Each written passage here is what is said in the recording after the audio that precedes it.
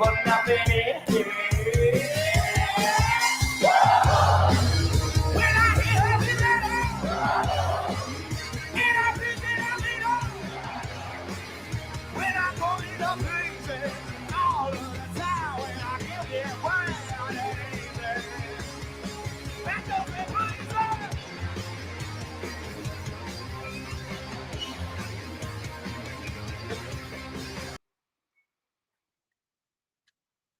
All right. All right, good people. We in the house doing an AMA, just so all these hopefully get some knuckleheads in. Only got 16 people. So I doubt we got haters in case the haters are in that want to complain. Okay. We're here for it. We're not going to be here very long. So I don't think the knuckleheads will pull up. But it's an AMA. So we'll do about maybe 45 minutes to an hour and see what you guys want to talk about. I was wondering where you got that song. I first heard it was Starship Troopers, this movie. I heard the Blur song. So, and then it fit for the Dusty Dance. So when you see this.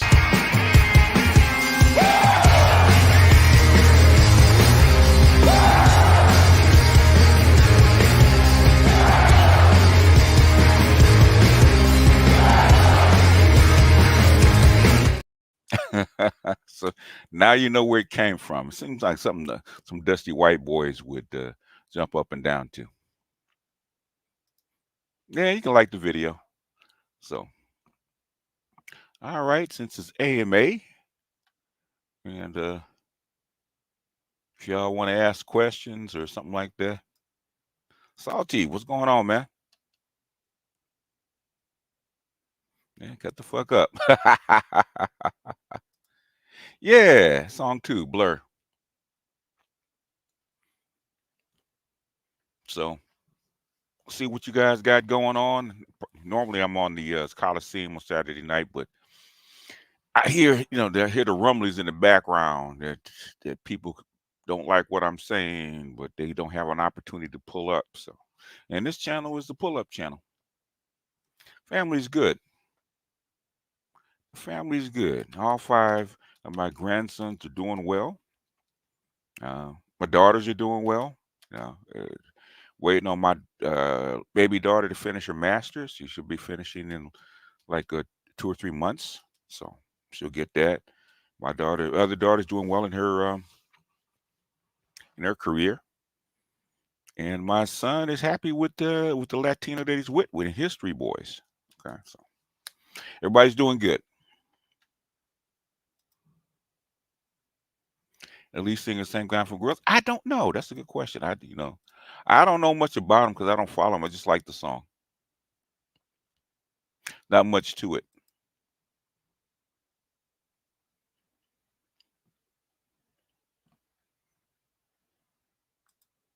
So, well, I guess nobody's in the chat very much. So, not really. Not tax in effect. Not really. This is the gripe channel. So, I don't know. Well, I got 40 in. I'm sure there's some gripers in here somewhere. So I'm gonna drop the link in case the gripers want to come up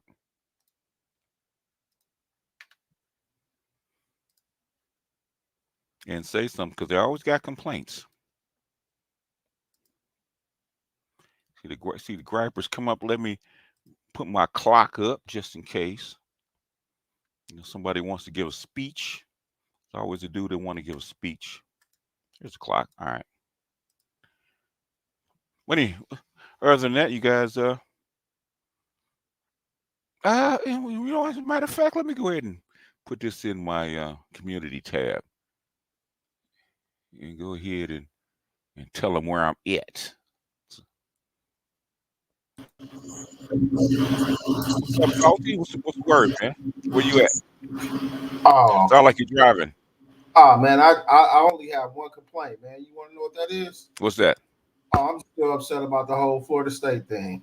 No, I'm shitting you, man. Ain't no real gripe. The Florida State. What happened to Florida State? I didn't hear about it. They didn't get in. Oh, well, you know, they ain't what they used to be, man. So, and plus, there's so much. It's so much, so much politics, and it's about entertainment now. So it's not like it used to be. So everything's about entertainment. So that's why they love Dion. Is because Dion brings eyeballs, and it's about making money in entertainment now. So there's too much money in college football now. Fair enough. Man, I was just pulling your leg, OG. You have a nice Saturday. Hey, what you up to, man? Oh, You, me? Oh, yeah. man. Just getting ready to for some holiday travel. That's Oh, really okay. Okay. Yeah. Okay. Or you head to the airport? Or are you driving? I'm driving, man. I'm Okay. just going ahead and road tripping. You know, Okay. I mean, sometimes I don't like the mess with the airport and all the I like to get up and just go. Okay. Okay. So So you headed up north, or you headed to Vegas? I'm actually, believe it or not, heading to Louisiana. Really? Oh, that's a drive. Yeah, yeah, That's a drive. Hope you don't run into no rain, man. Some rainstorms and shit. So yeah. I got more to worry about with northern Arizona. It okay. could be snow, Snow, yeah. possibly New Mexico, places like that. But other Yeah. than that, once you get to Texas and stuff, you'd be pretty Yeah, it's good. pretty straight. It's pretty flat. Yeah. Yeah. Yeah. So, but yeah, I just wanted to pick at you, OG. All right, man. All right. Yeah, safe travels. Yeah, I got folks in Texas, and you go headed north or south Louisiana. South Louisiana. I mean, as you already know, most of us West Coasters trust our ancestry to Louisiana, Yeah. Texas, that little part of it anyway. Yeah. So, Okay. All right. Well, yeah. the Well, family. at least it's a little warmer down south. So Yeah, very much then so. it's North Louisiana. North Louisiana probably like 30 degrees. You know. Which I've heard. Which I've heard. I've been Yeah. there in the wintertime, man. Shreveport, Louisiana, in the wintertime, man. It's cold up there, man. It Yeah, ain't the same. Yeah. Shreveport, Monroe, and Monroe, yeah. in between. Yeah. Yeah, yeah, Yep. yeah. Yeah. All right. So, salute to the chat. Uh-huh. All right, man. Have a nice trip and be safe, man. All right, you too. You too. All right. All right. And Salty's up. What's up, OG? What's the word? Yeah. As a matter of fact, let me go ahead and put this on put this on my community chat. Probably what I should have done. I said, let me see how many people I'll pull just on the strength and see what happens. Because I know if I put it in my community tab, then it's a different story. So what's up with y'all, man? Y'all over here. Normally it's the hate watchers that come over here. So let's see that content live. And let's see where I dog it. Okay, get shareable link. And then we'll switch accounts. Let's put it on the big channel real quick. And your channel, blah, blah, blah, community tab. And we'll paste it and see what it do.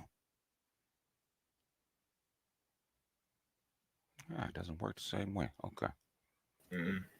What's up, Yes, yes, Master Teacher BGS. I can look like the Undertaker in this picture, man. Look like the old-fashioned Undertaker. The Undertaker. Actually, when he wears the thing over his head, Yeah, actually, it's an assassin. That's normally what it is. You look at Assassin's Creed.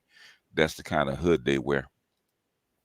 Oh, it's the Assassin's Creed logo. Okay. Yeah. Oh, No. nice. Actually, it's supposed to be a dark Jedi, but yeah, it looks like an Assassin's Creed's. But I think they stole that from the Jedi in regards to implement to the Assassin's Creed. Because if you look at side by side, it looks actually the same. If you look at it crucially. So how crazy is the election season we're about to see? It's all over the place, man. It's not really crazy. The thing is, man, there's so much bullshit going on in the world, and America is so fucked up that nobody wants to talk about it. That's how come you're not gonna see anybody talk about anything serious. That's how come they're all joking around and telling jokes on each other because nobody really wants to talk about how bad shit is. But it's gonna be nuts, because everybody has to figure out what kind of lie they want to tell. Yeah, go ahead, Chaos. Yeah. But, I think I remember when Uncle D said it best about white woman is for marriage, the mulattoes for the concubine, and the black chick or black bee is for the work and get her back shots. It really lays out. You talking about the white man? No, it's in general in regards to the role of the black chick. Oh, the black. Yeah. In fact, let's see. Let me pull this up real quick because I'm gonna actually do this. I'm actually gonna do this probably Monday when I talk about the divestors and the was it a racial hypergamy? Let's see if I find it. Yeah. Give you guys a preview real quick about what I'm gonna show. Say present. Okay. Share screen. Here we are. Okay. Yeah, let's look at it. All right. I mean, this is okay. This is like 2014. This was a while back, but it's still pretty much old. Yeah, it's pretty much old. Okay. In fact, the dating divide, okay, that was published maybe a couple years ago. They're saying the exact same things. Okay.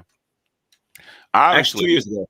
Obviously, if you look at the average, right?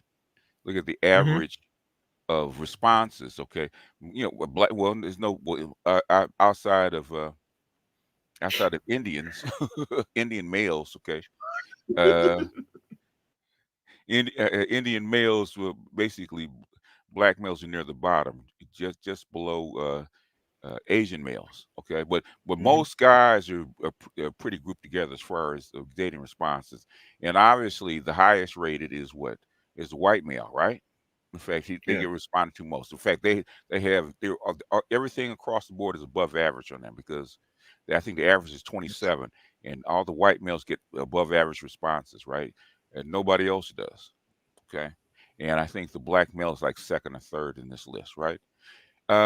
If you look at the black female, as far as they actually, if you look at them over here, right, they respond the most. Okay, they respond the most out of all the other females. The black female responds to messages the most. Okay, so they're looking the most. Okay, but guess what? Look what happens. They respond to the least. They're bottom. They're at the bottom. Okay. At the bottom, yeah. And the second thing is that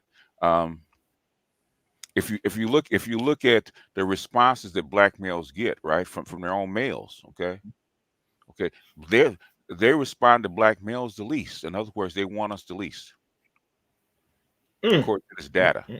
So they want us the least. They want the white males the most because they respond to white males more than any other group, okay, and they get responded to the least, okay. In fact, only the Asian male responds to black females less than white males. So in other words, they want white males, but things are at the bottom. So all the other females are ahead of them. Every other female is ahead of them. They're at the bottom. So if you just take the groups that they put here, okay, they're at the bottom. So what we're saying is about divestment, okay? They want white males the most. They get responded to the least because they got to climb up. They have to climb over all these females to get it. I shout them out for their plan, okay? But that's how come their interracial marriage to white males are the least. That's how come they're the least married. They are the least married.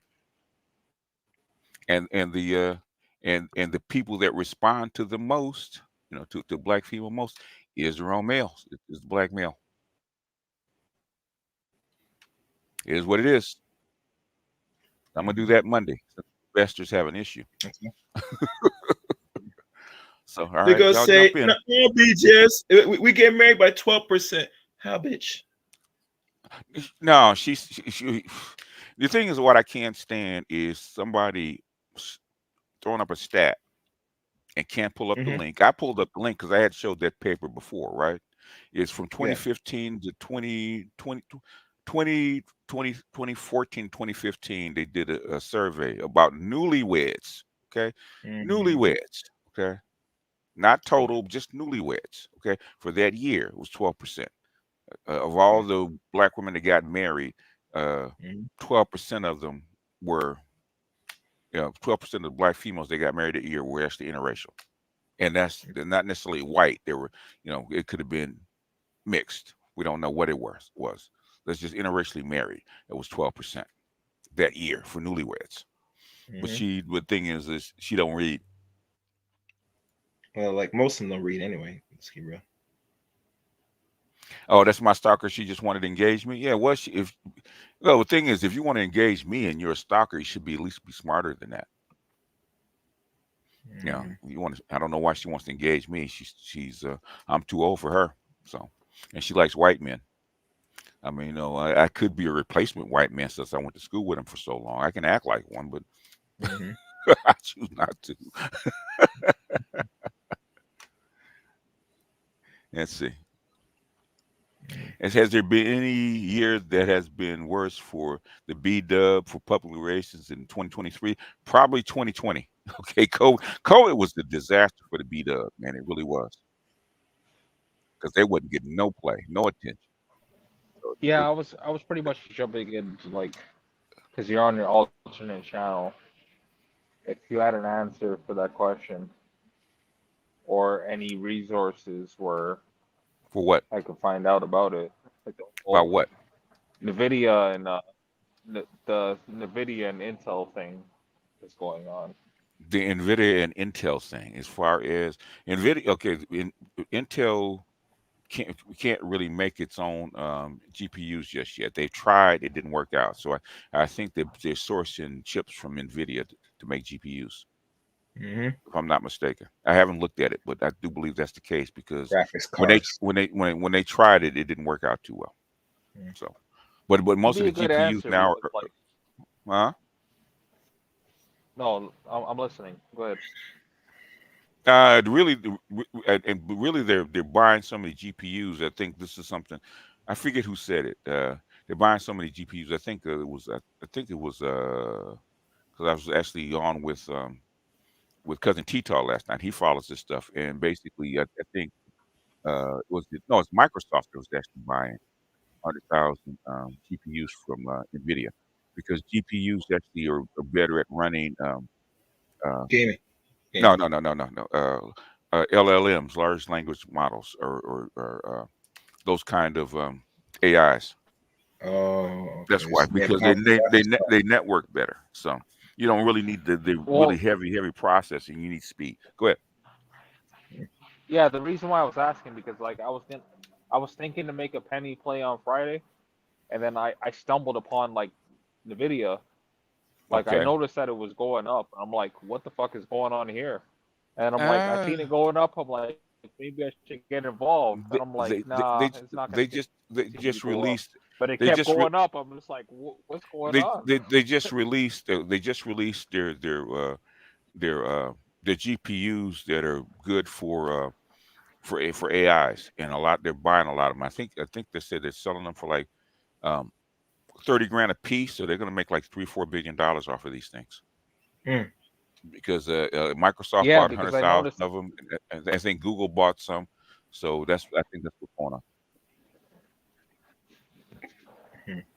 Like I apologize if I'm giving inaccurate numbers, but like total, it went up like fucking $8 or $9. No, it settled about like 5 or 6. So I'm just like, what is going on over there? Let's just pull it up. I haven't looked at it. I don't watch this stuff every day. So either it's just like I stumbled onto it while I was trying to make another play. And I was like, wait a minute, I could have made some money there, but I was too pussy to get involved. Let's see. Month. Let's go 6 months. Well, yeah, you moved. You didn't. If you saw it, I see the double bottom, but if you saw it, the move is too late because you're behind the curve. So The move has already been made. And see if I can pull it up. It's on Trading View. Give you a better chart.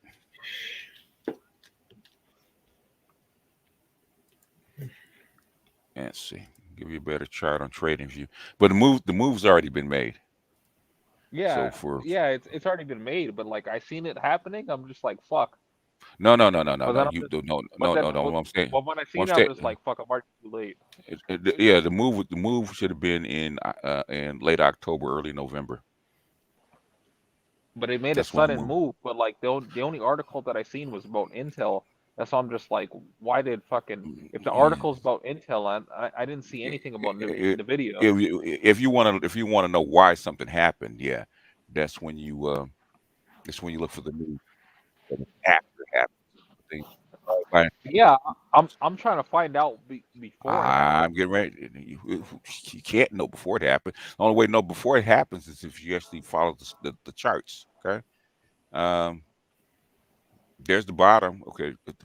Really? Okay. Let's go ahead. Since we're here, and on Friday it started at like hold 187. on. You're talking instead of listening, right? Okay. Yeah, my bad. Sorry. Okay. See that? That's why you have charts, right? You see that? Okay. That's his support. Okay. If you were looking, see if I got a circle here. What is it? I need a circle. I stumbled into it. Yeah. By the time you stumble into it, it's too late. See that right there? See this? Okay. You see the line I just drew? I don't know if you can see that. And take Passport OG off. See the line I just drew? That's support. Okay. The support was at where? The support is at 111. I think it's 111. What is that? Yeah, it's at 111. It's higher than 111. Support at 111. And see the recent support. Let's see. No, it's at 4 something. Okay. Here's another sign. See the gap up. That tells you there's something happening. So that's why you have to follow these things. There's a gap. There was a gap back in May. Okay. Then, like I said, I don't know the TA and the terminology and shit. Like I just loosely pay attention to this shit. Okay. When I say a gap, what do you think it means? I don't know. Like I said, I loosely pay attention. No. If just when I say a gap, what's a gap in English? I really don't know. I loosely no. You know, you speak English, don't you? When I say there's a gap, what do you think it is? I really don't know. I loosely pay attention. Okay. Come out of your millennial. No, hey, stop being a millennial for a second. Okay, think English. Okay, if I just say there's a gap between something, what does it mean? Well, a space between. A space. Okay, what is that? That's a gap, right? That's a gap up, in right? terms of stocks, I don't know. No, it don't matter. Stop overthinking. Okay. Stop talking. You're trying to think. Outthink me. Stop trying to outthink me. Right? I'm trying to tell you. I'm not trying to outthink you. I'm trying to learn. You're talking. Okay. Why are you talking if you're trying to learn? My apologies. Why are you talking? No. Tell me what I'm missing. I have no idea. I don't even know what a gap is. So why are you? I'm showing you what a gap is, and you're talking. Okay. You looking at the screen? I'm looking. You see the gap? Between see that gap? Where and where? You see where I'm circling? You see the gap? See the arrow? It's small on my screen, but I'll try like a side view. Oh boy. Okay. I got bad eyes. I'm old. Oh boy. Sometimes I wonder about you. Okay. I really do. Okay. Let me see if I can enlarge this. Okay. Jesus Christ. You see the gap? Anytime you see a gap up, right? That means there's a jump, and then you'll get the news after the gap happens, right? Then you get the news, right? Okay. Then if you get a gap up, you wait for it to settle down. You wait for it to settle down. Okay. what you had is a gap up, and then normally what will happen with a stock, it'll settle back down and tend back towards its support line, right? Okay, what you had is a support line to the gap, and then you had a consistent support where it's bouncing right around there, right? Okay. Yeah, I'm gonna have to pull it back to understand it because I don't completely understand it. Well, then there's no sense in me showing it. If you can't follow the chart, then there's no sense in me pulling it up for you. Then Well, I told you I don't understand like the TA and stuff. I just look at the stuff and I see it moving, and I'm trying to figure out why it's happening. So if I'm explaining to you why shit moves and how you can anticipate the shit before it moves, why are you talking? If I'm explaining techno analysis to you, why are you talking? My apologies. Continue talking. No, I'm not wondering because you keep talking. Okay, explain to me. You keep saying I don't know, and I'm telling you what it is, right? So why you keep talking? That's what I'm wondering. My apologies. Continue talking. I'm trying to learn. I'm really trying to learn because I seen it happen and I was wondering why it was happening. Is it me? Is it him? Okay, it's me. It's definitely me. It's not you. It's me. Okay, because I'm showing you what it is and why it happens and how you can anticipate it, right? Okay, there's a gap up. That means the stock somewhere. You missed a major move. Okay, the major move was last year. Okay, that's the major move. Okay, that's your. Let's see if we can find a trend line again. Well, I'm not talking like stocks. I'm talking about like playing like options. It's, okay. What do you, pray tell what your options are going to be on, sir? I'm sorry? What are your options going to be on? Just a call. What are your options going to be on? What's the underlying security? Well, it would be this one. And I've seen this. I'm just like, fuck, and your underlying security is a what? What do you mean by that? What's your underlying? It's a stock, right? So my underlying security would be this stock, which would be so this is so you're playing a stock, okay? If you were doing currencies, then you wouldn't be doing stocks. You'd be doing calls and puts on a currency. It's not a stock. Yeah, like it would be a call. You can do calls on anything, okay? But things. Well, go ahead, keep talking. Keep talking. Explain it to me. I'm not explaining. You just asked like what my underlying security would be. In this case, it would be a NVIDIA. So NVIDIA is a what? Stock, right? Yeah, it's a stock. You're doing an underlying. So you're doing a call or put on a stock. On a stock, right? All a call is what? All you're doing is what? You're buying an option, right?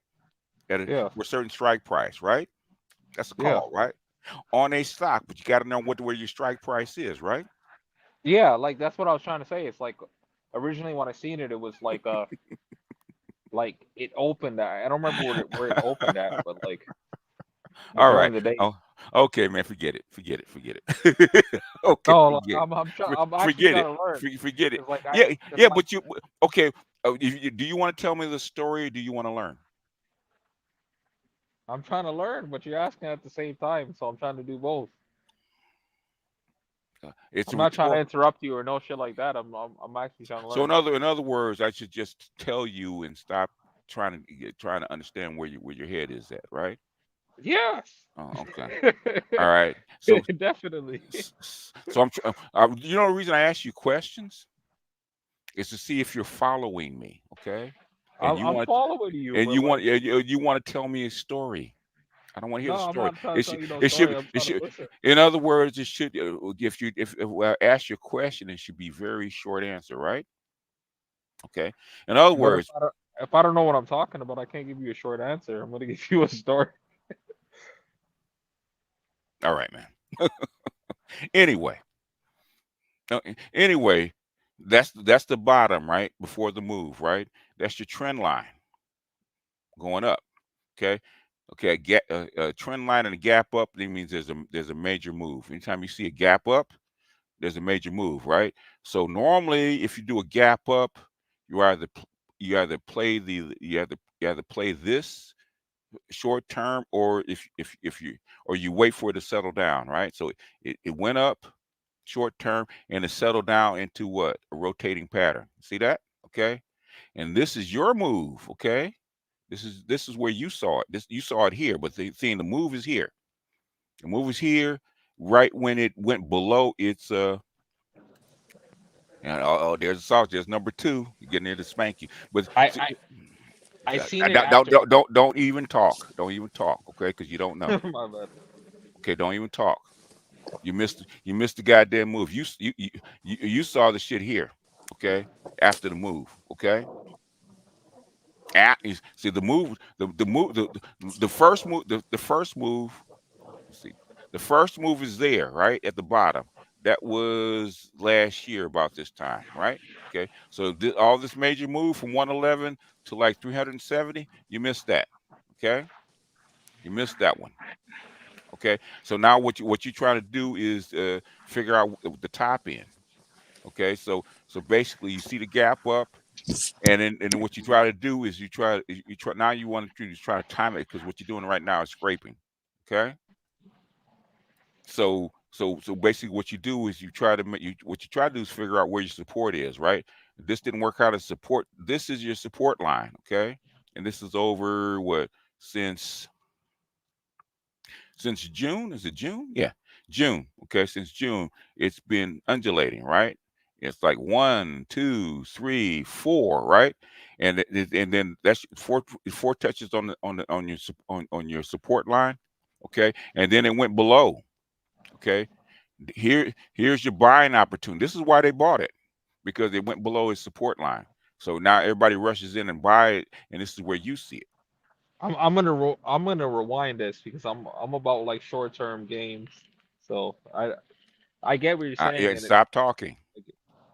My bad.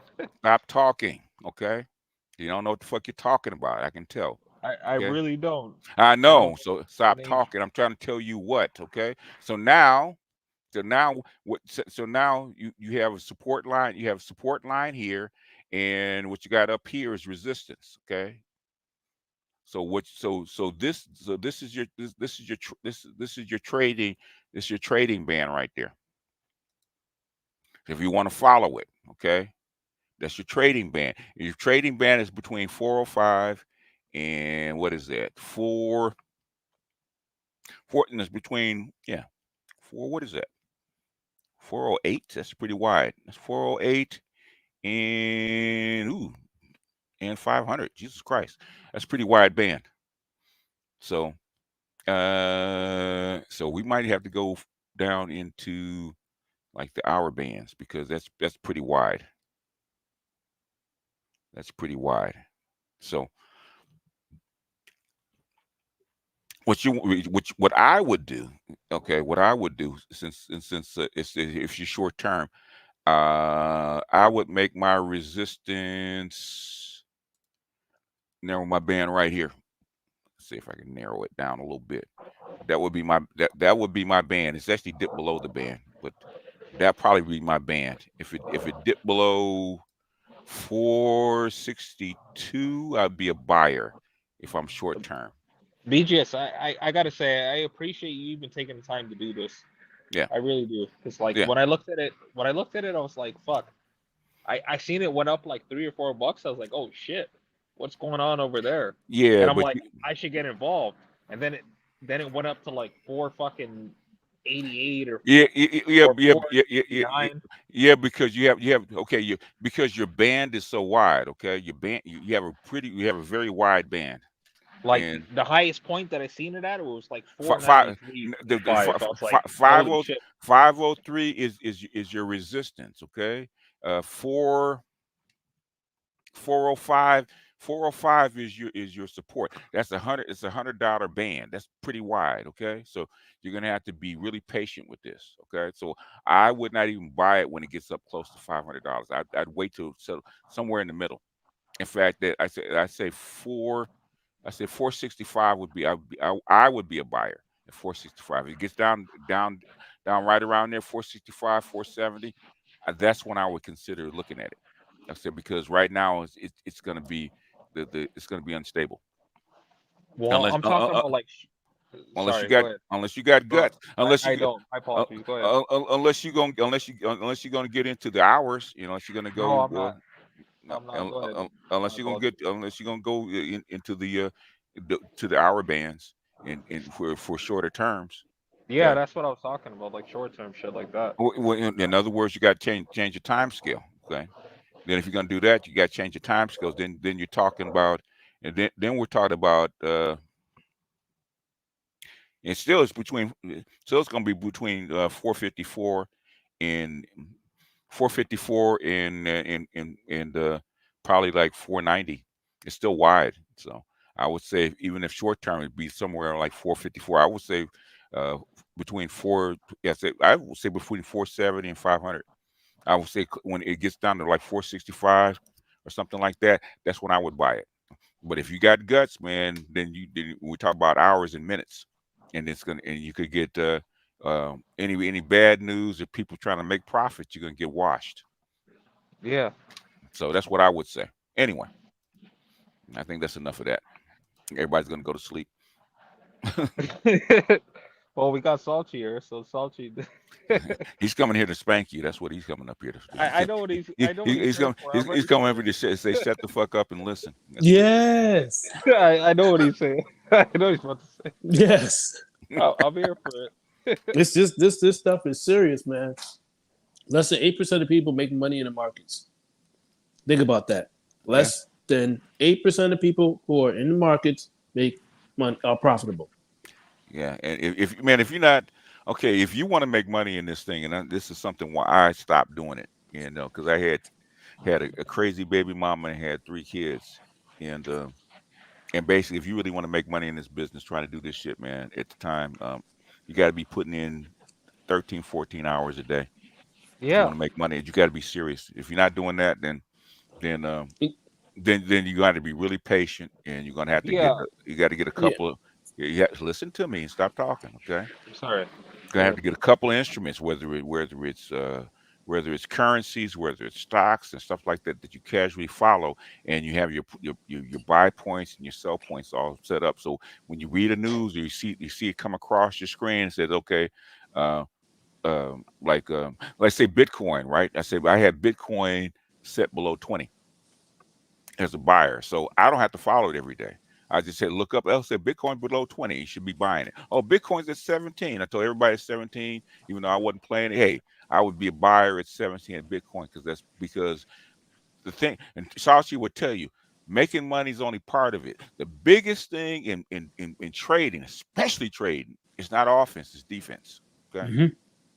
Because if you don't play defense, you're gonna get washed out the game pretty quick. You ain't gonna have no money to play. Okay, and your thing is defense. Okay, that's why you have to learn about your stops. Whether it's mental or physical. I go physical because if you get the only thing that saved me from being broke, man, is putting in have predetermined stops. So when shit goes, when that bird, ever seen Hunt for Red October about the torpedoes? There's reason. I don't know the terminology. Well, just say no if you don't know it. No, I don't know it. Okay. In other words, if you ever watch the movie Hunt for Red October, right? When they send a torpedo out after a certain distance, it sets the safeties on, right? Okay. In other words, after and the safeties are on there, so that the torpedo will not turn around and come back and hit it. Okay. Okay. So your stops are like those safeties, okay, because you don't want that bird to go out there, okay, and spot you by mistake and turn around and get your ass. Okay. That's why I say you don't want that bird to fly back and get you. That's why you put stops in. And a lot of guys, I was listening to one of my boys on Telegram, right? He had a boy doing currencies, right? Okay. I know the motherfucker didn't put no stops in because he thought he was good, right? Motherfucker lost $30,000 in one day. Okay. Yeah. Because I said I know that. I said I know he didn't put no stops in because it's the first thing I was taught. Right, always use stops.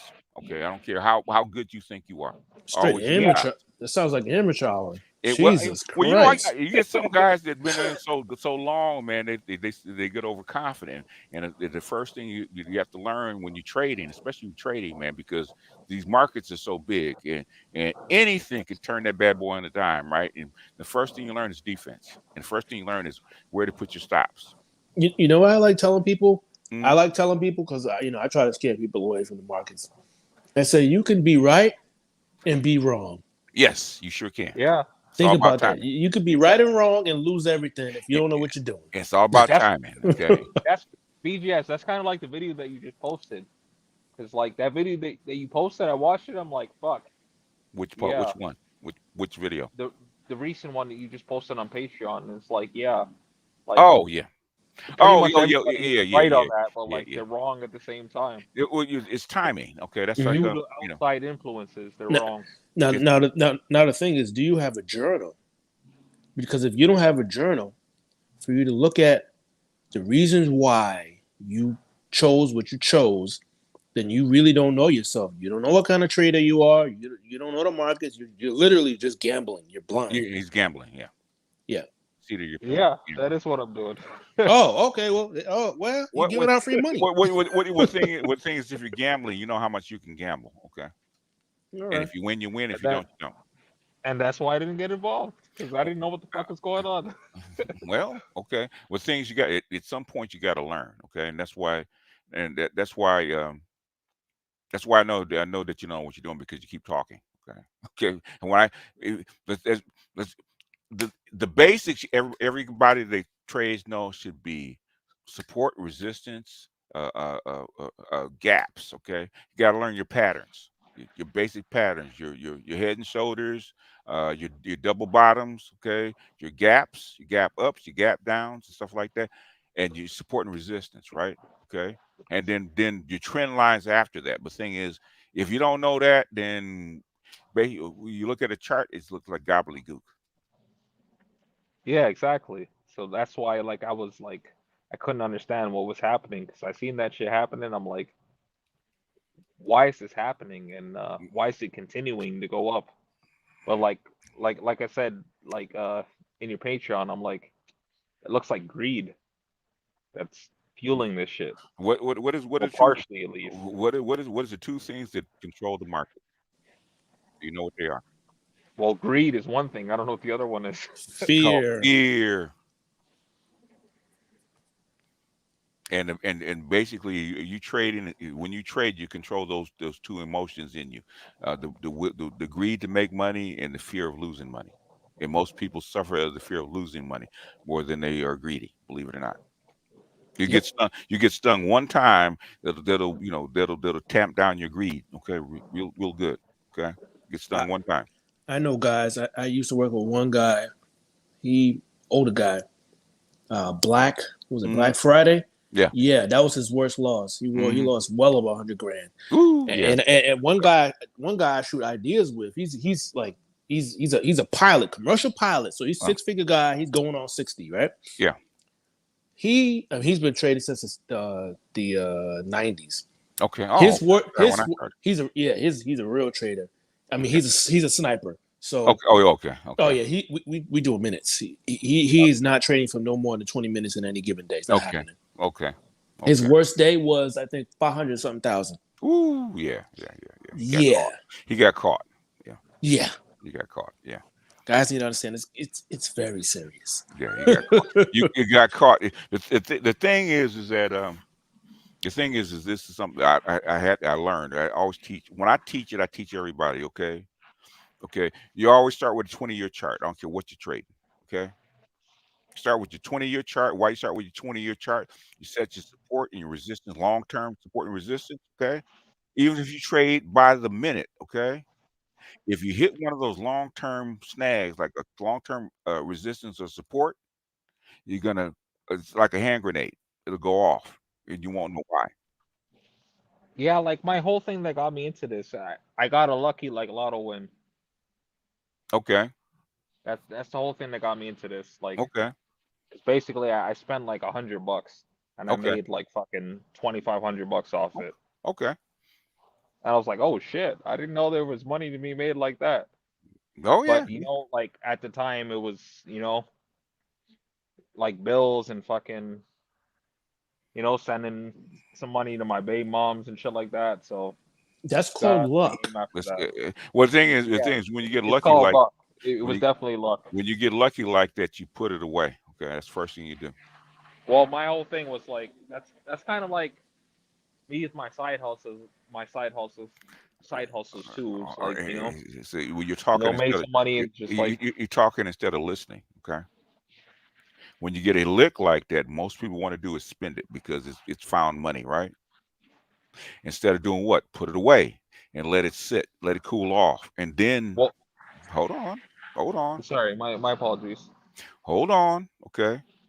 Okay, most people do. It's found money. I didn't have it yesterday anyway, so if I lose it, it doesn't matter, right? Okay, that's why when you get a lick, first thing you do, and I train my daughter this: if you get a lick like that, first thing you do is put the money away and let it cool off. Okay, and then after a week, then you head is much clearer. Then you can actually distribute it out. You can spend it all if you want to, but the thing is, once the money cools off, the emotion is gone, then you can actually spend the money much more wisely because you won't do it in the moment. Go ahead. And that's why you have to understand yourself. You need to understand yourself because the coach, especially with this stock stuff, you cannot be emotional. Well, I mean, you need to be as close to Spock as possible because it's not supposed to rattle you, regardless of what happens. And then that's where the journal comes in because it's a reflection of you. It's really you against yourself.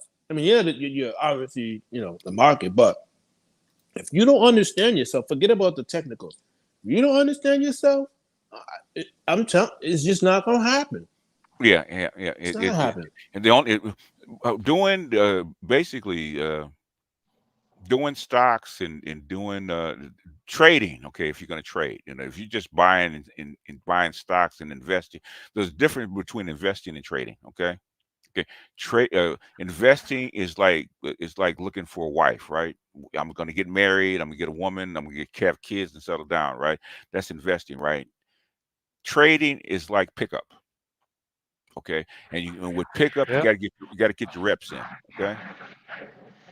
Yeah, I was basically saying like I was doing the goofy shit. It was like instead of reinvesting in myself, I was like, let me try to do for the family because I want to make sure they're good and the typical my winter soldiership was like it was active then. No, it's not winter soldier. Everybody does it, right? When you stumble across money that you didn't have because it was lucky, you don't respect it. Is because I didn't have it yesterday, and the only reason I have it is not because I worked for it. Okay, exactly. Say if you worked 2 weeks for that $2,500, would you just blow it like that? Fuck no. Why? Because I worked 2 weeks for it. I worked 2 weeks for it, right? But since you just got lucky and got the same $2,500, what'd you do? Fucking spent it on what I should be spending it on, and No.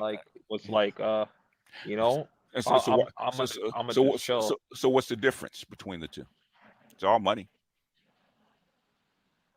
Dardar like kind of summed it up. No. I want to hear what you said. I don't give a fuck what Dardar said. I want to hear what you said. How about you?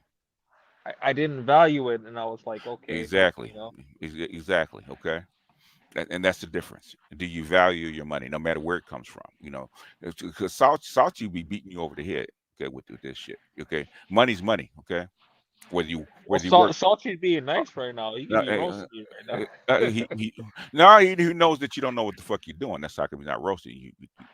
If you knew what you were doing, he'd be roasting you. But the thing is, you don't. Mm-hmm. Well, we try to explain to what I'm trying to do, because Salchi's much better than I am, because that's his business, right? And Salchi would correct me if I was wrong, because that's why he's here. Okay. You have to look. You have to change the way you look at money. You have to change the way you look at money. Okay. Because the reason I didn't marry my baby mama is because that's the way she looked at money. Okay. I have it today, and you better come spend it, because I'm not gonna have it in 4 days. Because I'm gonna have a good time with this money as long as I have it, right? And I came up I came up. My parents were sharecroppers. And when they came from Texas or Louisiana, they're fucking sharecroppers. Okay, money's tough to come by, and there's many a day where there ain't no food, or there's very little food, or there's not enough to pay bills. I learned that no matter where money came from, I got to respect it. Because hold on, let me finish before you talk. Let me finish. My Okay? apologies. I'm telling you about why I think of money that way. Okay. In other words, there's many times that nobody had any money. Okay. So I had to learn. I had to respect money. So no matter where it came from, okay, I had to be a good steward of wherever it came from, of that money. So a lot of times, even when I was a kid, when nobody else had any money, okay, guess who? Why? Because I respected money. So even though I spend money, because they say, well, you're tight and you're cheap and stuff like that. But the thing is, okay, I tell my daughter, when you needed that $5,000, who had it? Or you needed something, you need your car fixed, who had the money? Or when you needed this, who had the money? So, but the thing is, but I'm cheap, right? Because I didn't blow it like your mother, going to Olive Garden or buying clothes or whatever it is, and she's broke the next week. Okay, I had I one respect. day where it was like I was gonna make a play, but my BM, like, she called me and like she was on some bullshit and she's like, I need some money, so I sent her the money. But like that same day, if I would have made the play that I wanted to play, because I stayed up for like fucking damn near 48 hours to make the money to make that play. And like, So what she was saying was more important than you making the play. well, it was for my kid and fucking So her she, situation, so because so like at the time I was simping still, so right? so she was, like I said, she was more important than you making that play. Yeah, and Yeah. like, Okay. and that same day, if I would have made that play, I would have made at least like 3 or 4 grand. So I never talked to her for like almost a month. Why? Like, Why? because I made that choice It to wasn't her help fault. her. Wasn't her fault. Yeah, it was my fault for making the choice, You're but making a still, choice. but she pressured me into it. So, She can't press you into shit. well, You know, without going into she details, can't. she She can't. pressured me to. She can't unless she's calling the cops and say, "I will pick your ass up out of the house and put you in jail." Yeah, she Give was me- she- she was making like that. She was bringing that kind of pressure. So it's like, yeah, let me just send her the money. But then Okay. I watched, because that's the whole thing, right? So I'm Okay. not active in the markets All like right. All stuff right. like this. Sit down. Relax. Sit down on the couch, and now tell me your story. I know you want to tell me a story now. Okay. Let me- No, I'm not trying to No, tell no. you a story. I'm just saying. I just casually look at this stuff. That's You why I tell asked about no it. because you're bringing up your baby mom, you're bringing up the problems that you have, you're bringing up your psychology. So I'm playing psychologist right now.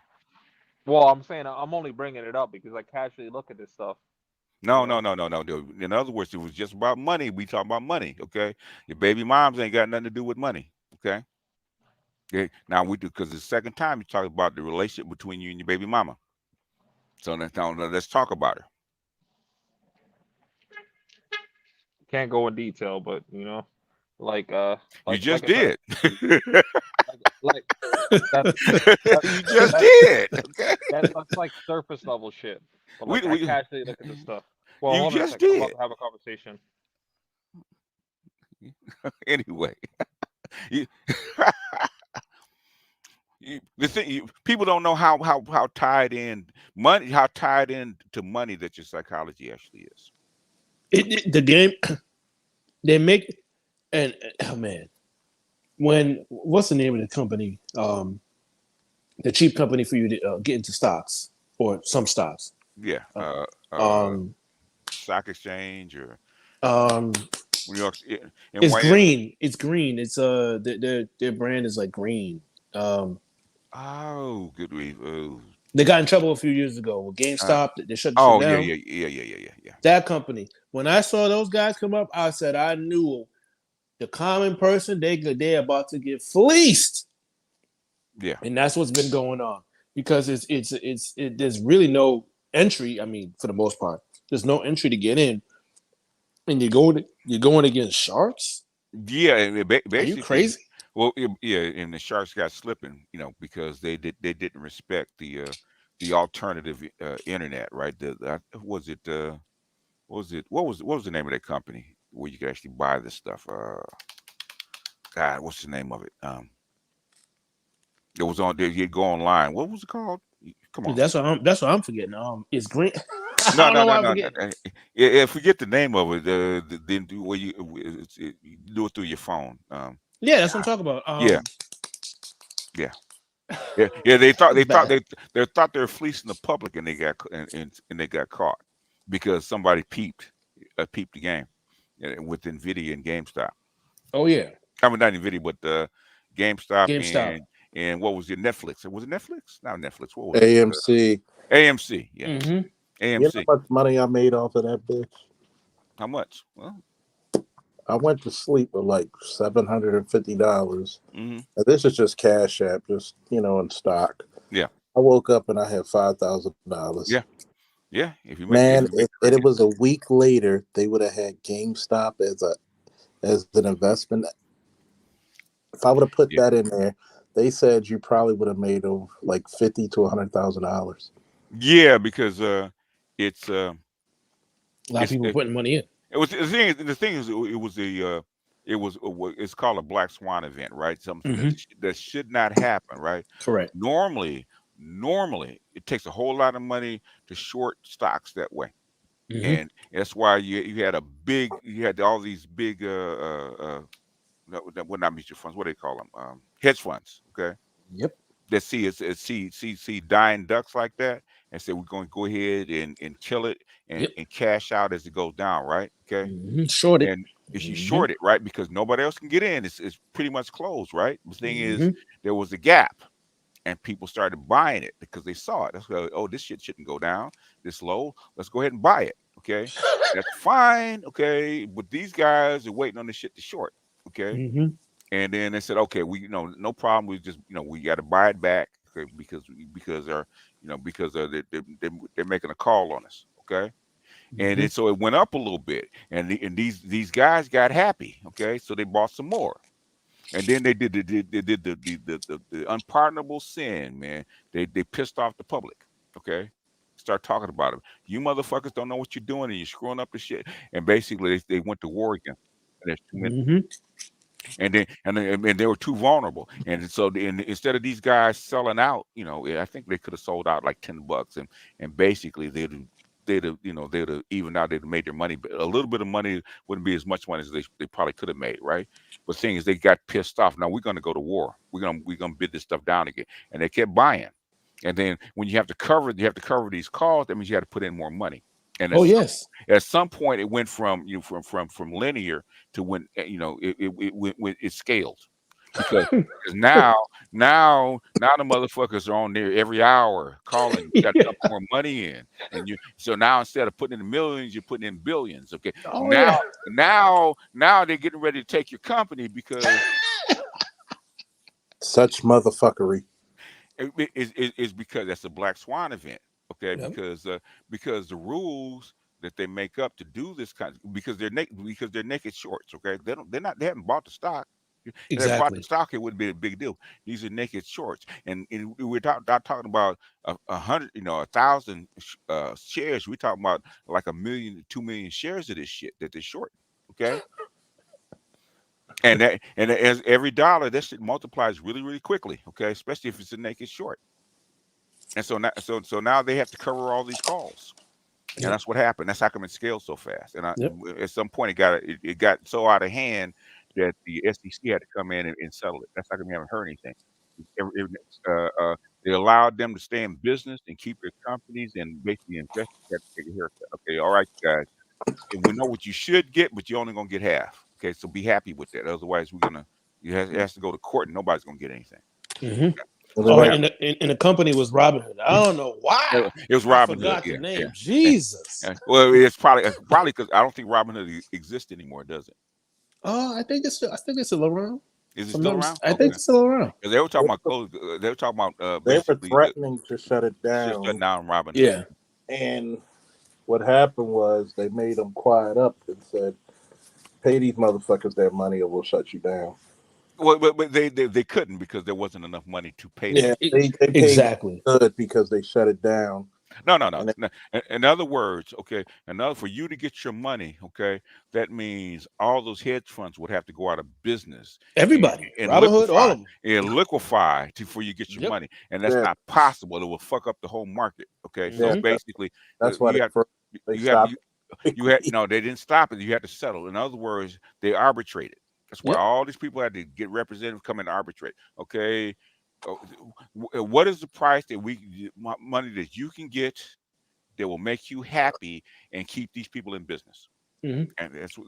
So they went to arbitration, and so they probably closed up that loophole that you can't do this shit no more. Oh yeah, they did. Did they? Oh yeah, Yeah. Okay. yep. Robinhood's still open, man. I'm on the website. Oh yeah, Okay. they are up. Okay. Yeah. Okay. But they don't. But they don't play fast and loose anymore, do they? Hell no. Robin Hood probably got a special agent from SEC looking at all their trades right now. Hey, you see that? Yeah, I say, hey, remember last time? I know we got you. Okay, we got you. Okay. Oh my goodness. Anyway, that's what happened. Well, I remember because by the time I got wind of it, I said, man, I don't want to get in the middle of this shit. Exactly.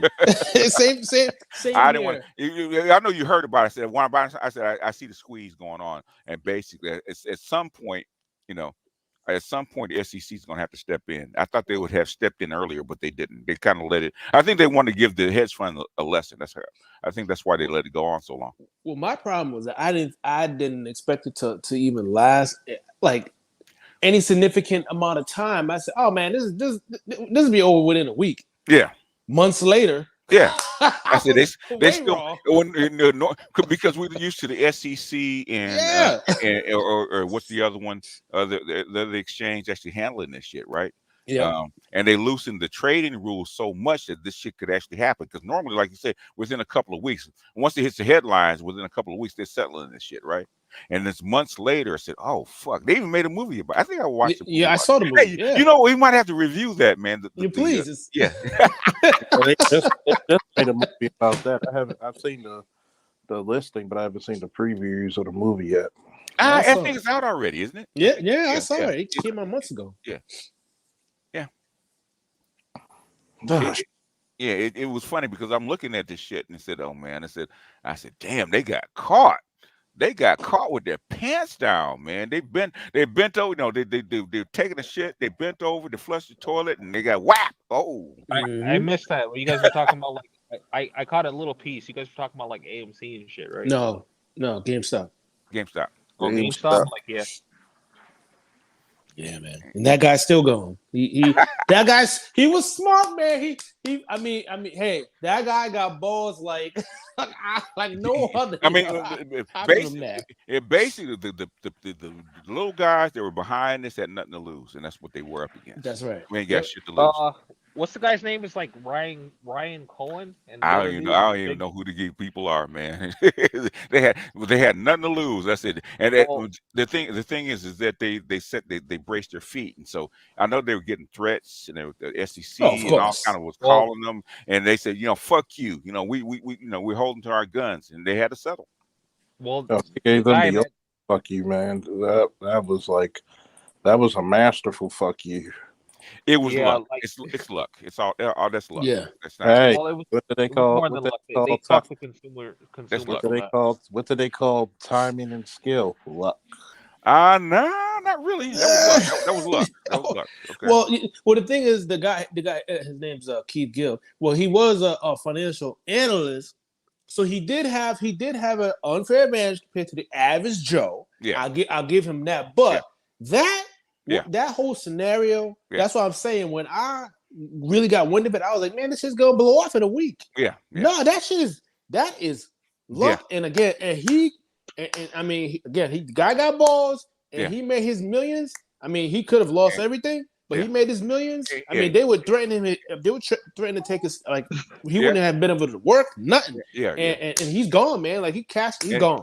And the thing is, he had a lot of regular people that came in with him. They believed in him. They believed in him. Yeah. BGS, I forget the guy's name. It was like Michael Burry or whatever, the guy that like The Big Short that was based on. We reviewed the whole movie. Well, go ahead. No, I was saying like he was one of the players in GameStop. Yeah. That was part of why it went up like that. No. Okay. Oh no, wrong. He invested in that shit. Okay. You didn't hear from the beginning. Should I repeat it or just let him go? Well, I was having a conversation with somebody, so I missed whatever you guys. Well, then you missed it. Then you missed it. Okay. There's a reason that it happened. Okay, and in other words, because they loosened up the trading rules so much, now 10 years ago that wouldn't have happened at all. Oh, couldn't happen. Okay.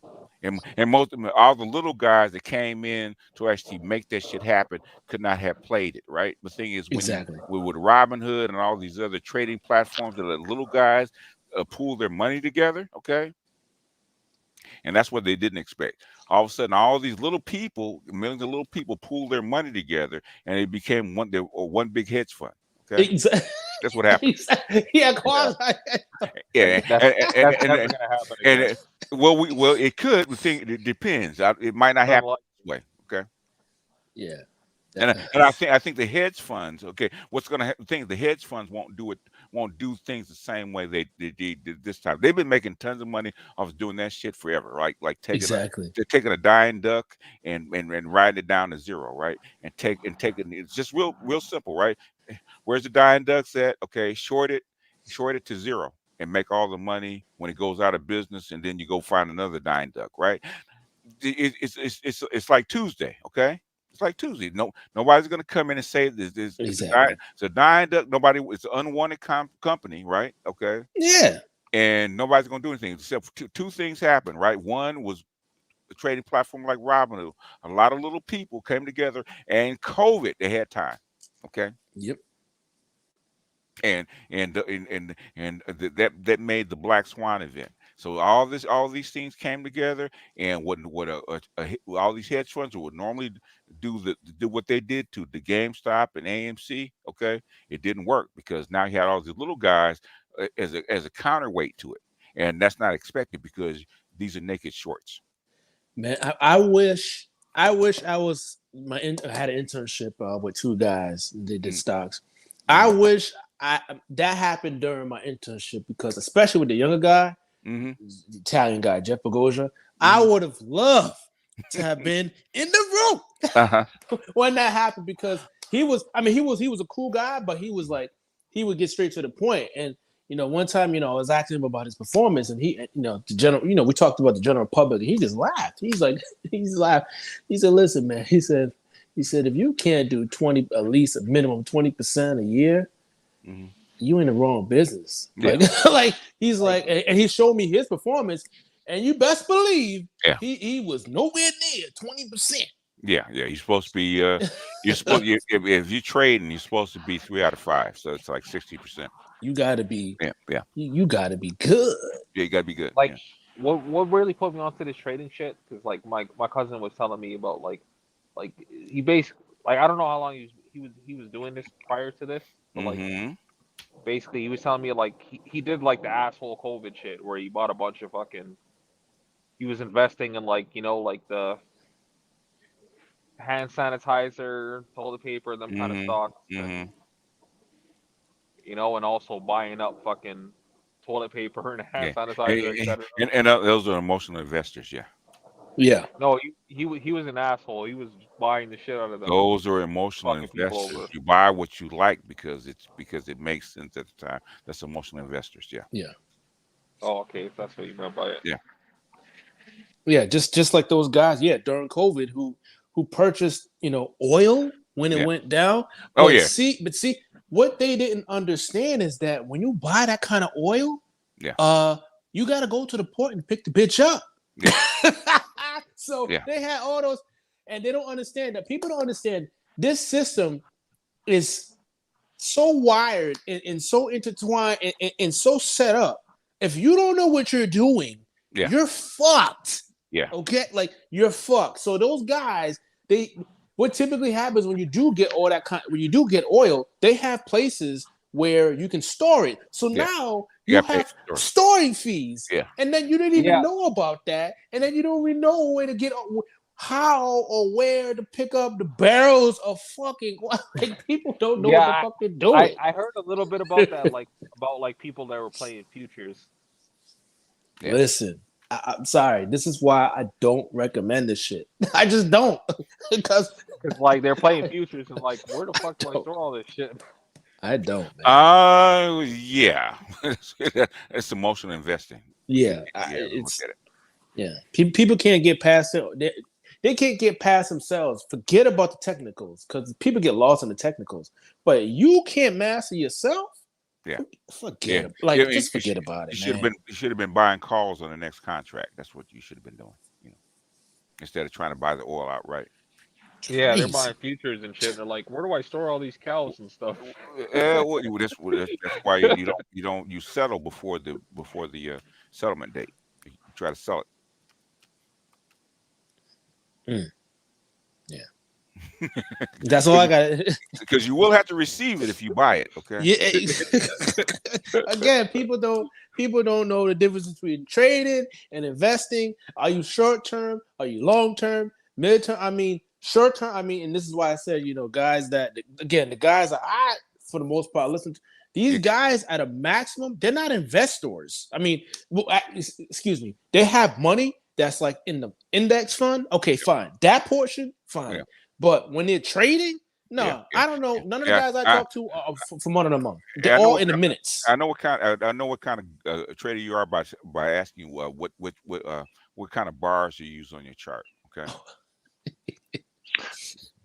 The monthly guys are very long term, and the guys that do minute bars, okay, you're snipers, okay. Exactly. Yes. Yeah. We used to call them scalpers. Yep. Scalpers. Yep. Yeah. Anyway, what BGS, you can say that you know what type of traders you are emotionally. If you're trading futures and you're actually receiving, then you don't know what you're doing. Because you don't know what you're doing. Because I've been using Thinkorswim now it's TD Ameritrade, Charles Schwab. Yeah, man. For 13 years. I remember when it first came out. Yeah.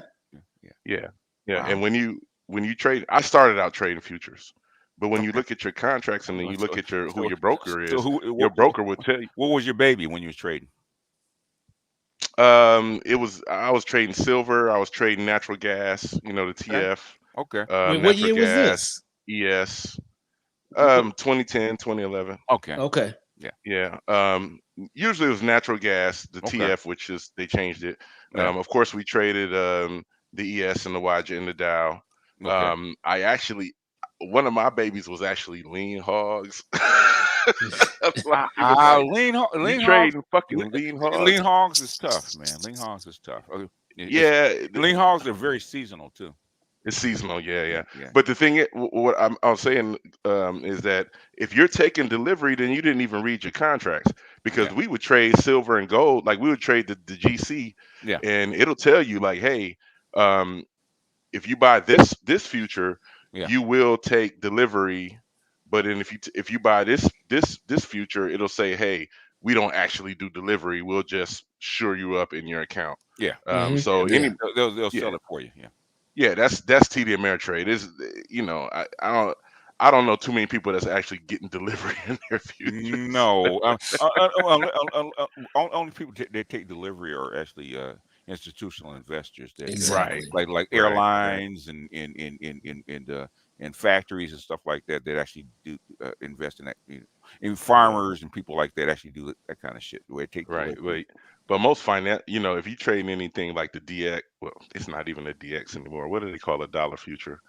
It used to be the DX. But if you're trading DXY, I think it is. The DXY, yeah. But if you're trading, I also trade the euro, so I would trade the and the yen, so I would trade like the YJ, the DX, the EJ. Yeah, they made it. When I first started trading, that shit was expensive to trade, man. But they made it. Yeah, that was the 90s. The 90s was expensive as hell to trade that shit. Yeah. Because you actually had to know what you were doing. Your pockets had to be fat. If you didn't have a minimum of $50,000 in your account, you can trade that shit. You know what? I still go by those basics. Yeah, so Thinkorswim for futures, your account only had to have like 5,000. But I mean, one contract of the ES was like 3,500. So like you could only trade like one contract. Yeah, at a time. and those are the mini, and those are the minis. Yeah. Well, no, the minis are a little bit cheaper. The minis will be like 1,000. Yeah.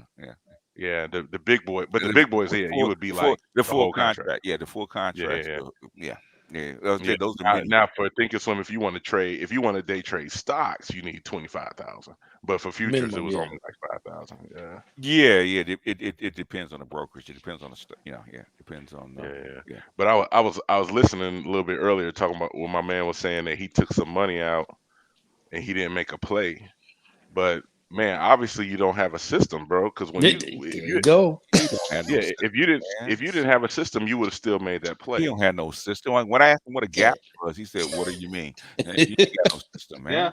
Like I said, I was fucking greeting the shit. Yeah. And he's a gambler. He's not a trader.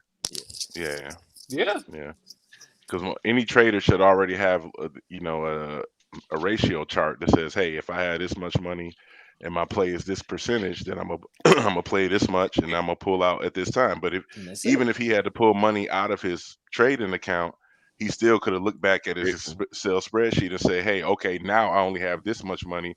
I know how much I can still make the play. If you don't have a 20-year chart, support and resistance 20-year chart on all your bitches, then you're not a trader. Okay. Yeah. Exactly. Shit is, and again, this is why I don't. This is why I don't. I'm serious. I really try to get people away from because they think they're they feel that they can do it, and it's like, listen, this shit is serious, man. Like, there's serious money, there's big brains, there's supercomputers, and if you can't even get over your own emotions, and if you can't even be disciplined. Yeah. Forget about understanding the technicals. You have no chance. And people get upset at me. I'm like, well, you know what? Just go in the market then. Fine. I mean, people even with their 401ks getting smashed. And people don't even understand how that works. I'm like, listen, if I knew where the fish was going every goddamn month, what do you think is going to happen, bro? I mean, come on, man. Nobody does. Nobody does. Yeah. God. Nobody knows which way the fish is going to flow. All you can get hope for is the direction. Yeah, exactly. Yeah, exactly. Well, I mean, when you're not seasoned, you don't understand that it's calculated risk. You don't understand how to hedge.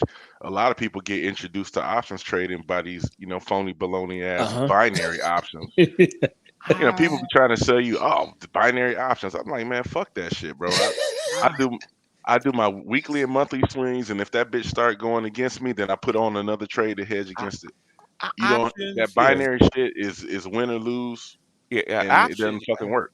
Options, you have to be pretty good to be an options guy. Okay, option guy, options. And you have to be more of a long-term trader for an option. Okay, and you have to actually sit in the fucking chair. You do. And that's why I was saying, like, a lot of people. BGS, you were just saying something about you didn't say it's not work, but I mean, trading is fucking work. Like when I used to really trade, I would sit in that fucking chair from 8 o'clock to 3:30 every day. It wasn't I just put some shit on and walk away and go play golf. The shit you see on TV, like, oh, we're gonna go play golf and come back and it's gonna be there. No, market, you do your pre-game before the market opens. Market close. I was gonna say that, like, hold on, man. Go ahead. By the way, go ahead, man. Enlighten us. If you want to jump in, go ahead and enlighten us. Go ahead. No, I'm in the back seat. Because you're jumping in mid-sentence like you know something. Go ahead and enlighten us. I'm in the back seat. Okay? Enlighten us. Okay. Now go ahead. No, you got attention now. Enlighten us. Okay. Now we're listening. Well, BGS, I got my hate for like fuck these old niggas. I'm in the back seat. What they say about children? Should be seen, not heard. You're not heard. Okay. Now, as I was saying is because if you're trading, and I was doing this in the 90s, right? You got to do your pregame because you want to have your set up before the market's open, right? Okay. Set up your trades. You watch. You're looking for snafus or opportunities, right?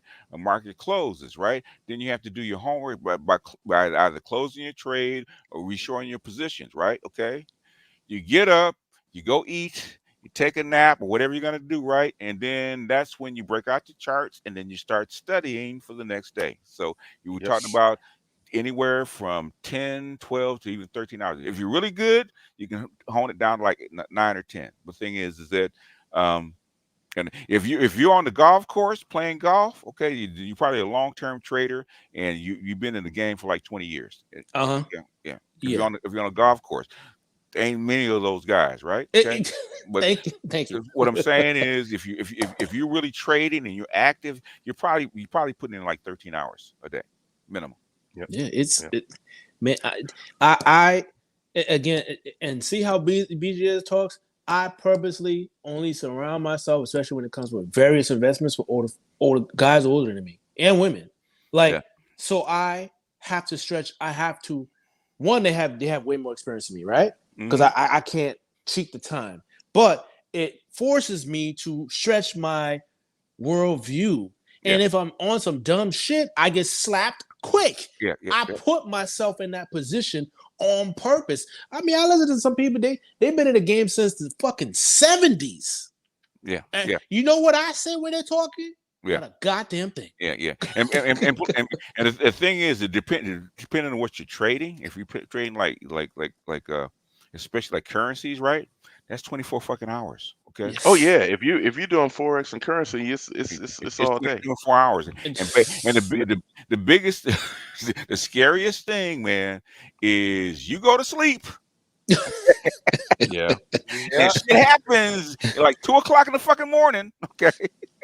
So, but BGS, what you're just saying right there goes back to what you were saying about preparation, right? So once you, and it also depends on how you trade. So I always tell people, I say, hey, if you don't have time to sit in the seat, and you want to trade, you need to be trading futures or options on monthly charts. Like, don't even deal with days and weeks. But then also, you need to learn your platform. You know, one thing I loved about Thinkorswim is when you sit down, you gotta take 2 or 3 weeks just to learn the fucking platform, how to set your trades, how to do triggers, how to do alerts. If you want to go to sleep, you better have some alert set that's gonna wake your ass up. Alert, and basically stops you, take you out of the motherfucking trade, right? The fish flies back on you. Okay. Yeah, and that's the thing about people who have day jobs. Like, once, you know, I used to day trade futures when I wasn't working, like when I was between contracts, between military contracts, and I was off for like 2 or 3 months, I would trade. But once I went back to work 9 to 5, man, I was doing monthlies. It wasn't, I wasn't day trading, and then I would only do like butterflies, stuff that has trigger, OCOs, like, hey, this trade triggers, this trade happens. You have to set your trades up, because if you somebody like you said, those guys who would do with the naked puts and stuff like naked that. Shorts, naked shorts and naked puts, and you're literally depending on yourself to be there and pull the trigger. Bro, the human being is always the failure. You got machines and algorithms trading against you. Like, I think somebody in the chat said somebody told them you got to trade like a robot. That's 100%. You gotta have your strategy. You gotta have that shit, and you gotta execute it, or like you said, BJS, you gotta do your work before and after the market to set the trades up on your platform to do that shit for you. The reason you're doing so much study, you're trying to get in sync with it, whatever your bitch is. Like, on the corner. You have to know exactly what she's thinking, when she's gonna go left or right. You gotta be in sync with your bitch. Okay, I say that. That's your hoe. Your hoe's on the street making money for you. You gotta be in sync with her. Okay. Yeah. Thinking. Go ahead. One of my guys, I mean, he listens. I mean, not listens. He reviews his weekly trades on the weekend, and then Sunday, like, he's prepping for the week. Like, this is what I'm trying to tell people. Like it's this shit is for real. Like, people don't understand. Like, and if you are not on that level, I think you're crazy to think you have a chance. In my opinion, that's just my opinion. Well, it's true, right? So a lot of cats, and me personally, I've blown up many accounts right? What happens a lot is the people will learn how to get out of a bad trade, but they don't learn how to get out of a good trade. Because part of your system is when I hit this level of profit, I'm gonna get the fuck out. But a lot of people be like, "Oh man, it's going up. I'm making money. It's good to go." There you go. And that shit, let that shit keep running. Then they go to sleep on Friday, and on Monday, that shit, then they done lost all their profit. Yeah. And part of your system is taking your profits, handling greed, handling greed and fear. Yeah. There's a very good book called Trading in the Zone. Oh yeah. Well, actually, psychology. Even in when people go work for traders, man, what do?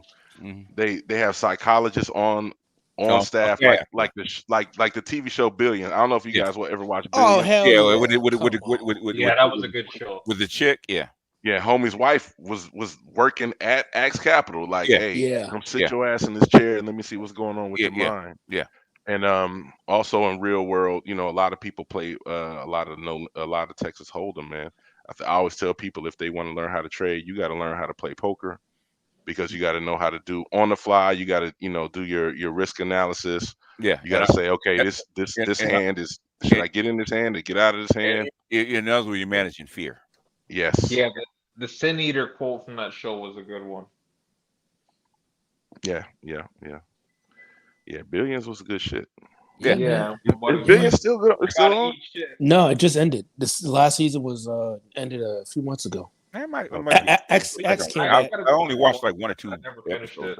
Oh hell no, man! BJS, you got to watch that whole series, man. I gotta watch that. Show, but it was a good show. Yeah. It sounded like a lot of people I used to read about in the 90s.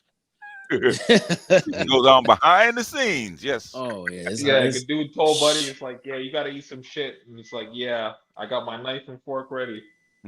Oh yeah. Yep. And you got to be and people at the top, man, they work off information before people get it. So by the time it is reflected in the charts, okay, it's already happened. That's right. Why you can't look for news. Okay, you got to go by the charts first. Something's going on, and then go look for the news. Yeah.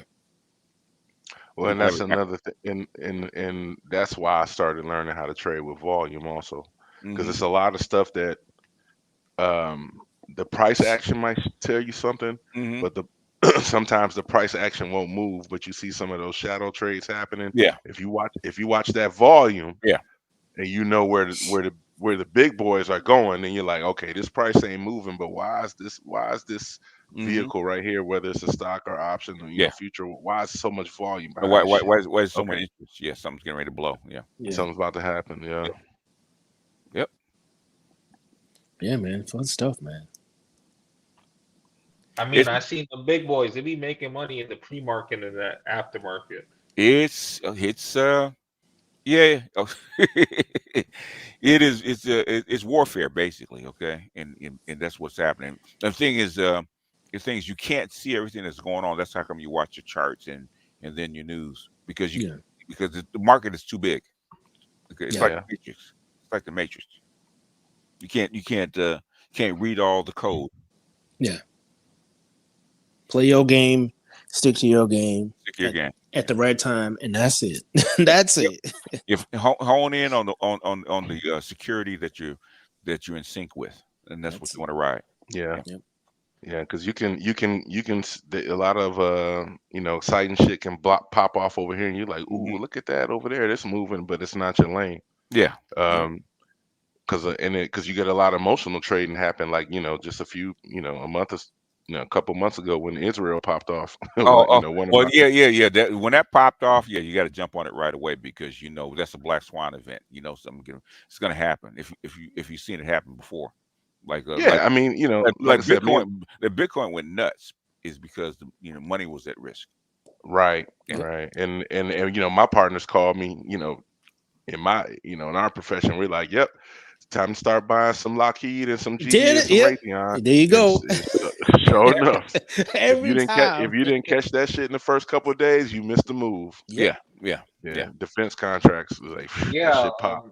The thing that really popped off was the since you got the BRICS versus the West, right? As soon as that popped off, man, should have jumped right on the money, because Bitcoin went nuts right at almost instantly. Okay, Yep. Bitcoin, gold, silver, all this stuff went nuts. Yeah, Yeah. went nuts. Is because now now the dollar's at risk because we just spent like $250 billion in Ukraine. Now we got to do this with Israel. The dollar's going to take a hit. Plus they're going to lose confidence. Rich is going to lose confidence in the dollar. So there's a lot of stuff that's going to go on.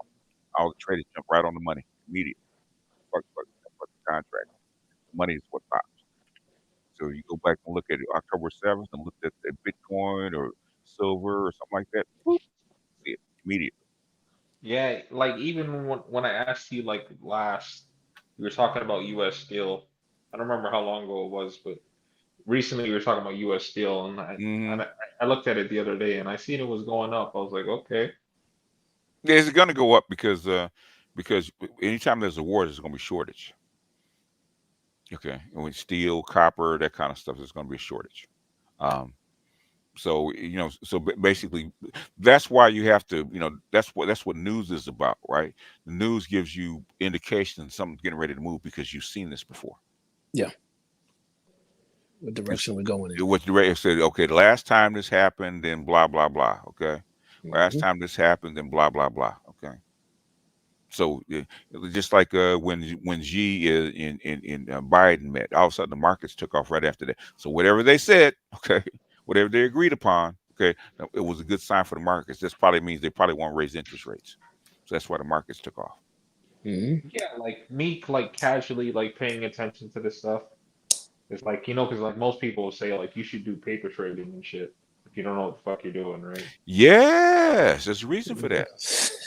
Yeah, I know there's a reason for that, but like I'm casually doing this shit, so I just Would you throw your casually kid in the car without giving driver's lessons? What platform do you use? Who, me? Yes, you. Yeah. There's a few that I use. What's your main one?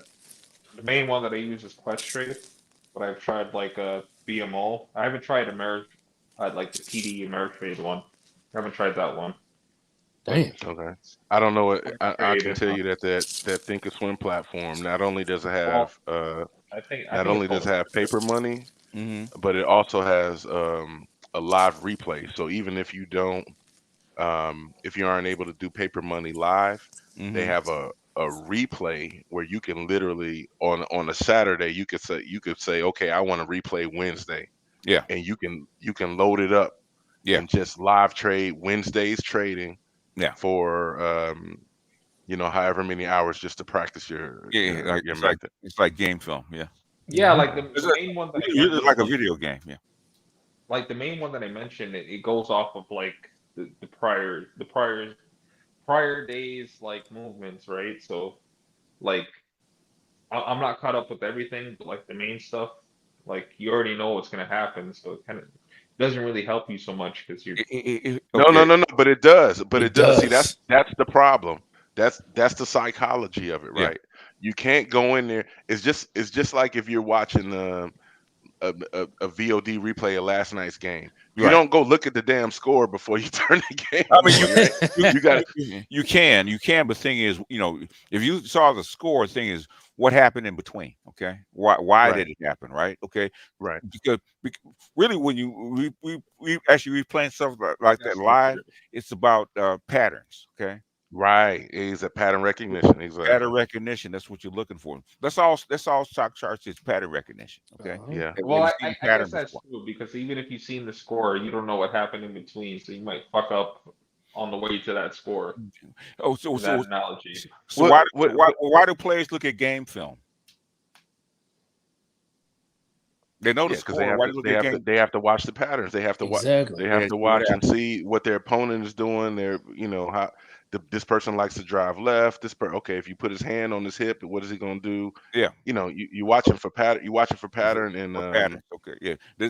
But in other words, when I called this play or they called this play and I got beat. Okay. Why did I get beat? It's because I saw the bat go in motion.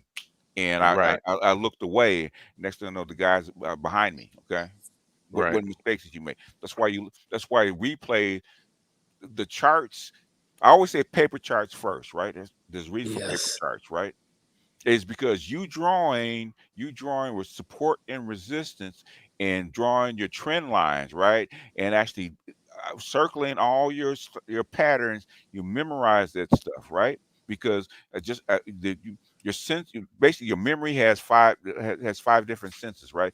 And all these things are stored in five different places, right? So every time when you hand draw something, okay, it gets retained in that part of your memory, right? When you see it, gets retained. When you hear it, gets retained, right? Okay, that's what you're looking for.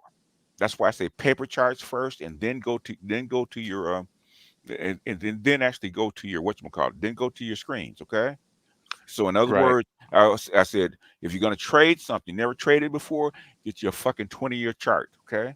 As much time as you can. You can get a 60-year chart, get a 60-year chart, right? Study that bastard. Okay. All the patterns, all the moves, all the support and resistance, what it does when it hits them, all that stuff repeats itself, right? And guess what? Who really knows that shit? Your old traders, right? They know this Mhm. shit. And when it hits one of those markers, one of those triggers, they're gonna respond to it. But you don't know it because you haven't seen it before. Yeah. Like my And my and main and issue that I've been having is like I'm an emotional trader, so I'll be in there. I'm like, yeah, I made some And profit, and Gambler. this is real yeah, good. But I'm yeah, you want, gambling. yeah, you what, yeah, and they love people like you. Okay, Yes, that's Yeah, exactly. I'll they make love some yeah. money. So I'm like, damn, I'm so taking these they L's. call people like you food. Yeah. So Andre, what you have to do is once you establish your system, man, you got to put your numbers down in an Excel spreadsheet. You got to say, okay, here's week one, and on these 5 days, I started with this amount. My target is this amount. I'm going to trade this much. I'm going to trade 30% of my account, and I'm expect to make this much. And then and then the next day I should have this much in my account, and this, and this.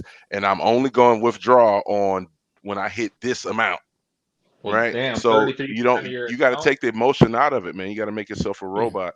And just like BGS is saying, well, I want to add on to what BGS is saying because Mm-hmm. um, there's a difference between watching game film and there's a difference between going out and practicing, right? Mm-hmm. So just like what BGS was saying, you got to get those charts and you got to look at the patterns, but your brain does when you see something, even if you go historically, you're looking at the whole picture. But Mm-hmm. when you do that on demand It's and it different. plays in real time, Mm-hmm. you're not seeing the whole picture. You're seeing it as it happens. So you have to train your body.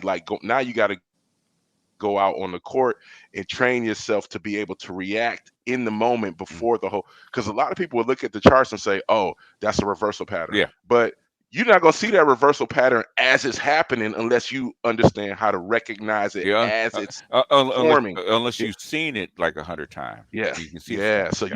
you gotta do that replaying too. Yeah. Not just study the completed chart, but you gotta fucking see that shit as it's happening. Yeah. Yeah. Yeah. Yeah. Yeah. Was it the completed chart is not so much about patterns. It's about support and resistance. It's about unexpected triggers. Right. Right. And you want to know if you're near one of those triggers. Okay. The only way to know that is actually know the 20-year chart. Where's your lows? Where's your highs? Historic, or are you above it, below it? Where are you? Okay. Mm-hmm. And so you go 20, you go 10, you go 5, you go a year, and then you go down to your months. Okay. And And and that's a key. and then you go to your day. Okay. Yeah, That's and the that's the progression. key. That's a key point because you need this both the support and the resistance to know when to enter and when to And get Get out. out. when to get out, yeah, because you said, okay, I'm Yeah, close to a trigger, I'm close to a support line, and if it breaks through, okay, something's gonna happen. Okay, yeah, either if because it keeps going, hey, then where's your next support line? Okay, yeah, people feel yeah, how you figure Bitcoin out like that, support and resistance. Okay, in fact, yeah. I think I still have my same chart I put up like 5 years ago. Okay, it's for I'm still using it as far as Bitcoin, same chart. Mm. It's been accurate. Okay. It got above 20, got above 20. I think, and then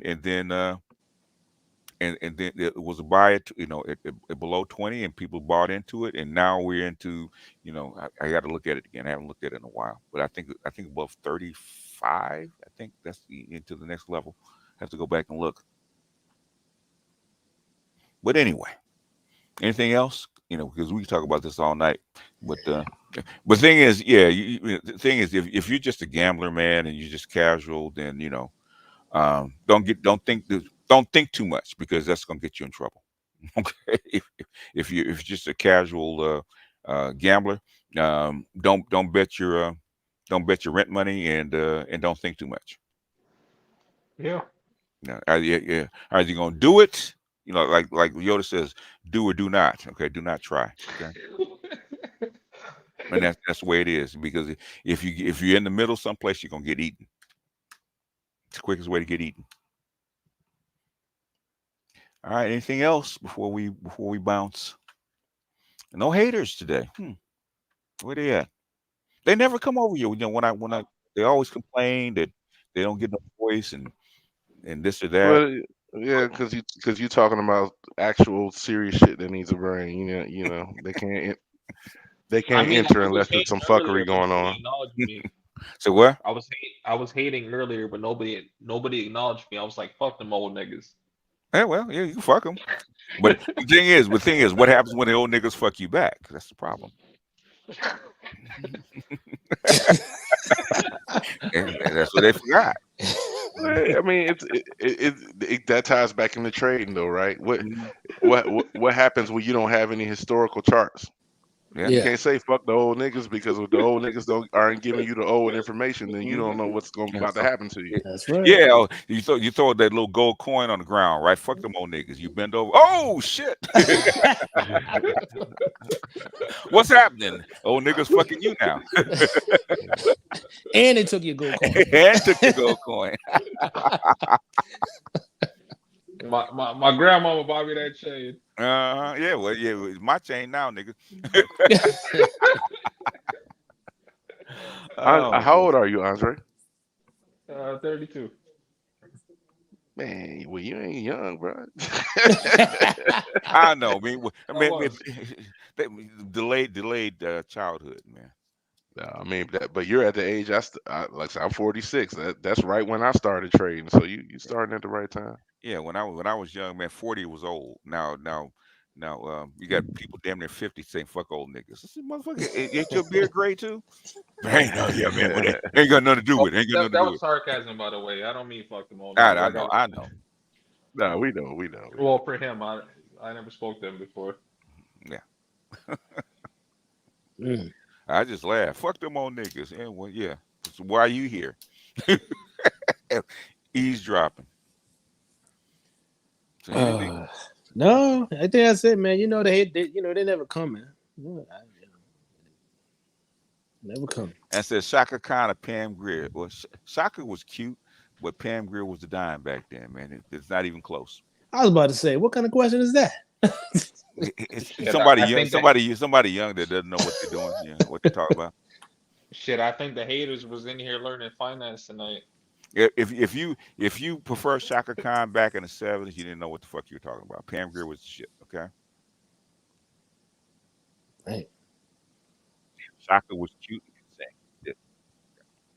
Yeah, Dr. T put up Pam Grier this week. Bigger her. You better believe there's a lot of likes. Oh yes. Oh yes. Yeah. Oh yes. Oh yes. She was the woman that all the black women hated. Of course. Can't be that. Can't be that. Can't be that. And I'm big old melon titties, and y'all just we love it. Yep. Ain't like it better when she gets naked. Yes. Yeah. With confidence in class. You can't. You gotta love the hater. Oh man. I said Pam Grier fine, but I prefer Shaka Khan because I like that crazy singer Maya. Yeah. Does Maya even sing anymore? I haven't heard her think sing so. Wow. Well, she probably does. She sings. Yeah, I mean, she still tours and stuff. Yeah. That's right. I don't know if she has new content, but nah. Yeah, she definitely still does shows. Yeah, that's right. She gotta make a living. Gotta make a living. All right, folks. Yeah, we got to go show some love to AB, get his watch hours up so he can get monetized. Yeah, I'm getting ready to go to bed. You know. He gonna be on just woke tomorrow. up, so I'm good. Yeah. That did. I already did. Helped. Dr. G. Dr. G. Yeah. So. Yeah. I don't know if he told you, BGS. We might be doing something similar. Okay. Next week, he was saying he might set up a StreamYard, a Zoom and a StreamYard meet, but I don't know how that works. Does that work only inside of the StreamYard, or does that actually stream live in YouTube too? It depends. Okay. The reason that you use webinars for something like that is if you're using copyrighted content. You can't do that on YouTube, right? Yeah. Other than that, you can just use YouTube. Even under fair use? YouTube is real funny about it. It depends on what it is. Okay. So like how he did the Bill Clinton joint. Well, I guess that's not copyrighted. That's a public speech. Yeah, it's public speech. Yeah. Okay. It depends. No, because we're supposed to. I asked him some weeks back before his transition, and he kind of went. But he hit me up. Yesterday. Said we're gonna do this thing that I did. We're gonna do a review of Roots. One of the episodes of Roots. Oh, so that's definitely copyrighted. Yeah, that has to be on StreamYard. Yeah. So it's a different setup. Because I was just taking him through it. It's the only way to do it. I think I've done how many, like 8 or 9 of these. Yeah. People like them. Yeah, I actually emailed GG to get in contact. I was telling you, there's like a new PhD that's been popping up on other people's channels. Okay. And, okay. Well, his name is Dr. C, and he's an MD. And okay. Oh, we got tons of MDs in here. Like, we didn't have MDs in here.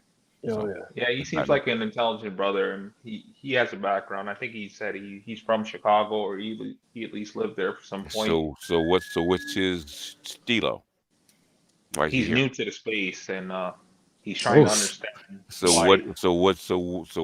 Why is he here? Why is he popping up in public?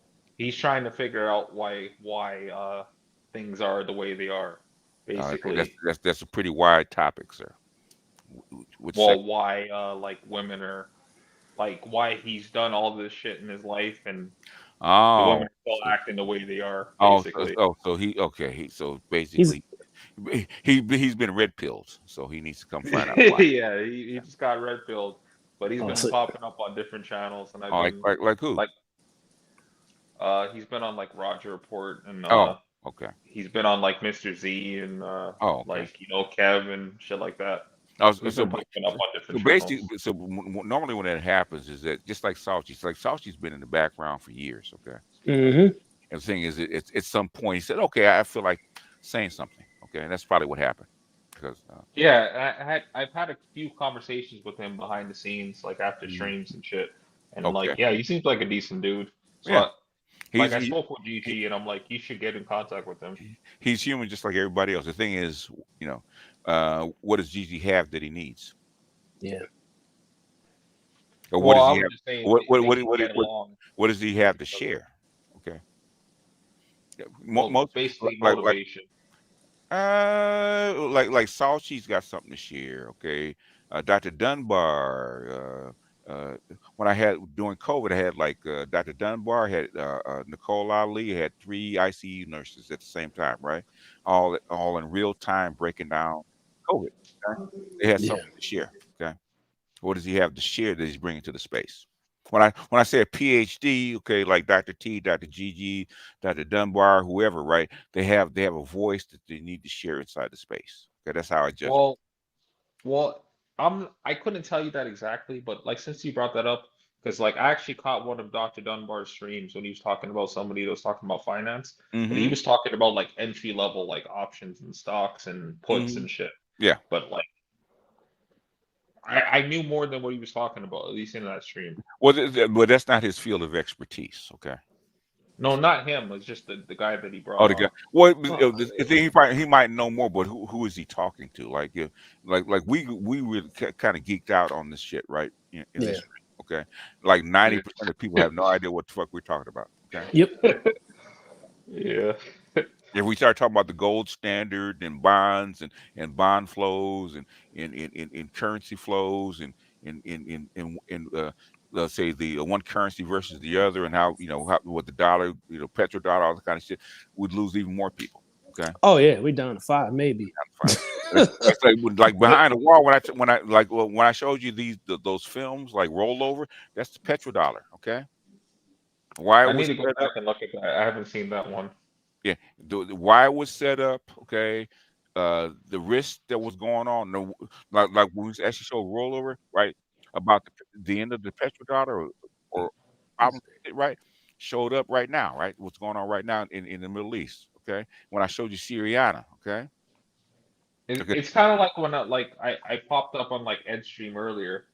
I'm not sure what he was talking about prior to that, but like, we were having a conversation. I was talking about like, because he mentioned like a content creator that was on Twitch that had like 350,000 live viewers. Okay, and we were just talking about like content creation, etc., and shit like that.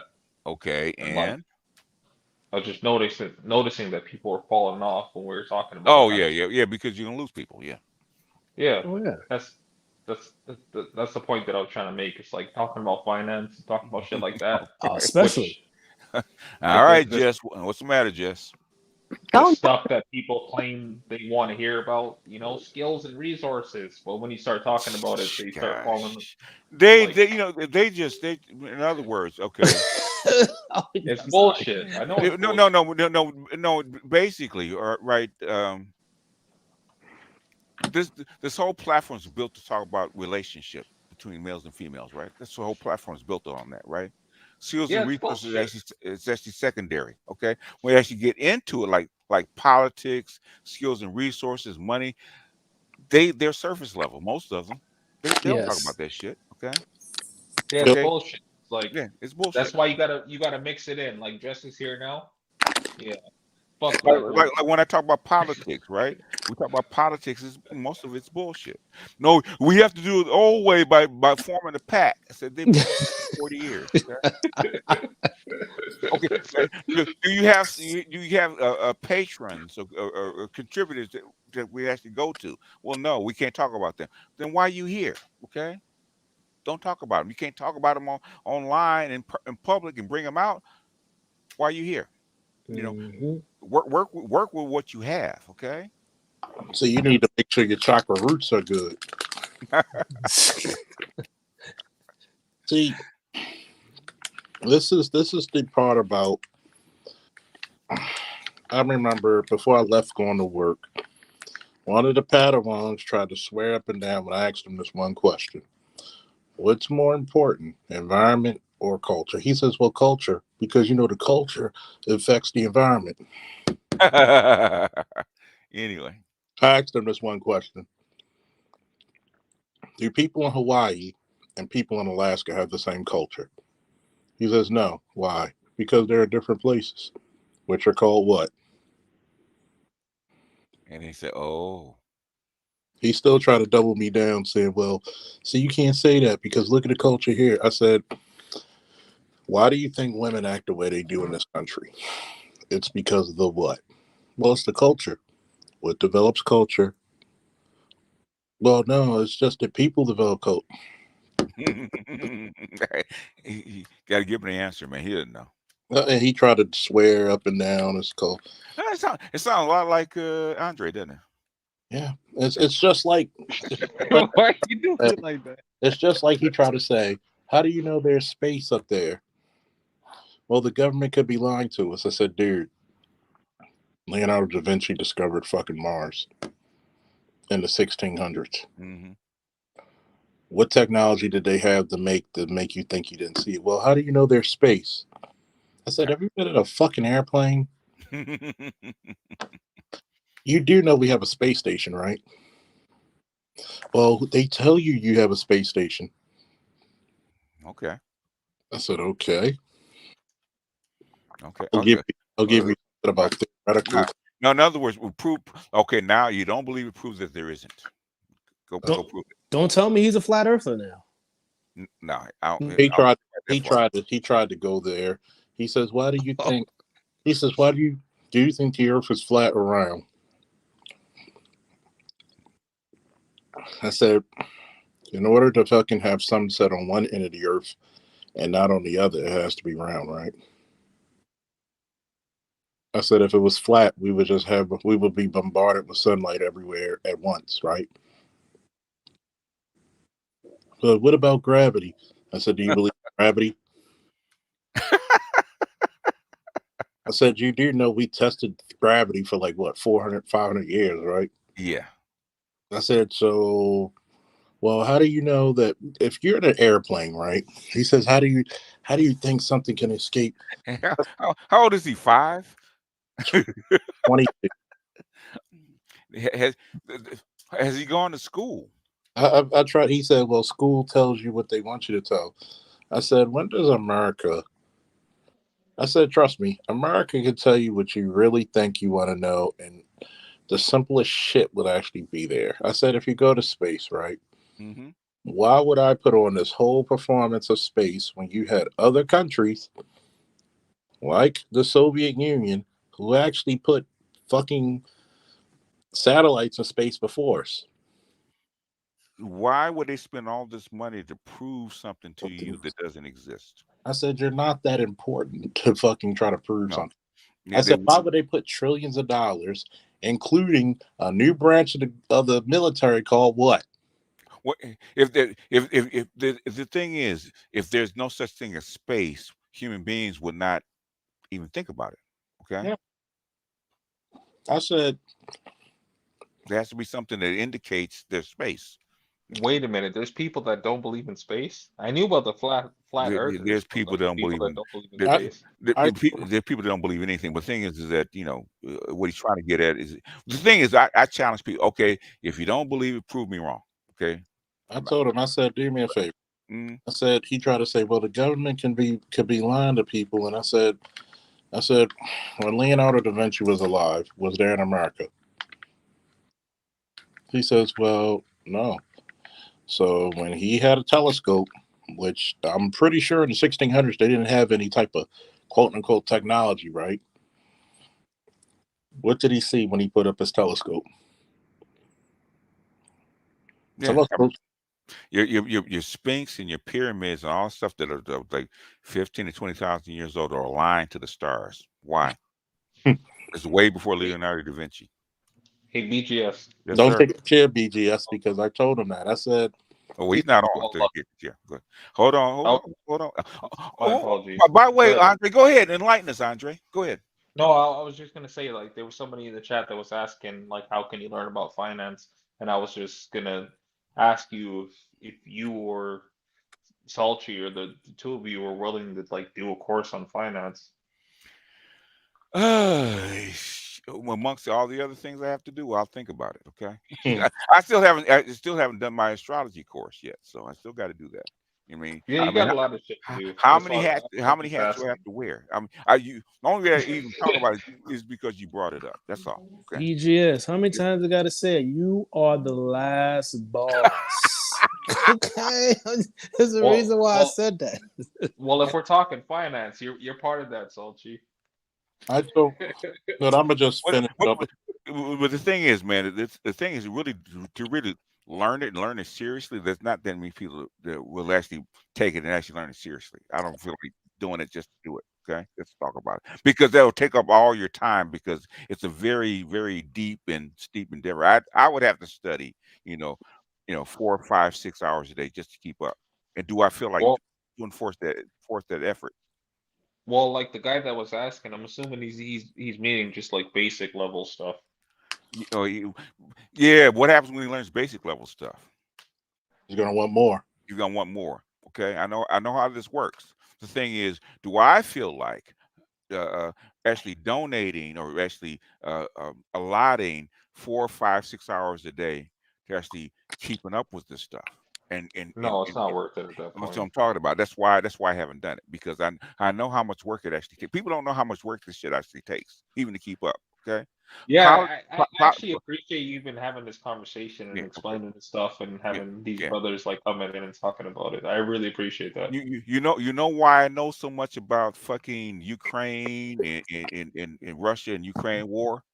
Because I got up 4:30 every goddamn morning and started looking at YouTube videos and reading the news and looking at the people that actually know this shit, man. I used to spend like 6 hours a day looking at this shit, reading this shit, man, for months. Okay, it's not magic. Okay, this shit's not magic. And I appreciate you as well, Salchi, for taking the time. Yeah. Well, Salchi gets paid to do this shit, but we can't afford his ass. That's the problem. You know. Yeah. So when Salchi gives you something free, don't look at it a gift horse in the mouth, because if you had to pay him, you wouldn't like the bill. Okay. Yeah, that's why I shout him out every time I see him, because every time he talks, it's yeah. And I've heard on the background people have tried to hire Salchi and said, "Oh, okay, never mind." Okay. You know. because they think Salchi is cheap, and when he says, "Okay, these are my prices," oh, okay, never mind. Wait you mean there's a Salchi tax? Well, you could do a Salchi tax, but the thing is, he's gracious enough to actually be with me and donate what he knows. Okay, he's donating. Okay, if you had to pay him, guess what? Just like Charles. If you had to pay Charles for what he knows, in military and police science, you couldn't afford him. Okay. Yeah, I know. Yeah. I remember I just did a bullshit stream last night out of boredom, and it was funny. Simultaneously, Artisan hit me up on the DMs and Instagram about a police-involved shooting with a white woman with a knife, and I gave him my professional opinion of what happened, and people were like, he was like, "Well, you're the expert, so I'm gonna go to you first." I appreciate that, but that's why you have experts. That's why I love experts. People make me seem smarter than what I am. Yeah. Like people wonder, how you know so much about COVID? I had a genetic engineer that broke down the code for me. Okay. Day one. Charles, I got to thank you again. I appreciate you having that stream, man, because I was having a bad day that day. So I really all have bad days, don't we? Yeah. But go ahead, Jess, jump in. You came up here for a reason. What's up? I'm only here. I was just listening in. You're just listening? Okay. But I'm gonna tell you what. I forgot it's the weekend. No stress. I'm gonna tell you what really fucked this hit up. What's that? I said, when he was like, "Well, how do we know about the?" I said, "You do know that we tracked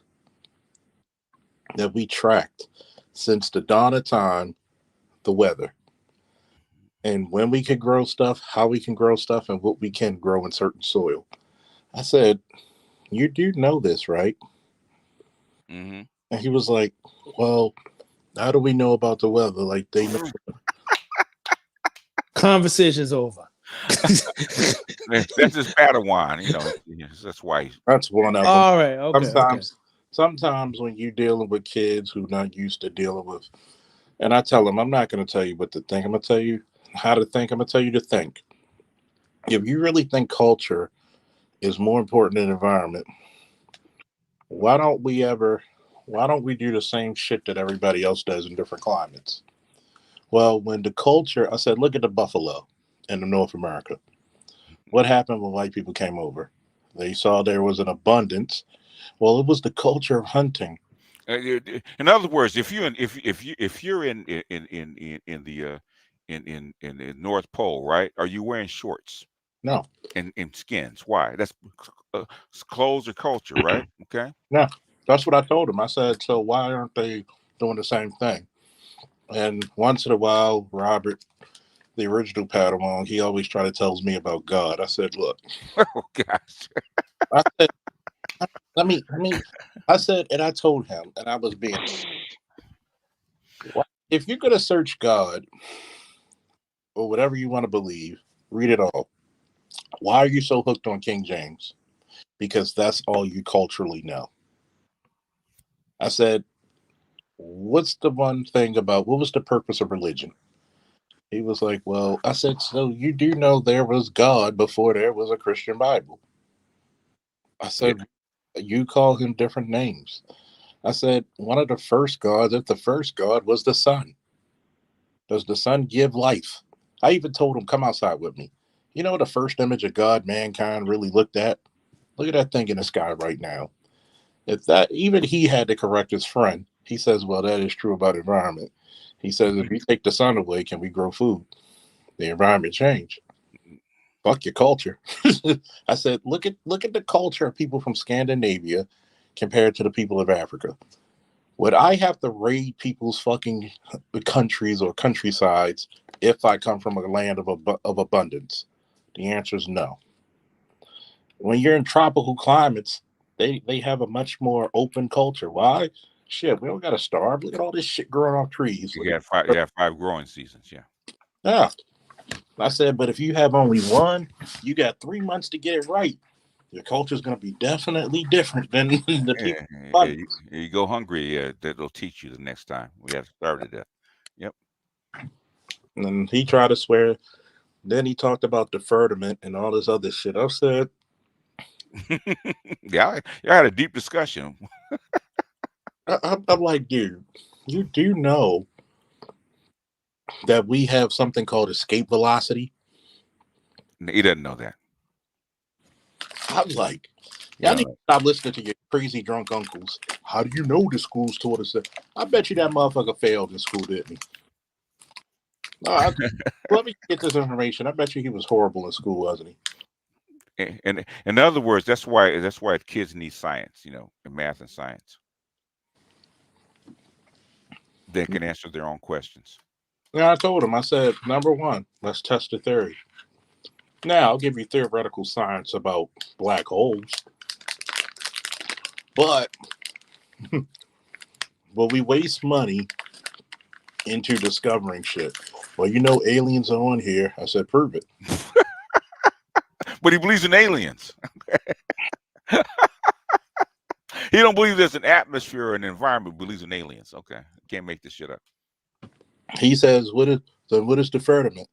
You do know that is your atmosphere, right? That's the pre-space area. Mm-hmm. The ozone layer, all that.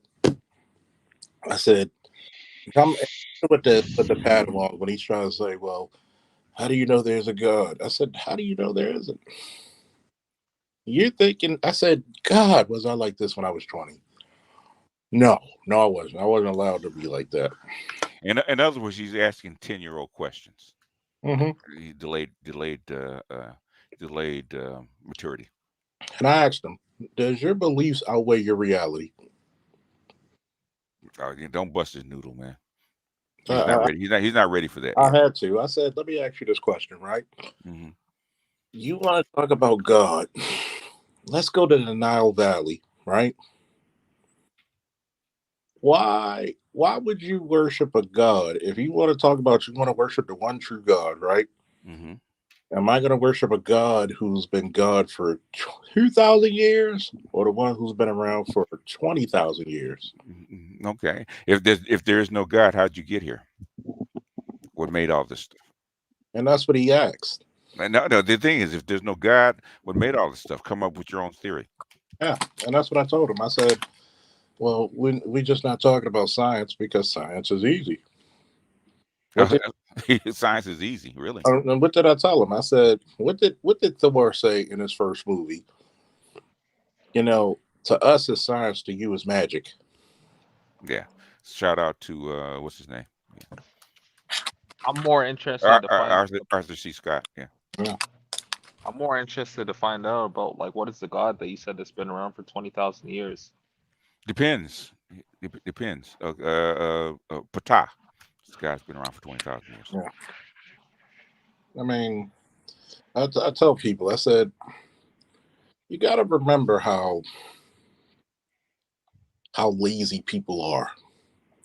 As soon as somebody tells them something that sounds cool and sounds far out of this world, they're hooking on it. But if you what to always tell people rather believe the sensational lie over the simplistic truth. Yeah, because it sounds cool. It sounds good. That's why lies spread faster. It's simple. And then he's trying to be on this religious journey, and you're still having sex. Okay. Okay. Well, I mean, he's kind of young to be on a I said, religious and journey. I told him that. I said, dude, you're 20. You're not Trying to fight your biology is stupid. Charles, you didn't show him the religion tree? I showed. You really want me to go there? Okay, for you, I'll go there. I made him Google how many versions of the Bible are there in the planet. Then I told him, go research how many denominations of Christianity are there. Mm-hmm. So well, you probably should have just hit him with, like BGS said, just pull up the evolutionary tree of religion and how many thousands of years it goes back before Christianity. Kicking the chair. Mm-hmm. Who's in the chair? He was. Oh. And I told him, I said, I even brought it up. I said, where did Moses spend the first 30 years of his life? Well, the Egyptian palace. Does the commandments sound just like the 42 laws of Mahat? Like, I don't want anything bad to come to me, but I did watch a show before on the History Channel where it was talking about like all the different world religions and how all the different religions kind of correlate with each other. One book is called the Origin and Evolution of Religion by Albert Churchward. Read it. Can you post it in the back chat so I can look it up? Spell it. Yeah, that's it. That's the title. The Origin and Evolution of Religion. Google it. Origin and Evolution of Religion. Yes, you know how to spell. Google it. And sometimes he asks me these questions. I get and appreciate he wants to learn, but I'm like, I'm not going to teach you what to think. I'm going to teach you to think. You got to realize America's a Christian country, believe it or not. You're going to be more in tune to believe the King James Bible than any other thing. Get out the country first, then talk to me. And he's like, what you mean? I said, it would be pretty disingenuous to tell me about how it feels to be a military personnel or how to be a cop if you never stepped foot in a uniform, right? So it'd be pretty fucking disingenuous for you to talk about religion if you have not studied outside your religion. It's going to be very hard for you to do because culturally you're going to go to that. The reason why it's so easy, just like I told him, what's the one thing school was designed for in the Prussian school system? He was like, well, the education. Does he know what the Prussian school system is? Nigga, of course you know. Most people don't. Shit. If I didn't talk about it, most people in here probably wouldn't know what it is. Even. Yeah, like when you were talking about like the Prussian school system, I actually talked to somebody that's from Germany, and he was telling me that like apparently like the word kindergarten was like yes, it's German. Came from Germany. Yeah. Yeah. Yeah. It's the fact of the matter that when you try to tell teenagers this, they get to their point where they think they know everything. Mm-hmm. And it's like, man. Until you tell them 2 words, prove it. Yeah, that's what I told him. I said, prove it, God. Well, you know the Bible, and then it goes into the Bible. Well, pick up. There's a Bible over there. Go pick it up and prove it. You know what I did to piss him off? Mm-hmm. I picked up a comic book of Superman. Yeah, this proves that Superman exists. What do you say? Quit frustrating him, man. You're just frustrating him. Nah, he's fucking with it. What's good, Al? He's trying. In other words, the kid's being a dick. He's trying to knock him down a peg. That's all. He's trying to outsmart me, but he's making himself look even more. He's being a dick. Okay. It's one part when you're trying to learn, but then you're going to tell him and his friend, like the first time was this morning when I got off of work, he wanted to ask me about this shit. And I told him, I said, dude, I'm a self-proclaimed hedonist, okay? I'm not afraid to admit it. You're 20. If I was 20, you're religious. I said, whatever you studied in the last few months, I've done it in fucking kindergarten, going through all the Christian schools where we legitimately had to study other religions. So why this sudden awakening in religion? What's going on with it? I guess he wants to get on his journey. He's like, I'm not living right. Okay, so so what sparked it? Well, he's feeling bad because he's sleeping with a couple of girls. Oh, why is he feeling bad about it? It's because he's been taught that's wrong. Because he's because spiritual vessel is fucking with them. That's just basically. So why didn't he stop sleeping with him if he feels it's wrong? His spiritual vessel was fucking with him. No, the thing is, if you feel that it's wrong, why are you still sleeping with the women? That sounds like conscious to me. No. It's called bullshit. I was just about to say that. BJS, you gotta say it properly. You gotta say bullshit. Yeah, bullshit. I actually learned that from Craig Hewlett, right? You know, because he was from Texas. Bullshit. It's a Texan style. Only a Texan can say it like bullshit.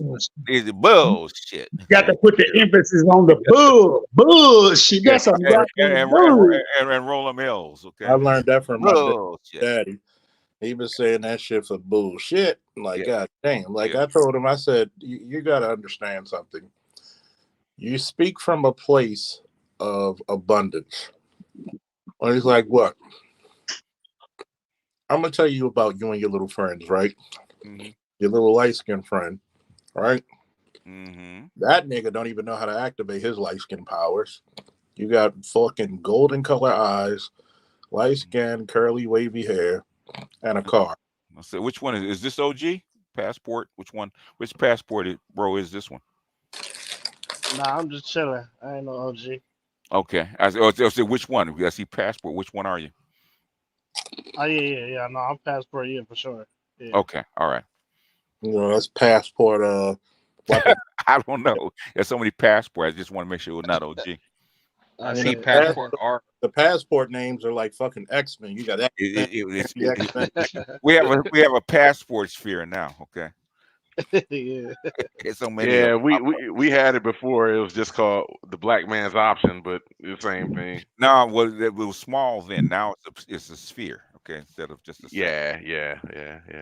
You know, shout out to COVID and remote work. I'll tell you this, BGS. Mm-hmm. When he said that, the image of Pretty Girl Problems came in my head. Like you talking like a girl. Yeah. Very, very attractive, who's complaining about men. Mm-hmm. Would you complain if they never paid you any attention? You wouldn't be complaining about that. I said, get the fuck out of here. So who's giving him the guilt trip, though? Where's it coming from? I don't know. His mom? Maybe, but I think it's self-imposed. How old is he, Charles? How could it be self-imposed? You would never get into the situation if it wasn't. So, Charles, how old is he? 20. 20, yeah. How's it self-imposed? Ask me what 20-year-old Charles would say. About what? About sleeping with girls at 20. He wouldn't say anything. He'd just do it.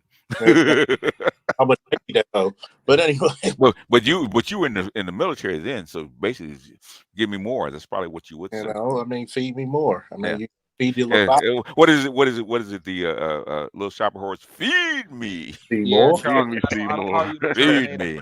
I mean, you gotta feed me, Seymour. You got to think about it, right? It's like it calls from the abundance. Like the homeboy was like, his homeboy asked me this advice. Like he wanted to take this girl out on his birthday. I said, okay, I'm gonna give you perfect advice. If you're gonna go out with your boys, don't take your girls. If you're gonna go, don't take your this girl.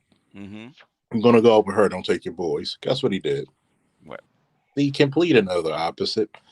And the homegirl, basically in the car, when his boys walked off and noticed that they were in the car, she basically was throwing it on the silver platter with golden forks and spoons. Yeah.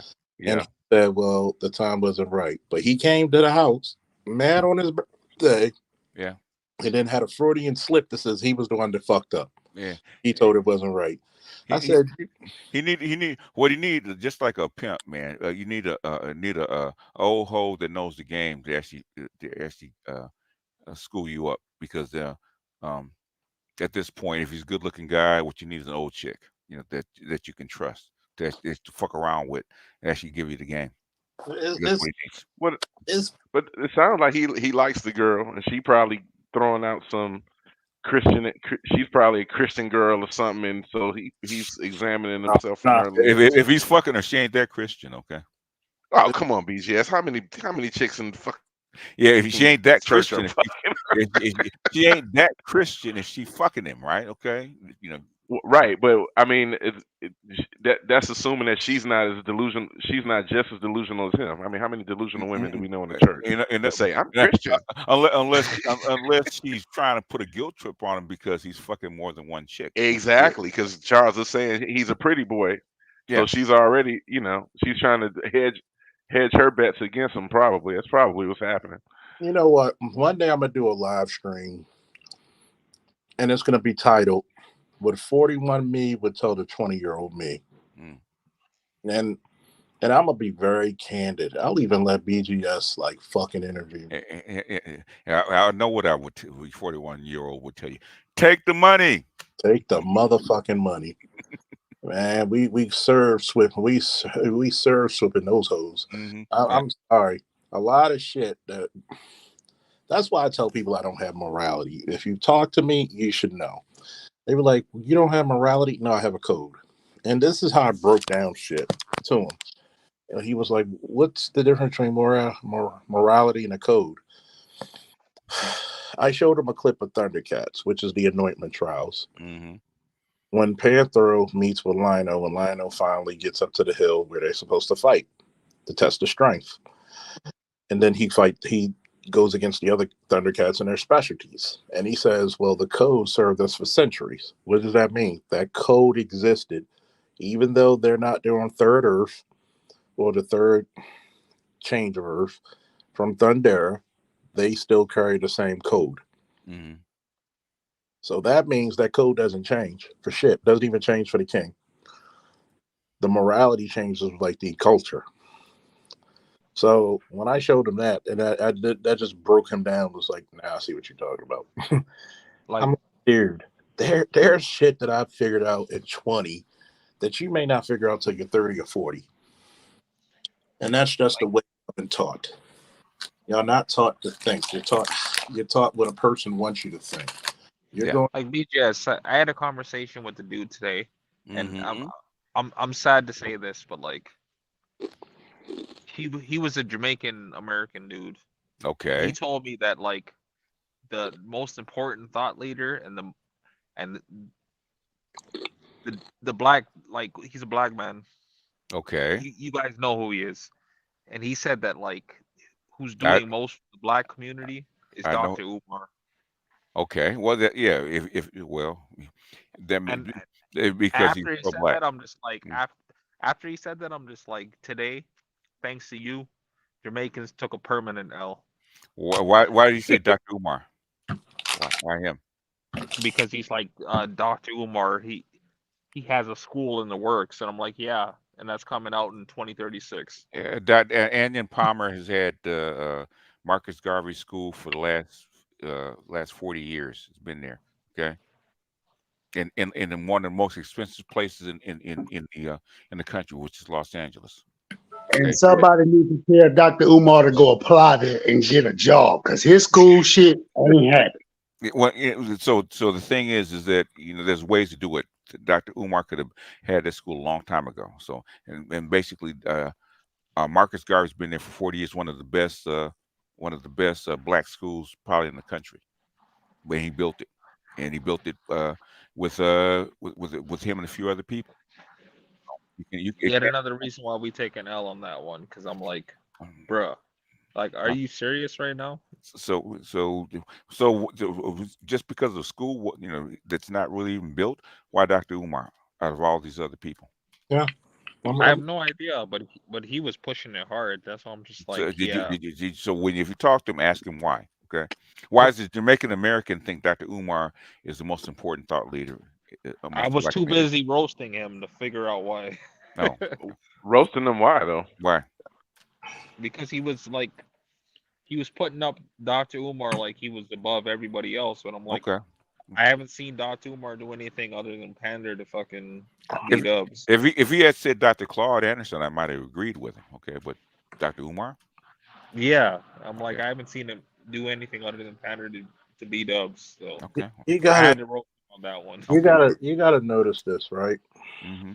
Is that when excuse me, when it comes to thought leaders, right? Mm-hmm. What are they thinking about? Is it something that could progress the race forward? And too many times, what Dr. Umar has said does not progress it forward. If anything, it kind of creates a stagflation among itself Yeah. because you're not telling them the truth. If you're a child psychologist, probably one of the best in a generation Mm-hmm. when he stays in his lane. Him and the late great Amos Wilson. Yeah. Yeah. And you're telling me the first thing Freud ever said, this is just psychology 101. Mm-hmm. The first thing Freud is going to ask you, what? Tell me about whom? Your mother. Yeah. And guess who he's not going to say that to? Right. And that right there will tell you. Yeah. If a man's really a thought leader, is he going to say the ugly truth regardless if it makes him money or not? That's true. And he's after the money now. So he's a YouTube personality now. He's not really Well, I think he's realized that he just doesn't have the financial backing. I mean, you can only rock the boat if you got an army behind you, and I mean, black people have pretty much said that they're not going to rock with Umar. well, the thing is that people that know me in real life know that I do. I've been doing this shit for like 35 years, so I know all these people. Okay, Dr. Umar included. Okay, there's issues with Dr. Umar even inside the community. Okay, Mm-hmm. know that. But the thing is, he's got shit that he's done in the past that we know about. They just don't bring up. Okay, He's burnt a lot of people.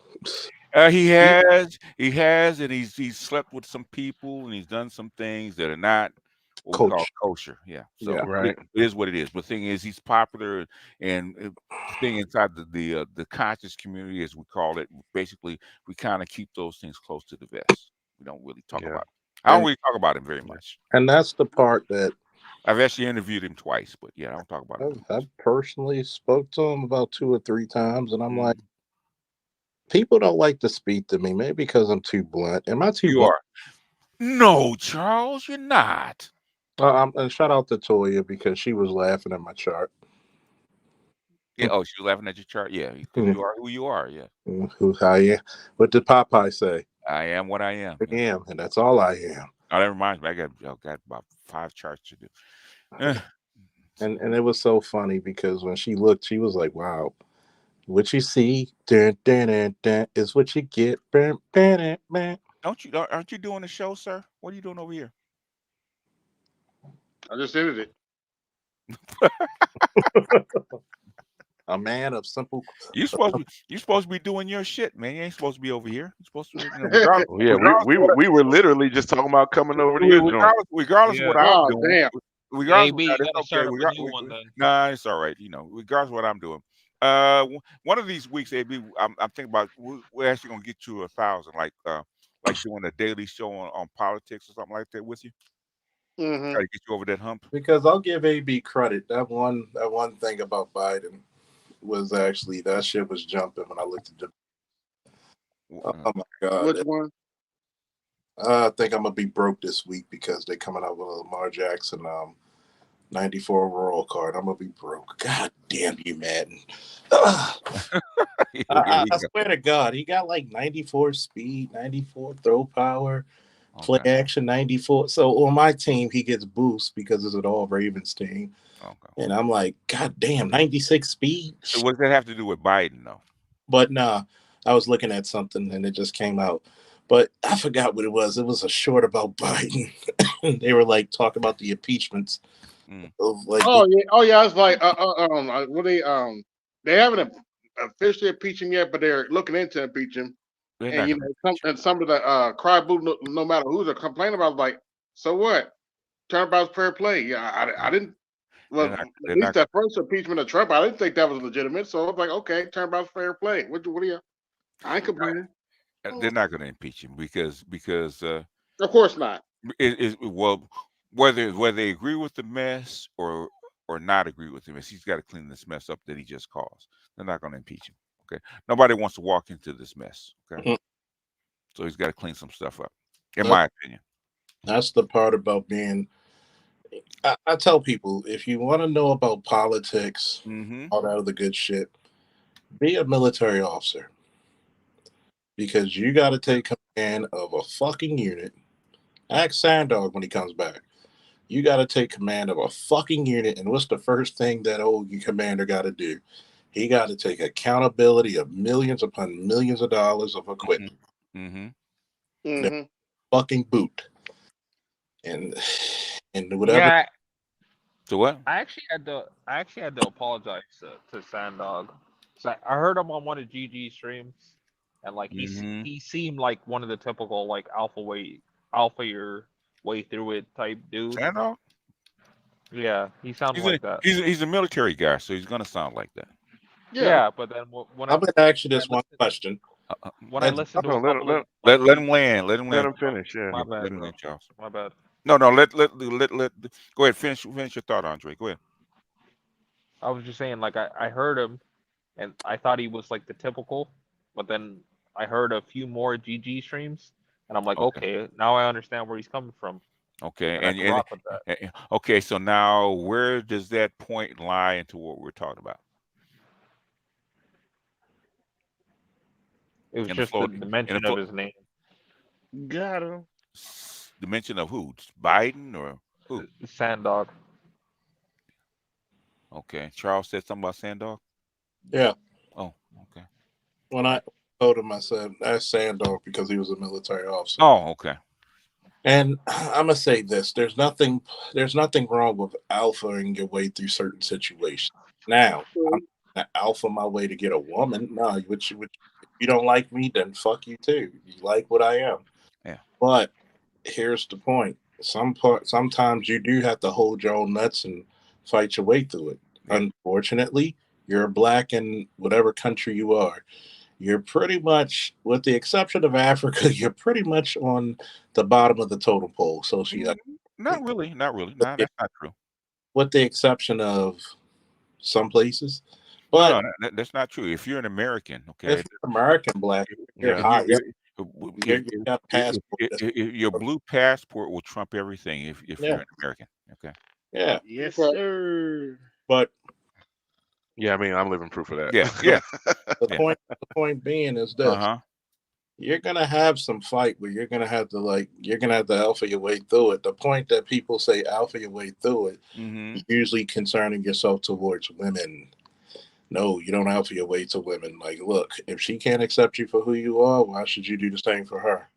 And if you're gonna alpha your way through it, as far as women is concerned, a lot of guys get it wrong. Okay, if you're gonna alpha your way through it, then you have to do what Kevin does, right? You need to dress right.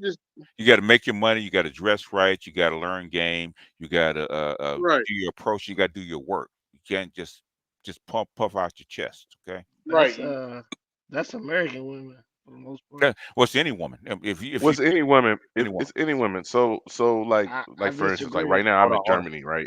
Go ahead. Okay, why do you disagree, sir?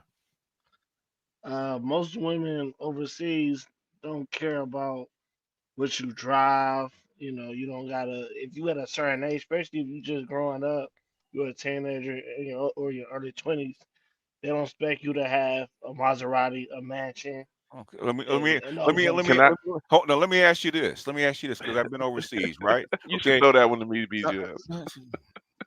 I can, but But I asked him a question, right? Go ahead. Nigga, if you got a fucking car in a third world country, are you ahead of the game? Am I ahead of the game? I mean, as far as I guess so. You'll be ahead of the game. Yeah. If you got your own place, okay, are you ahead of the game in a third world in any country? Yeah. Okay. If you got a good job and you're making good money, are you ahead of the game in any country? Yes. So it does matter. Okay. Does it matter as much? Probably not, but it does matter. Okay. When you pull up, okay, as an American with your fucking blue passport, okay, it puts you at the front of the line automatically. Are you gonna give that up and become a regular? I ain't. No. No. Smart ass. Are you answer me? I just did. Are you gonna give that up? I just said no. Okay, why? Why wouldn't? Why would I give that up? Because it doesn't matter, right? I didn't. I don't know what exactly what you're talking about. I was talking about the standpoint of women. Women, you said it doesn't. You just said, in other words, that kind of status and shit like that doesn't matter to women in other places. That's what you're saying, right?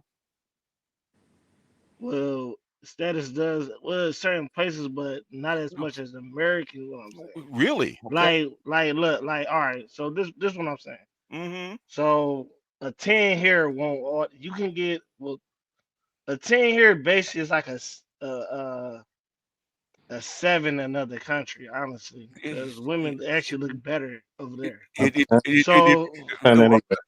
Well, basically, if I put you in Hollywood, right? Okay, a 10 there is 10 all over the world. Okay. Yes, sir. A 10 in Miami or LA is a 10 anywhere. Or 10 in New York, a 10 all over the world, right? Those are supermodels. Okay.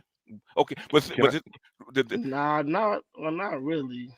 Well, can I add a little bit onto that, BGS? Go ahead, man. Hey, brother, man, I'm currently married to a Djiboutian Somalian, and I was married to a Kenyan that I had a divorce. I'm gonna tell you something. On the continent of Africa, in our eyes, yes, they are more beautiful, but in their eyes, the women themselves will worship fucking Kim Kardashian and all of the American women and try to be like them. Yeah. So even though if you say like, okay, in our eyes they are 10s, but you gotta get over the psychological part about it that they don't think that they look as good. Why do you think Africa has a big ass pandemic of fucking lightening creams and weeds and all of this fucking bullshit? Yeah. And bleaching because they don't believe it. Yeah. They don't believe it because one, who's basically the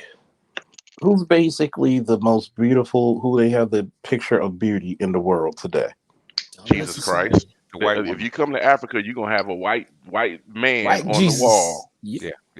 And just like we talk about racial hypergamy, if you go to Kenya and you sit in a restaurant in Kenya as a Black American, even with the blue passport, if some British motherfuckers roll in that bitch, you better believe the waiter and the waitress is gonna run to the white people. Yeah, they run to the white people. So this is the VGS. Remember what I just told you? What?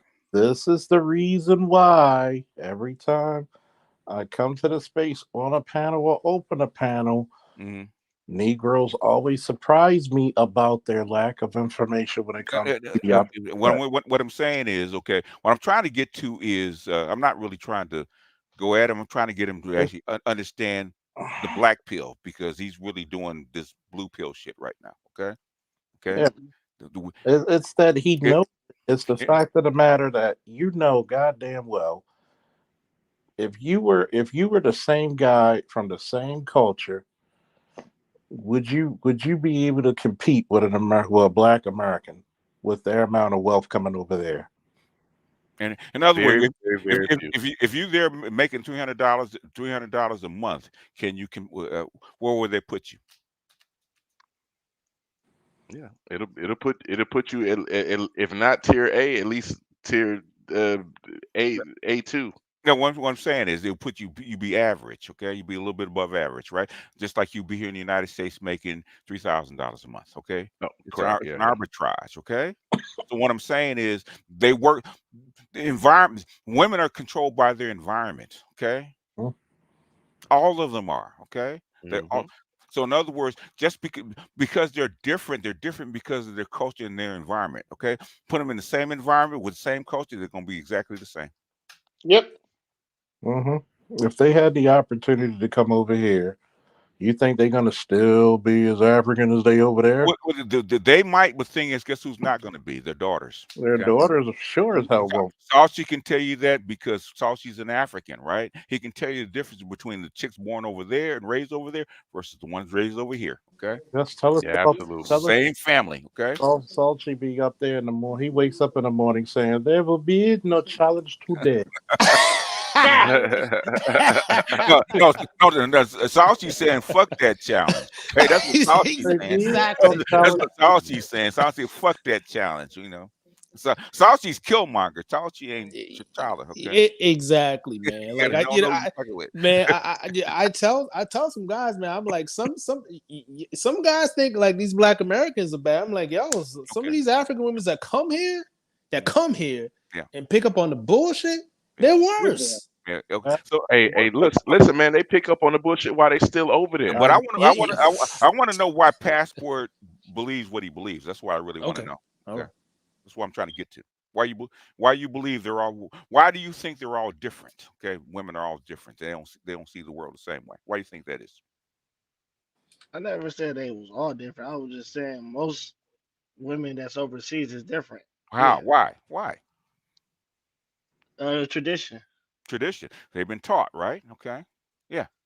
Like, that goes back to environment. So in other words, so women over there don't see status at all.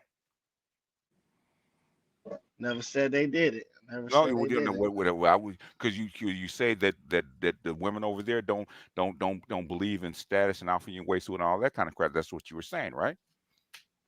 I didn't say none of that. I was just saying. So wind it back. What were you trying to say? I said most of them are different than American. Most brothers in America will do better with an overseas woman. Okay, that's basically what I'm saying. What I'm saying is, I said the Maserati thing at a young age, or older, whatever. What I'm saying is, if you ain't you're not a millionaire, okay, you can't get the best woman you can get for the most part. Okay, is it? That's all I'm saying. So alpha your way. What country are you in? What country have you been to? I've been to I'm still new at the travel game. Just two. No. What country have you been to? I just said two of them. What country? I ain't say how many. What? Which country? Oh, Guyana and Brazil. Guyana and Brazil. Okay. Nice. Okay. Guyana, right? Okay. So basically, okay, Brazil, right? Okay. Without money, can you get the top-notch chick in Brazil? Millions of dollars. I guess. Really? The answer is yes. No. Prove it. No, you can't. Okay, Not really. I mean, I don't know what you. And the international supermodel, okay, can you get her without millions of dollars in Brazil? The international supermodel. Yeah, the top notch, the very top notch that would be take a Maserati to get here. Can you get her there? Maybe not. It's not. It's no. You can get someone just like her. No, you can't. Yes, you can. No, you can't. You can get passport or. Yes, you will. You can get. So in other words, you would go to Brazil. At least an eight. No. Okay, go to Brazil. Say how long do you stay in Brazil?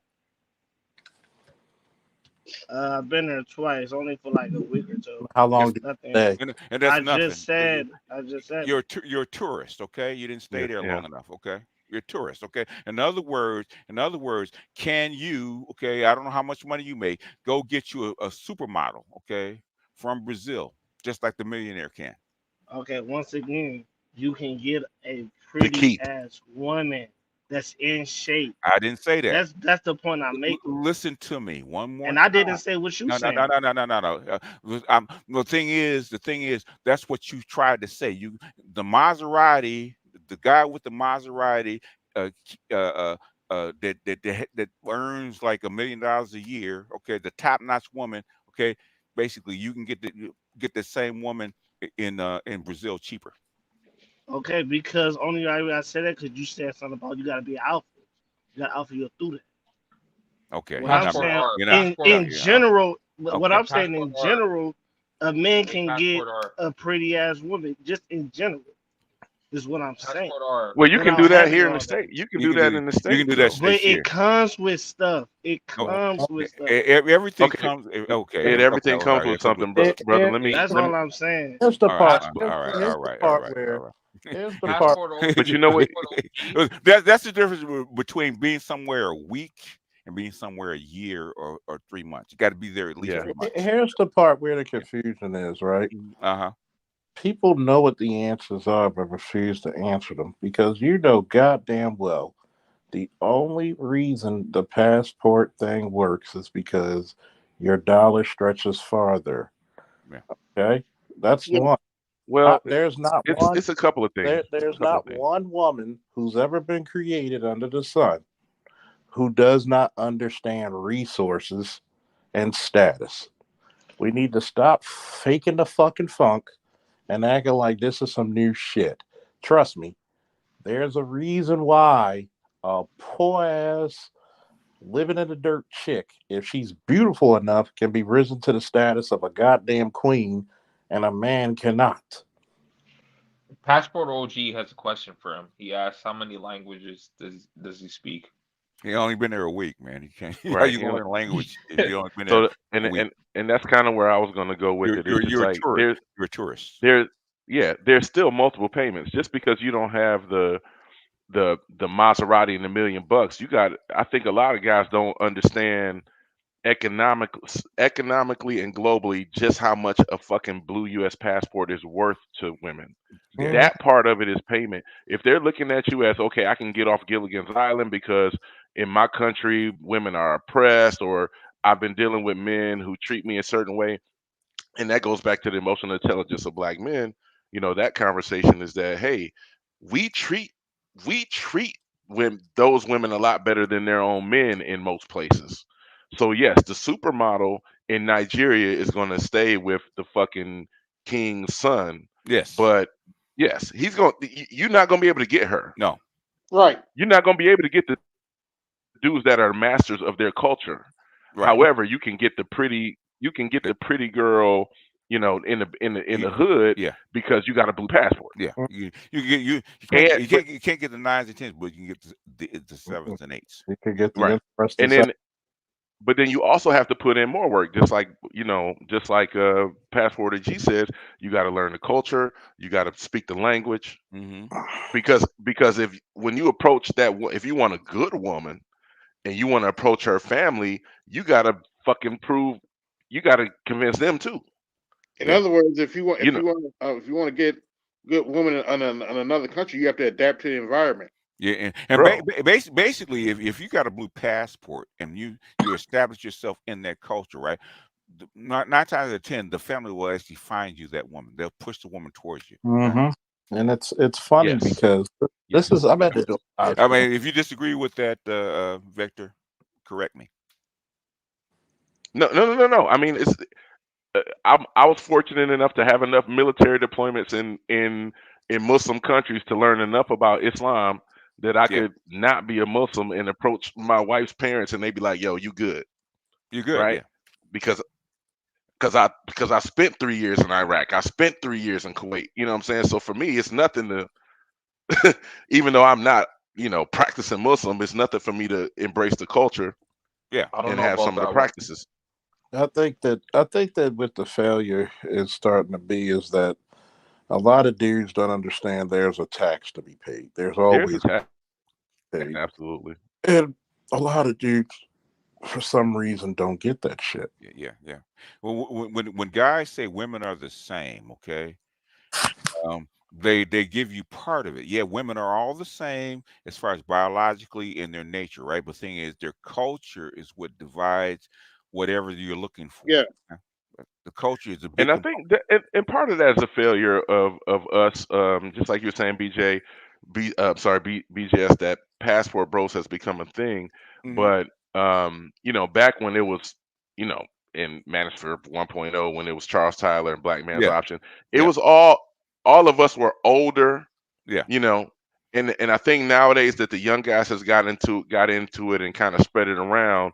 They don't really see the work you got to put in to be an actual, The, as Yesh would say, the, blue book gentleman, not a the, just a there's passport there's bro. there's a difference between being a tourist and a traveler. Okay, a Yeah, tourist is about kind of experience part of the culture. But the thing is, the traveler actually wants to be in the culture and learn the culture and become a part of it.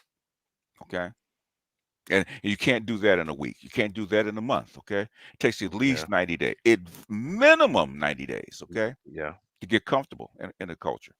And what most guys want to do is floss. You want to stay in the tourist area. You want to stay in the apartment. You want to overlook the city. Nah, get on the fucking bus, okay, with the regular yeah, folks and learn the yep. culture. That's what I did. Mm-hmm. Otherwise you got to be, retired. You got to be somebody with the passive income, and most guys don't have Oh, that. where you been, Oh, BGS? Guatemala. I've been to Ghana. I want to go to Kenya. Okay, but the thing is that the thing is, and that's I met a lot of white guys, right? A lot of white guys with 5 grand in their pocket, man, and gone like 6 7 months. You can do it. Yeah, Oh, But most yep, people want to be comfortable. That's the problem.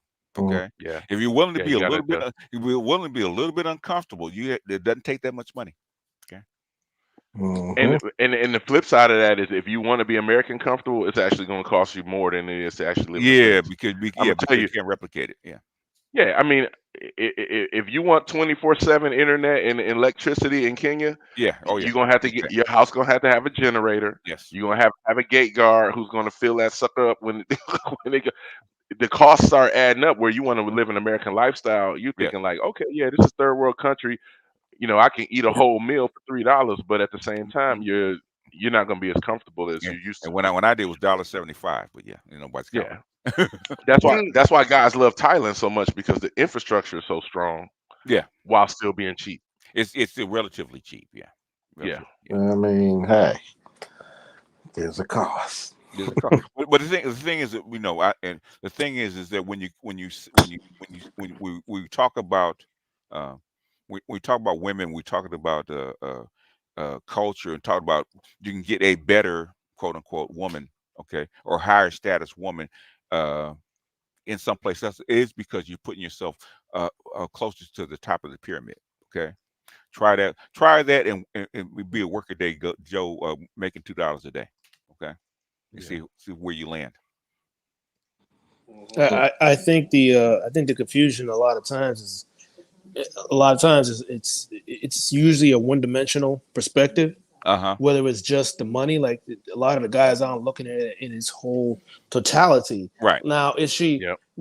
are you sexually for what you, not even for what you're attracted to, for what you need for whatever your mission is, Hmm. in life? Are you are these type of women sexually attracted to you? One. Hmm. Second, physically attracted to you, because those are two differences. Hmm. And Mm-hmm. then now, personality wise, is this the type of woman who can, you know, go in certain spaces when it comes to your mission? So I Hmm. mean, those are three different, you know, Yeah. sectors, and most guys don't, whatever they don't see that. They just And think, oh, you got the money, that's good. No, you need, wherever you go, if you want to be that, if for you to be that guy, you that got to guy. be your tip top Yeah. in all categories. And And and then you, even when you're that, you're still y- most women actually don't even qualify the higher up you go. yeah.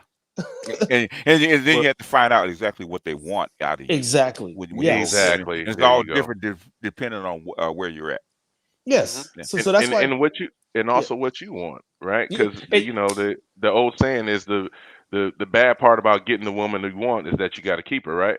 Yeah. Hmm. So It, so you can get her, but then now how does she align to your mission, and how much is it going to cost you Yeah. to get her in a spot that aligns with your mission, right? You got to send her to school. You might have to bring her back to the States. If you can't maintain your income there, you're gonna have to bring her back to the States, and then once she gets to the States, now you got to spin her up. You got to, exactly. costs start adding up. Then most of these guys are looking at it the other way. They're not looking at it with the proper perspective. How is she fitting into your life? Most guys are trying to fit into the woman's life, and they don't see that. They really don't get it. You're going by looks, and basically when you travel someplace else, all the women are actually exotic to you. Exactly, because they're different. Yeah. In other words, most guys don't realize they're the prize. Okay, this is the thing that me and OG, Passport OG, was actually talking about the social dominance order. Okay, where you sit on the pyramid. Okay, when you get out of this system as a black man, right, where you're at the bottom. Okay, as an American, to put yourself closer to the top. Automatically. Automatically, yes. Things flow differently. What did I always tell you, BGS? What's the one rule you hate? What's that? You know what it is. The garbage man. Garbage man of the world. That's shout out to Charles Faulkner Jr. He been on stage. That's the part where a lot of people fuck up. They don't like that. It's not the fact they can't find a woman. It's that they bring that same garbage man ass mentality. Yeah. And the thing is, I hate to say it, the thing is that unfortunately, my sector, my panels are not lower level. Okay, they're not. Okay, so you come in with like the lower level thinking, it's not gonna fly here. Okay, because we're thinking about the whole structure. We're not thinking about if you go here and I'm gonna get me a bad looking, bad bitch for cheap over here. Blah blah blah. The thing is, why can you get it for cheap? Okay. Mm-hmm. Well, it's not, but it's not cheap, right? So to make a chess analogy, right? That's not even To make a chess analogy, you can be a pawn, and you can, and as Bodie and the Wire would say, unless you some smart ass pawns, you can be a pawn. But D'Angelo told you, the king stay the king. Even though you go overseas, you can become the queen. Yeah.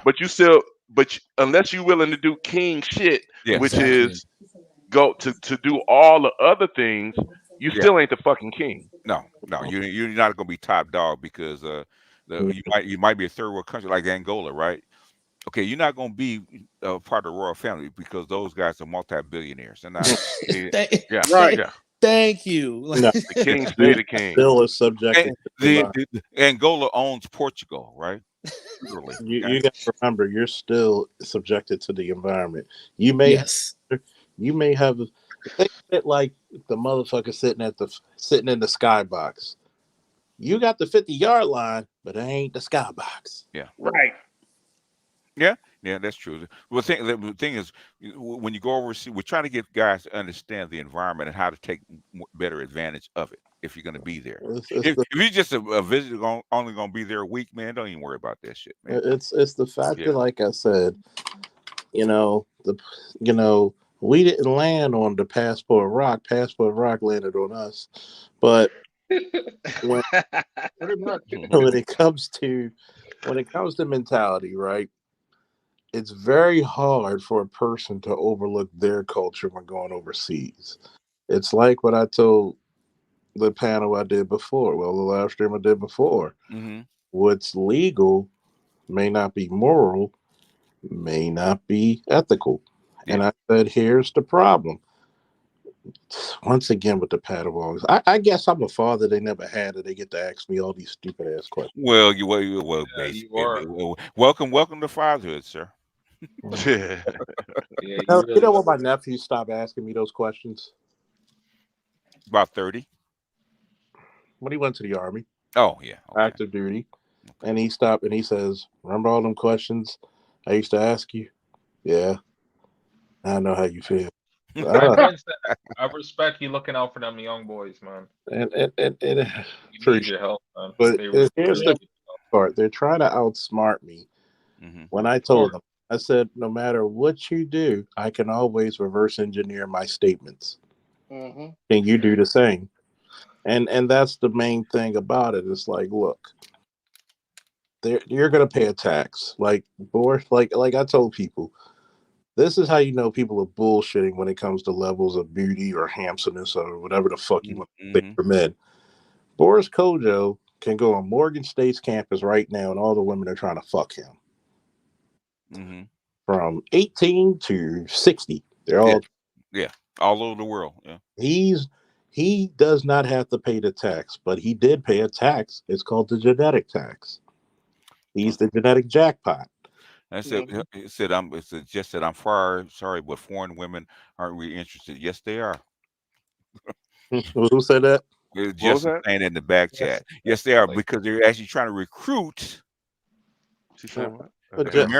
American men all over the world. Wait a minute. Jess.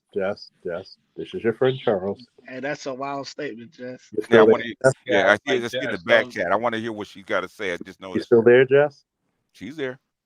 She's here. Like Jess, don't come with that gynocratic bullshit here. Well, hold on. Slow down. Andre, chill out. Station, slow down. Slow down, gunslinger. Put it back in the holster. Yes. No.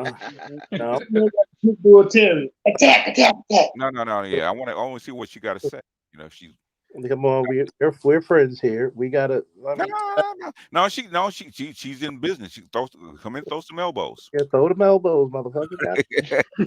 We'll teach you like we friends, but we throw them elbows, just like we jumped on Andre. Throw them elbows. Throw them elbows. And just see, this is what American women don't like. They don't like competition. No, the thing is, she made my point. we know. Okay, why you think the Filipinos, the Brazilians, the Colombians? Notice that this passport bros trying to recruit these passport bros all over the world. Why? They bring money, they bring resources, right? Hey, there you go. Men don't have. Okay, if I was over there, recruit these niggas to come over, right? Marry this guy, okay? Hey, let me say something that just happened like 2 days ago. What the women don't realize is that the men and the governments of these countries are also pandering to it. Kenya just the other day, earlier this week, just suspended all visa costs for tourism. Yeah, because they're trying to attract more digital nomads, and they're trying to bring. Yes. Even if you just go to the DR, they understand that the tourism let him finish, industry. and then we could talk. We tried to get you to talk earlier, but let him finish. They understand that the tourism industry of men brings money. I don't care if you go to Thailand, if you go to the Philippines, if you go to Kenya. These people know that these men are coming there for that. It's not just tourism either, right? Because digital nomads is there to stay. It's brains. It's brains. It's investment. brains. It's money. It's an economic boost. It's talent. It's all that kind of stuff that you bring from the first world to wherever you're going. Right? Go ahead, Jess. Enlighten me. I'm just saying that so if you are in a country like Nigeria or like some rural place in Brazil where there's no running water, you're gonna latch on to the first American man with a blue passport. Do you necessarily like that man? No, that's kind of, I don't know, open to discussion, open to interpretation. I mean, it's just so. Jess, let me respond directly to that. What did Troy say? What did Troy say to his son? Like ain't got nothing to do with it. Even in Africa, right? Hey, Jess, I'm going to tell you something that would carry you through. No, hold on. Let me get next. Hold on, Charles. Hold on. Yeah, hold your horses, right? Go ahead, Victor, because I interrupted you. Go ahead. Jess, what you have to understand is that in these other cultures, women, the job of women is also to improve the community by their choices of men. So you have a lot of women, whether you want to say sexual or physical or whatever attraction, there's also a duty of these women to bring men into the culture or into the community that will improve them. That's why men have to pay dowries. That's why you have to ask the parents. So what you're saying, for you to say that they're not interested, that's not true. A lot of these women don't even want to come back to the U.S. They want you to bring the U.S. to them because they're trying to terraform their environment to be better and especially some of their men, like us as black men, we go over there, especially in Africa, particularly in Africa, we actually encourage and inspire them to be like us. Yeah, So they are interested. So in other words, when if you get married on the continent, what does it like have to do with being married on the continent? The women are Hey, not. just, Oh no, hey, hold on. Can you guys did I drop everybody or what? Are you guys gonna calm down? Okay. When they arrange a marriage over there, does like have anything to do with it? Does it? It doesn't, but there's cultural aspects of it. That's when you're a man coming from the United States, and look at I'm not trying to be mean, but a lot of the men who go to these foreign countries, the nines and in the United States, because those guys usually date women in the United States. That's what I've seen. I have an uncle, Nigerian. I don't know what it was. He married a Filipino woman. They have 2 kids. All of a sudden, we found out she had a boyfriend. By the time she brought all her family from the Philippines to the United States, and she left him high and dry. And you've heard cases. You hear white men. I'm not saying. Maybe I should have clarified my statement. I'm not saying all foreign women don't like American men, but I'm just saying majority. It's a life or death situation. If I don't have running water, and if I see a man who's winking his eye at me and he has a blue passport, why would a American man be down someplace where there's no running water? Well, those are a rural, poor place, Brazil. Brazil. Rio is a city of how many millions of people? Like 10, 12 million people. But the women. There's more black people in Brazil than no. Hold on. Are Brazilian women marrying wealthy, middle class, at least average middle class Brazilian women? Are they marrying black American men? Yes. Art Newsall is one of those people. Master teacher. Yeah. Can I Go ahead. Can I just get a? You got what race is you? Oh, hold on. We got the clock, right? Okay, you guys got a minute. Okay.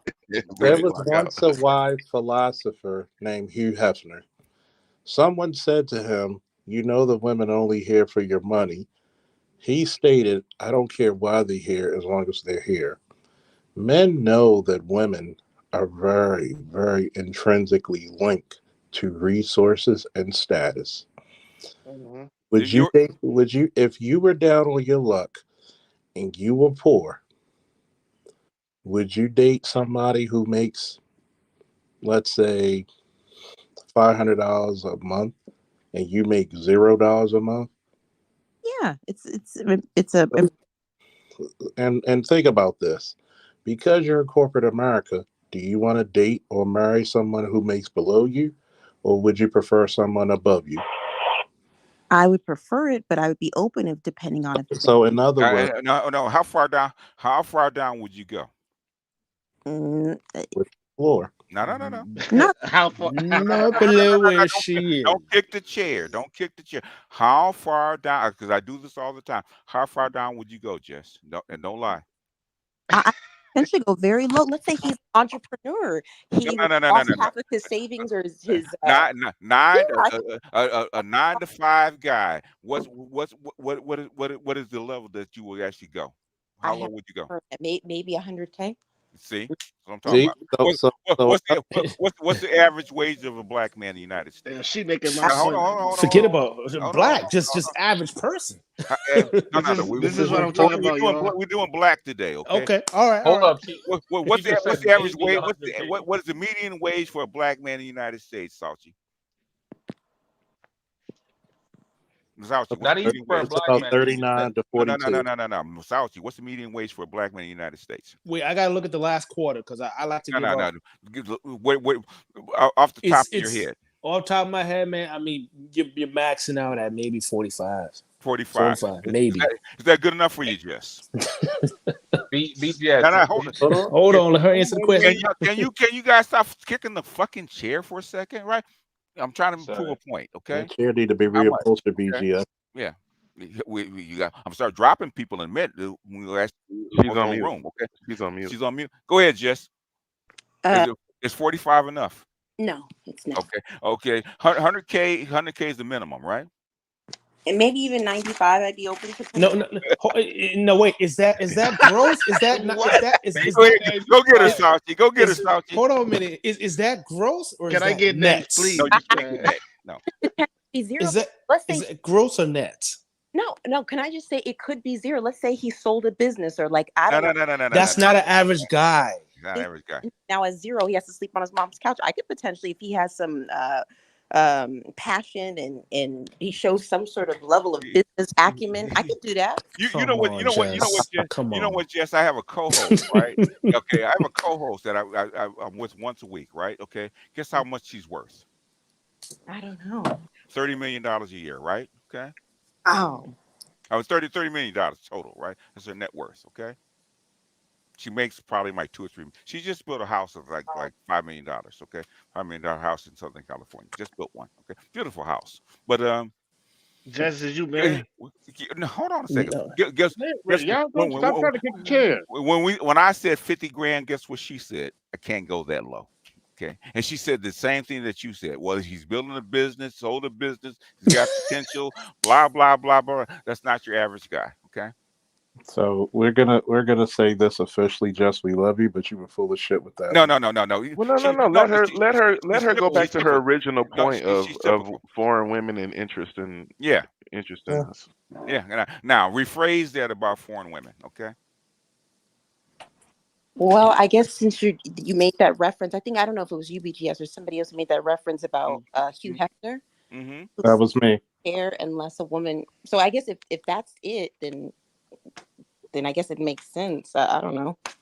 How many women? How many black women? How many women in period in America just marry for love alone, without all the other qualifications? I think a lot of women do. I mean, oh my God. No. Okay, prove it.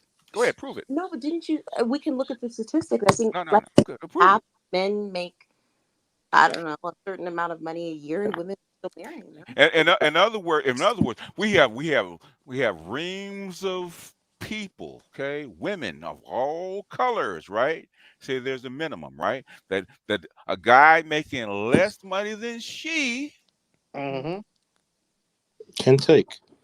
She's not going to marry. Okay, he will become a concubine. Okay, yes. For the most part. Okay, I tell guys that all the time. Oh, you know what? I'm having sex with this woman and she's making $300,000 a year. And I'm making 20. I said, you're a concubine.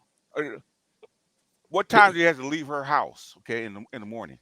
They sound like women, just like a lot of these women say. Oh well, I dated a guy like this. Okay, you dated one or two. How come you can't keep one to get married? So that's not your lane. Okay, say I'm using it as an example, Jess. I know it's not you. You're not that kind of woman, right? Okay. If Jess makes what she makes, right, and she's dating a guy or seeing a guy, I'm not saying dating, right? Okay. That makes like $30,000 a year, right? Or maybe 20, okay? Where he has a couple of roommates and he's barely making and he's got this old beat up car, right? Okay. Jess might see him. She might even like him.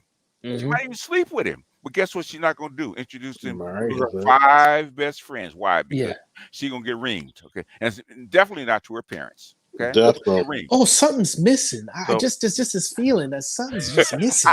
And if I'm wrong, Jess, it's called the income. Please enlighten me, Jess. If don't you dare take it to the Cheesecake Factory. Yeah. Please enlighten me if that's not true. A chain restaurant? Not her. No. So just a question for the Cheesecake Factory. Go ahead. She goes to the Cheesecake Factory, but she got to use the restroom. No. She's fine. I got a question for the Cheesecake Factory. I got a question for you, Jess. Are you familiar with the late great Alan Roger Curry? Yeah, I've heard of his name. Yep. He has repeatedly, and he was one of the kings of the game, the dating coaches here. But he repeatedly has said that he has been the second man to richer women in the California area where BGS is, and that they refuse to accept, make him, their primary person. And he was just sleeping with him on the side. He is.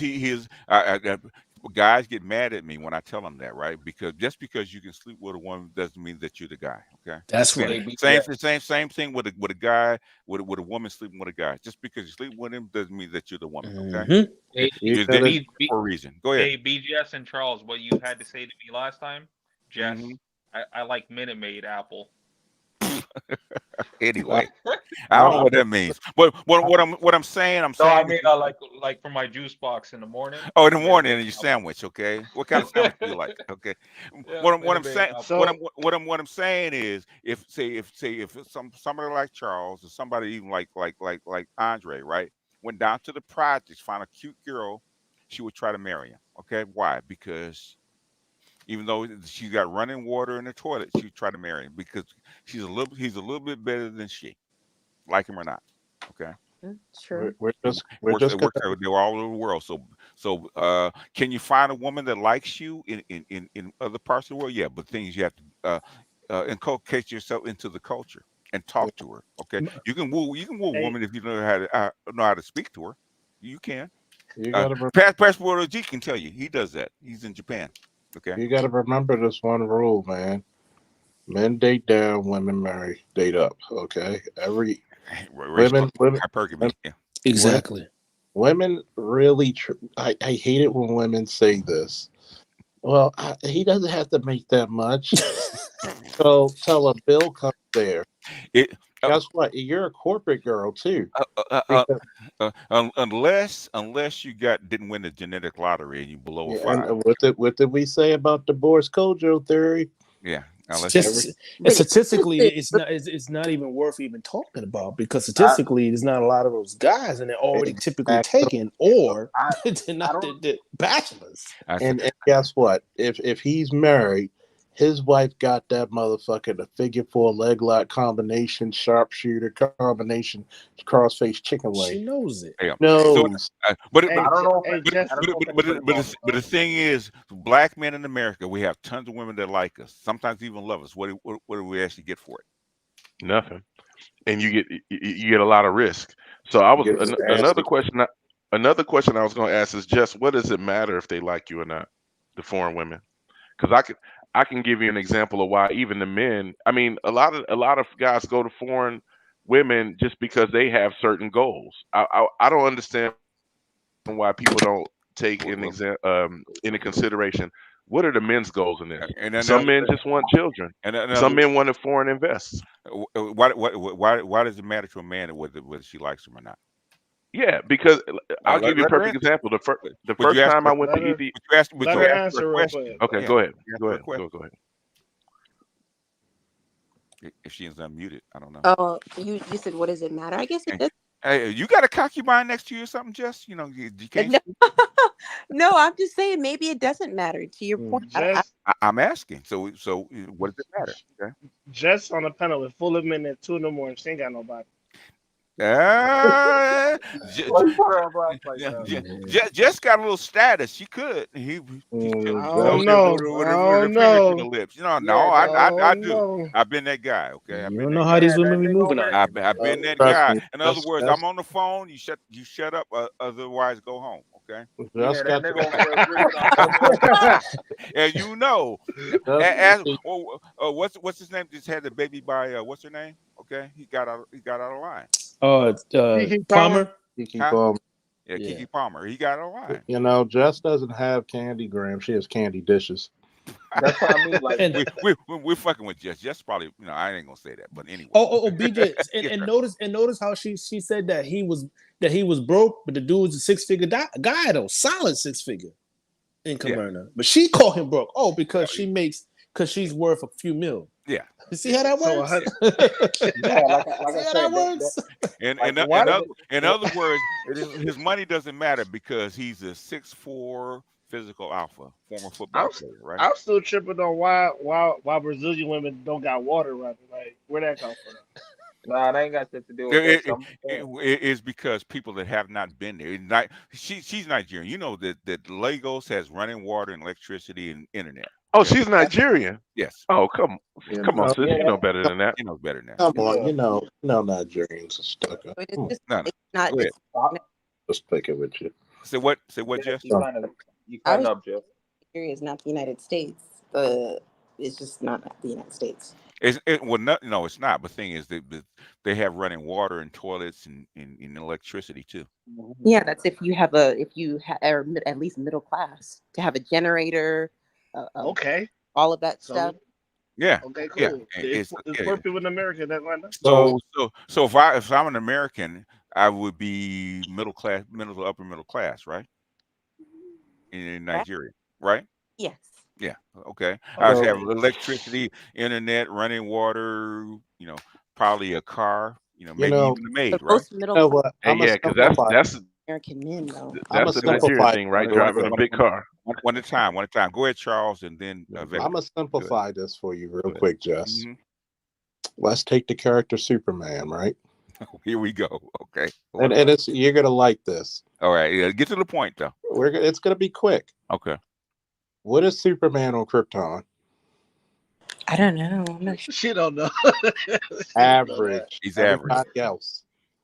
What is Superman on Earth? Superman. A god. He's a god, yeah. So why would you not go somewhere where you're gonna be a god and not average? What would you rather pick if you were the equation? To be average or to be a god? Yeah, but look at your competition though. No, let her explain. I'm glad you said that. No, let her explain. Go ahead. You're not competing among your equals. No, of course not. Yeah, duh. Say it again. That's Black the girl. jungle, baby. No, wait. Say it again, Black girl. Wow. Say it again, Black girl. What did you just say? Say it again. But I said you're not competing with your equals. Like, what is a win if you're not? If you're competing against losers? Who are our equals? Jeff? No. Hold on a second. So define that. You have an advantage, right? Right. Okay. So you went to hold on a second. You went to a top 20 school, right? Why'd you go there? Because I get her. No. Hold on, y'all. Go ahead. I knew that attending those universities would give you a what?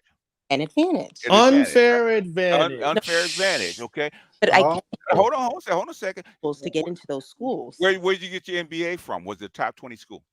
It was. Yeah. Okay. Why'd you go there instead of like Cal State someplace? Because of how it would help me in the future. So would you give up that? Hold on a second. Would you give up that unfair advantage? Okay. No, but I feel like this is an unequal. No, it's not. It's all the same. It's all the same. It's very equal. You went there. So in other words, if you're hiring somebody, right? Okay, and you into your company, right? Okay, where they went to school and the program they went through matters, right? Okay. Yes, you're going to a third world country. It doesn't matter. It's all the same. It's all the same, Jess. You're in a third world country where people don't have money to buy bread. Please let me in, BJ. Where is this Hold on a second, right? Okay. Bread, though. Would you if you were going up against people that went to MIT and Caltech and blah blah blah at your job, right? Okay. And you're like the 50th person on the list. Okay. Would you try? Hold on a second. Would you try another job? No, I wouldn't. Why? Because I feel like I can compete with those folks. Okay. I'm as smart as they are, but I just don't see the equivalent to men going to countries. The Superman. Yeah, you're a Superman among folks who are not doing as well as you. The true testament would be to compete among other competitors. We're asking a question. We're asking a question. No. So, Jess, would you compete if we had to go with the top 15 most beautiful women ever in history? Pick one. Would you be able to compete? And you had to get this trillionaire husband. Absolutely. Would you be able to compete with them? No, I can't compete with no Instagram model. So why? So why not? Because that's just not how my biology says. So let me ask you this. Go ahead. If you played a sport and you were faster, stronger than everybody else you played against, is that your fault? No, if I'm competing amongst people that are paraplegics in wheelchairs. No, no, no. We're No, going no, Olympics. no. We can go Charles, to the let Olympics. her answer. You Really let her Going to answer. the Charles, let extreme. her I didn't answer. win that race. How did Okay. I win I against have so people? many Did questions. did I win against somebody in a wheelchair or somebody with a broken arm? That's not a win. So in other, okay. Can I please be just please? No, you can't. Okay. No, you can't. Okay. If you All right, I'm waiting. I'm waiting. if you're shopping, all right, Stand down, soldier. do you pay the highest price to compete? Shopping for clothes? Shopping for anything, clothes, cars, Shopping for weave. How about weave? anything. No, not even anything. Yeah, you know the fake hair. You always pay the top price. It depends on what it's for. No, you always pay the top price. So in other words, if it's same things going, it is Amazon versus Saks Avenue. Where do you actually buy it? Same product. It depends on it depends on what it's for, the occasion, but I don't see this is not an equivalent. It is an equivalent. It's all a market. Okay, everything's a market. Okay. Everything's a market. Okay. If all you make is 50 grand, you want your 50 grand to go as far as it can, right? I guess, but I still don't see it the equivalent. If you have to go to a foreign country where these people, I don't know. I just don't see it. I don't see it. Well, why don't you? You know why you don't? You know why you don't see it is because women are what? They're what? Sellers. Okay. Okay. You're not a buyer. You're a seller. Or why did your parents come to America? No, yeah. Go ahead, Vector. You've been trying to get in. You got 2 minutes.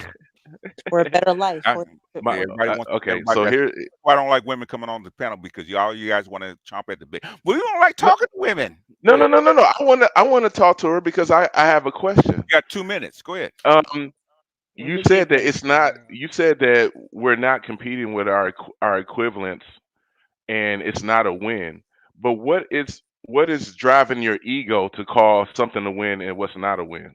Because in our opinion, my win is I get what I want. I don't have to compete against my so-called equivalent. I don't have to compete against the white man. I don't have to compete against any other motherfuckers to get what I want. So what do you mean it's not a win? It's not a win just because I'm going somewhere else. If I'm just I'm talking getting about what I want, how's it not a win?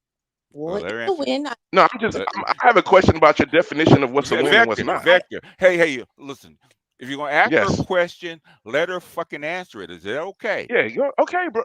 Thank you. Okay, BJS, you don't have to curse at me, I bro. know, but I'm trying to tell you guys, stop interrupting from answering. Okay? Go ahead, Jess. I'm sorry. I'm saying that if it's a win for you, then I tip my hat off to you. But I'm just saying there was an analogy made about Superman. Like Superman, if he's on Earth, what is he? It was some sort of analogy, and I don't know. In other words, where he is on Krypton, he's a regular person, right? Because of the environment, right? Which would be a U.S. man in the United States. In the United States, when he goes to someplace else, the environment changes. He's higher up on the scale. Okay. Correct. So it's arbitrage. Okay. Correct. Now, ask the next question. So can I ask you a question? No, you can't. Let Victor ask the second question, and then we're actually gonna move on. Calm down, y'all. So since we are not actually leaving the planet, right? We are actually still on Earth. How is it not a win? And two, why do you not consider what the men want? So I'll give you an example, let me frame that question. I'll give you an example. My first trip to Ethiopia, I wanted to invest in a business there. And what I found out is if you don't have an Ethiopian partner, there's one cost for your business license for foreigners, and then there's another cost if you've got an Ethiopian partner or wife. So why can't a man go someplace like Ethiopia that doesn't have running water and get a lower what you would call a lower class woman, but that woman allows him now to do the business that he wants to do? And how is that not a win? Listen, I didn't say anybody was lower class. Like I said, a win to you, whatever a win means to you, that's a win. But in my mind, I just don't see it as equal. Equal would be so it's ego. So it's just ego driven. Let her finish. Okay, let her finish. Go ahead. Competing would be competing with folks who speak the same language and can get what you want. You have to go to a country where the overall, I think, cost of living is much lower. People are heavily impoverished. The women are in a it's almost like dire straits. I just don't see it as equal. It doesn't have to be equal. Okay, so last question. Last question. Can I interject real quick? Okay, since it's my show. Go ahead. How about if they want to be happy? Then yeah, of course. I mean, I feel like everybody should be happy. I'm just. Why does everybody have to compete? Right. Yeah. Well, I don't know. I heard the Superman argument, and I just. No. That's not, don't worry about that. Why does everybody have to compete? They don't. I don't. Exactly. Yeah. And the last portion of that, right on BJS is Jess, even if you go to these places where no running water, what you'll realize is that the people that you saying that we're not competing against, big business, they actually have the businesses and are making their money in these same places. And extracting wealth. Yeah. I mean, the big Microsoft and all them people there in these same countries that you say are so, no running water and shit, but this is where people are making their money. Listen, so we are competing. You got 30 go answer. We are competing. No, that's my last thing. And let her answer. Go ahead and answer. Okay. I'm a parent of. I have two of my parents are Nigerian immigrants. I'm not talking down on immigrants. I'm not talking down on foreigners. There was a comment analogy about Superman, and I just don't see it as equal. It's not equal. It had nothing to do with equal. It had and had to a different market. Okay, Jess. It had nothing to do with equal. This has something to do with environment. Okay, environment. That's what he's trying to explain. It had nothing to do with equal. Let's think about it this way, Jess. You're breaking up, Jess. I couldn't imagine myself marrying a man who couldn't even speak my language. Because you're a woman. You're trying to make a woman's argument to a man. You're a buyer, not a seller, not a buyer. So you got to realize that. Think about this in this way, and this is the most simplistic way we could get it. Black men have been awfully competitive in their country. If we were a country, we would probably be around the 9th or 10th richest country in the world. What do we get for all our competitive juices? I don't know. I don't know. There wouldn't be a black manosphere if we went by the competition rule that you set forth, and we competed for our women, for all the competition, for all the things we accomplished. I mean, hell, we overcame slavery, and we have the same rights as the ruling class. What type of respect do we get? Do our women compete for us? Exactly. Do we get the same level of competition from them? Do we get the best, or do we get the bare minimum at best? I think it's both. Both sides have a lot of issues. So so what's the solution, Jess? I think the solution would be people should do what's happy or what makes them happy. Yeah. So going to a third world country, getting a woman that will cook, clean, and do what you ask and cooperate with you is what? Yes. Is what? Jess? Happiness. And what is the goal? What is the ultimate goal? Is it to actually compete or be happy? Which one is it? I guess be happy, but I don't know. Be happy. Be happy, right? Ask Bill Gates when they're a billionaire. I heard the analogy. I'm not judging. Well, the analogy had nothing to do with equal. Well, go ahead. Somebody else want to get in and ask a question. Who's if you're not judging, why do you have to say that you're not judging? She is judging. No, I know she's judging. That's why she said that. That's why I stated that. No, I said it because I feel like there's people are thinking that I'm casting aspersions. No, you're thinking this. You guys can't talk over each other. Talk and then the other. Okay. Let Andre finish the state. Let Andre finish what he's saying, and then when you ask her a question, let her answer it, Andre. Okay. Well, I wasn't actually asking her a question. Well, don't put it in the form of a question. Okay. Oh, my bad. I didn't mean to do that. Yeah, I know you don't. It's a conversation. We're trying because we had 102 people listening. Okay. It's got to be clear. Yeah, like Jess is on the offensive right now. No, it doesn't matter. Hey, none of that. What do you want to ask her? Stop with all the other stuff. Well, I wasn't really asking her anything. Well, then what do you want to say to her? I'm trying to get to that. I'm just saying that, yeah, like we're not here on some like hostile, like basically you're trying to figure out like where you stand. And like the thing that I haven't noticed anybody like got to is the fact that she's like when BGS when you asked her like what is the minimum level that she would deal with, she's like 100K. That's why I asked her that for a very good reason. And then after that, she was like, maybe I might deal with a guy that's at 95K. You can't believe how many women I've talked to just like Jess with a similar answer. Like, Okay, yes. I already know what she's going to say before she even says it. That's pretty common. 5K difference. Like, no, she's actually textbook. Okay. Yes. Really. Right now, Sausage heard me do this many times. It's actually textbook. Okay. Yeah. I was watching it. It's like, yeah. I know. Like, that's why I'm the master teacher, right, Andre? The last That's, you know, if you don't get your invites and ass out of here. Anyway, I do have a question. Let me finish real quick. We'll finish. God damn it. Okay. Well, I'm getting interrupted. Like I'll leave. No, you weren't. Okay. No, you kept. I was, but I'm getting over. Rambling. You're rambling. You're real low. I'm not rambling. Your volume is low and you're rambling. Now be clear. Okay. My volume is low, so that's the problem. So I'll leave this to the professionals. But Jess, I like Apple Minute Maid and Cheetos. He's a concubine. He's from Jamaica. All right. So go ahead. I think Saucy wanted to get in. Just as being a good sport. So she is. She's a good sport.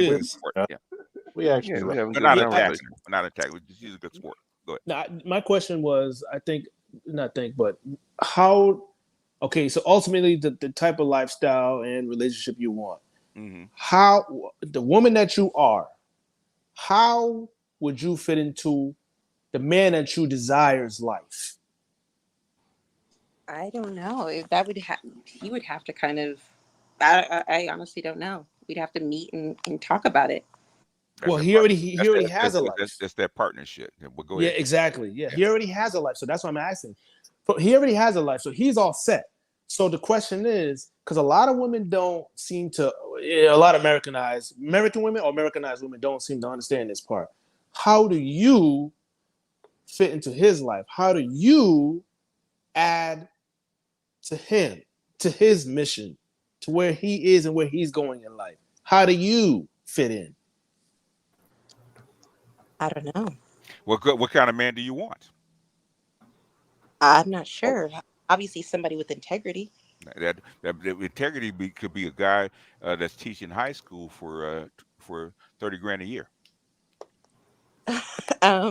Exactly. Are you willing to follow? No. Hold on, y'all. And the other thing a lot of women don't realize, not most men top out in this country. Remember, this is a quote unquote first world country. Mm-hmm. Men top out income wise at about 86,000. Top out. So when I hear women talking about a guy got to make 100,000, 2, 4, 5, especially from women who already don't even get those guys or can't keep those guys, and that's why I ask these types of questions, because then there's a margin of disconnect that these women are not getting. No, it's not disconnect. It's called lying. Yeah. I'm trying to. No. I'm called spade lying. But go ahead. Yeah. So that's what I'm trying. That's what I'm trying to figure out. If you know, so I'm not trying to put you on the spot, but it's to get you to think for yourself. Okay, if this is the type of lifestyle, blah blah blah, and the person I am, how do I fit into the type of guy I want now? And do I even fit into his life? Because if I don't, now you're setting yourself up for major failure. And a lot of American women do that. Yeah, because they haven't been taught. Because they've taught. Yes. They're taught to be homosexuals, which is partners. Okay. Yes. And that's why I'm asking you this. And that's why I asked you that question. Yeah. Because in Nigeria, she will know what her role actually was. Yes. And she knows that. Okay. Ask her mother. Okay. Her mother knows what her role is. but they're not taught here. It's a different. Is she answering the question, or is that? But she said she didn't know. Rhetorical. She said she didn't know. Yeah. She didn't know. Can I throw something at the whole panel as a whole? Okay. Did In everybody get regards to what she said? everybody get their question in? I got one, just one. All right, go ahead. Okay, go ahead. All right, so why did you come up on the comment saying, "Oh, foreign women not interested"? What do you mean by that? Like, where did that come from? It just that came out of nowhere. It came from my just when I was thinking about like pure. Like, did like a man leave you for a foreign woman? Sorry about that. Sorry. Not at all. Answer the question. I was talking from a pure like love perspective, but obviously coming into this panel, I'm hearing that that's not really a factor that you all men care about. So it's not a relevant point. Do most women like I said, that's why it came in about how low would you go, right? Okay, as far as a baseline, right? Okay, could you love a guy that makes 20 grand a year? I could. Would he be your husband? It all depends. No, be honest. Don't sugarcoat it. Probably not, but if he was ambitious enough. No. So if he makes 20 grand a year and you loved him, and he's a pookie, okay, would he be your husband? Probably not. Why? Because it's just not enough. It's not enough, right? In other words, love ain't enough, right? What's love got to do with it? Like Tina Turner said, right? It's a secondary emotion. I mean, do you have a sibling, like a brother, or are you your only child? I have one brother, and then all rest sisters. Okay, your brother. Okay, if your brother brought home a ghetto chick, man, that with tats and stuff like that, and he loved her, okay, what would you say to him? I want to marry him. I would probably like deep sigh, but ultimately I'd stand behind him. It's my bro. Yeah, would you approve? Not necessarily, but eventually I get behind him because it's my brother. Would you approve? Yeah. At the end of the day, you would approve of her if she's a ratchet and she's broke and knowing that she's not good for him. Would you approve? I respect whatever my brother, whatever he loves or whoever he loves. I respect it, and I'll approve. No, you wouldn't, but it's okay. Right. No, you wouldn't.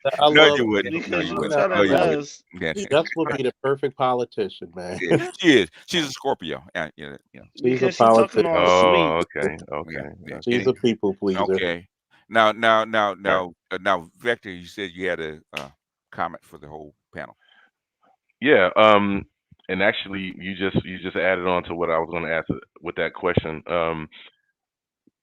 Does this kind of tie back into what we talk about in the Manosphere is talking about financialization of the culture and the economy? Because what I'm hearing from her is that competition matters, like the ego and the status of, oh, well, you didn't get it here, and that matters more than the actual just being happy and getting to the goal. Okay. Well, how does the panel think about that? I can answer it in like 2 words. Saucy knows where I'm going. She's the 92. Okay. 92. And 92s are what? Identified by what? Okay. Climbers. Not climbers, but also what? Status. It is. Yep. Status and aggression and what? Ambition. Right? Okay. A lot of you guys have never dated a 92. The first thing a 92 is going to ask you, they're going to ask you, what do you do for a living and where you see yourself in the next 5 years. Right. So in terms of being the passport portion of it, right? Because ambition, that same ambition and status is dependent on U.S. culture that they're judging us from, right? So how does that conversation always spill over to the passport bros, and they're trying to measure us on the scale that we're not even in? Because they need you to be a backup, man. That's true. But the thing is, they think women want you to compete for them. Okay. They don't like to do the competing. They want you to compete. Why are you going someplace else to a lower status place when I'm here and not competing for me? Okay. Even if I don't want Wait, to. can I say something? Go ahead. Go ahead. White Think about it. Hold on. information, but I'm going to repeat You, it. let's you, Go you ahead.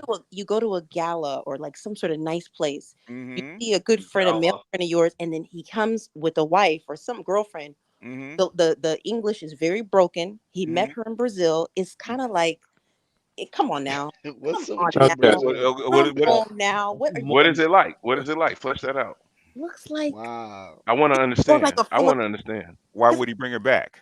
not even that. It's just like Why would he bring her back? no, not even that. It's just like you're like I don't say a loser, but it's like you You were couldn't going to say a you loser. Whoa.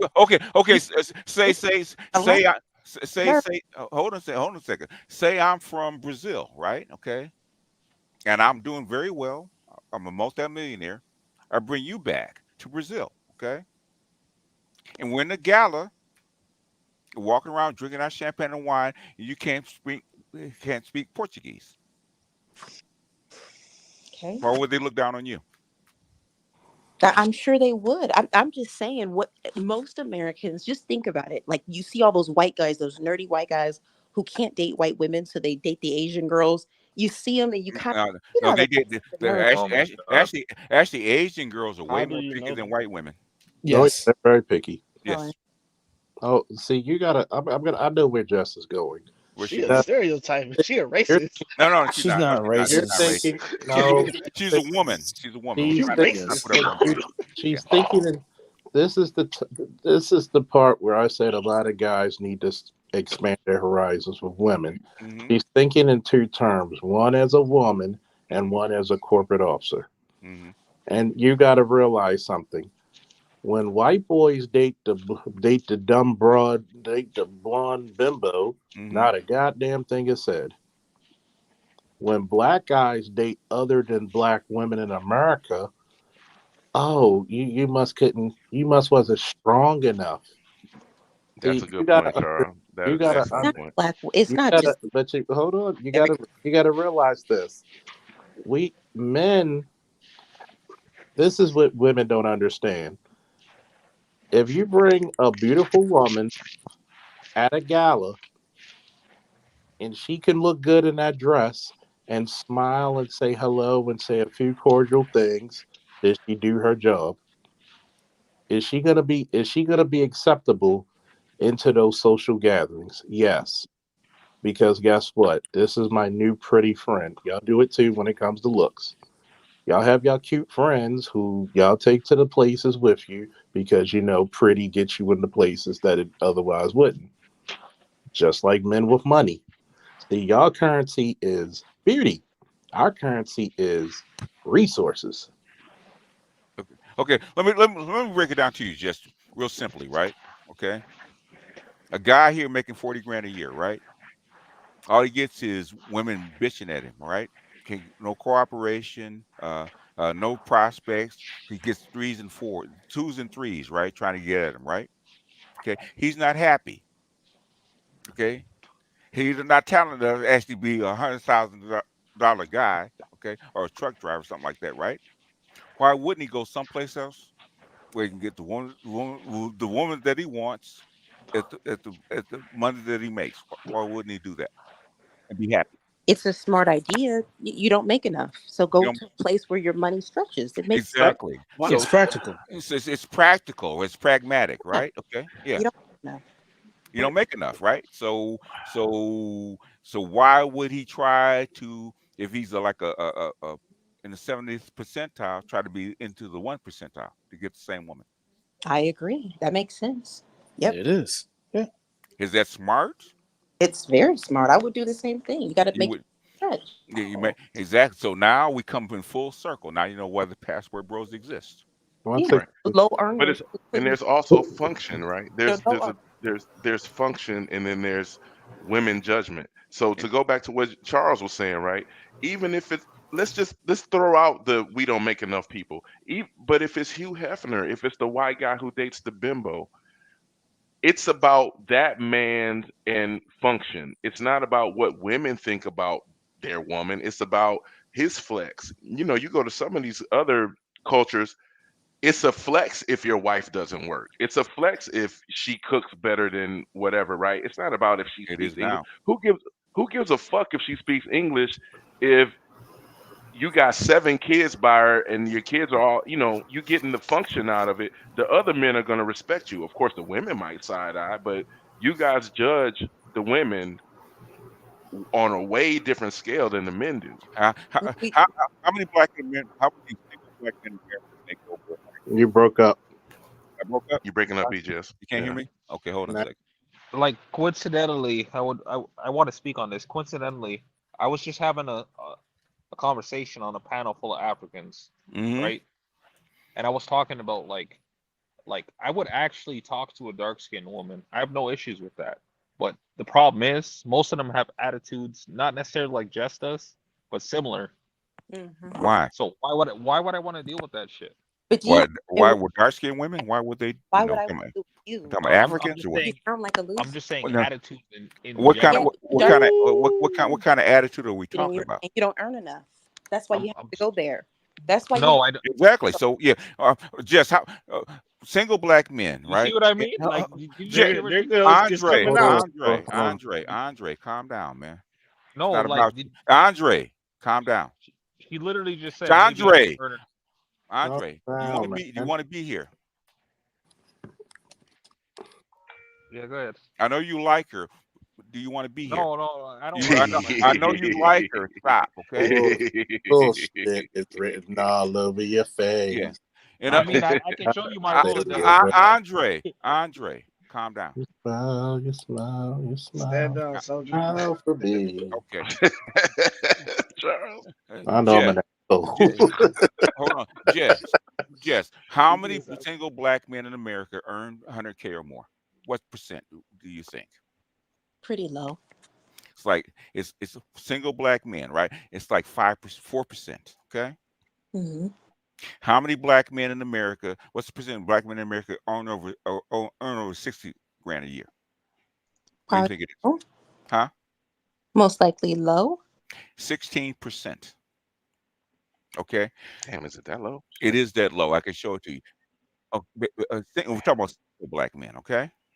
I've shown charts many times coming from black demographics about single black men versus single black women and what they earn. Okay. 45% of single black men and women earn less than 20 grand a year. That's what your system is built on. So it's a pyramid. Okay. If you can figure out how to get all black men to make over 100K, sign me up. I'll follow you to the ends of the earth. Okay. But I don't think most black women care about that. Like most black women don't even make that amount of money either. Okay. Hold on. Okay. I'll say this. Who wants to deal with a Gabrielle Union or a Tiffany Haddish? No. Hold on a second, right? Okay. You don't think black women care, okay? Why did you get online when you ask them what should a black guy make? What do they say?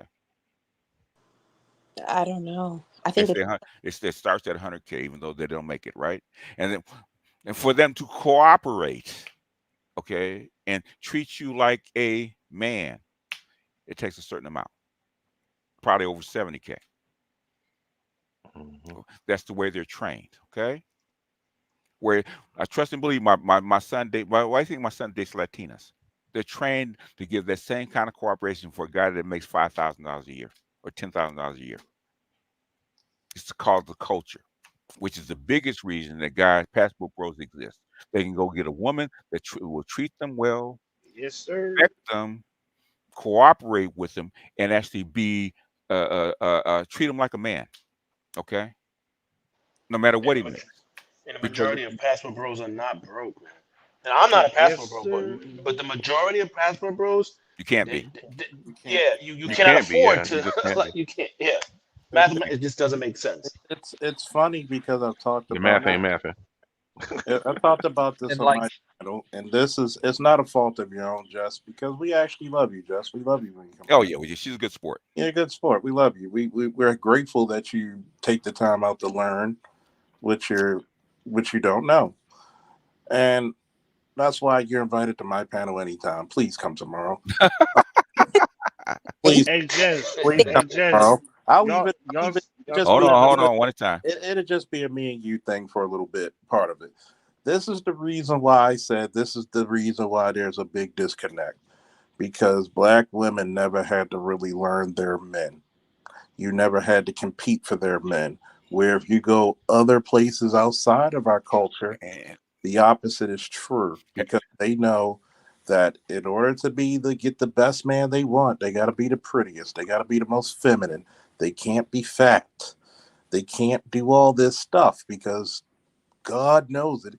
If you weren't raised in a multicultural environment, guess what? You would see.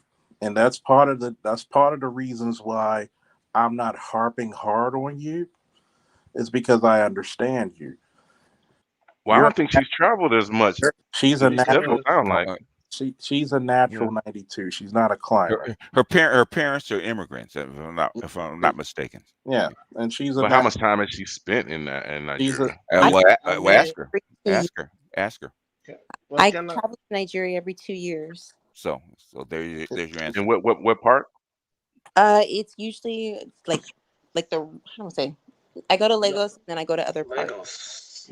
So are the Nigerian okay? So women? you're not in the third world part. No, you're in the first world part. So y'all live in huts still? Nah, that's a joke. But yeah. No, that sounds crazy. No, man, Lagos is dope. One time. And this is how you can because she's a natural. You can't all speak at one time. Say excuse me and get your point in. Okay. Can't talk over. Sorry about that. Go ahead, bro. My bad.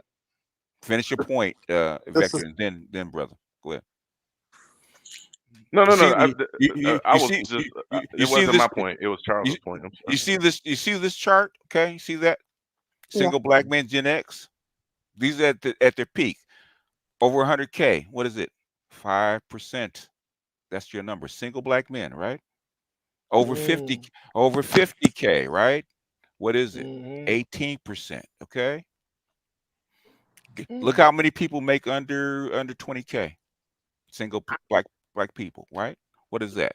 46%? That's your number. By the way, could you send me those charts, please? I shall. Okay. I show these.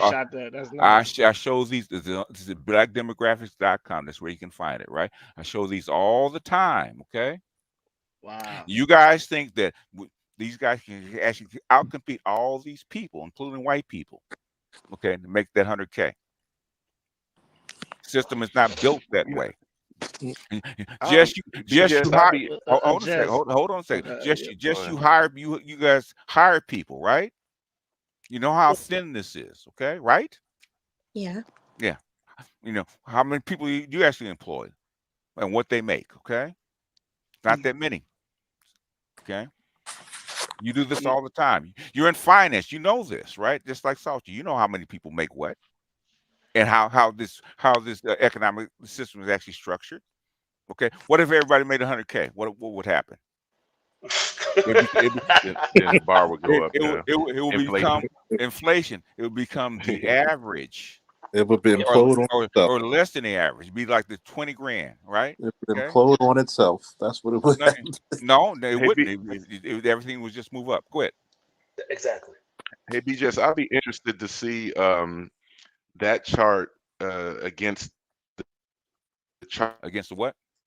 Chart, and then you got to go back and what you said. And then if you look at it year over year, just the men who do make that money, how fast they're getting married. You gotta go. I'm sorry. Did you guys get that? What we got? Part of the thing is trying to find all that data. Okay, it's not accessible. Decreasing in America. What I find interesting is the fact that she said that she was like. What I find interesting is the fact that she was potentially born in Nigeria, and she no, she was born here. She wasn't born in Nigeria. She was born here. Oh, okay, that makes sense because she has the typical like westernized. She was born here. She was born here. Yes. Okay. Yeah, she said she was born in Africa. No, her parents. She's Nigerian. Her parents are Nigerian. Yeah, she's second generation, and she has a typical second. She's first generation. She's just like me.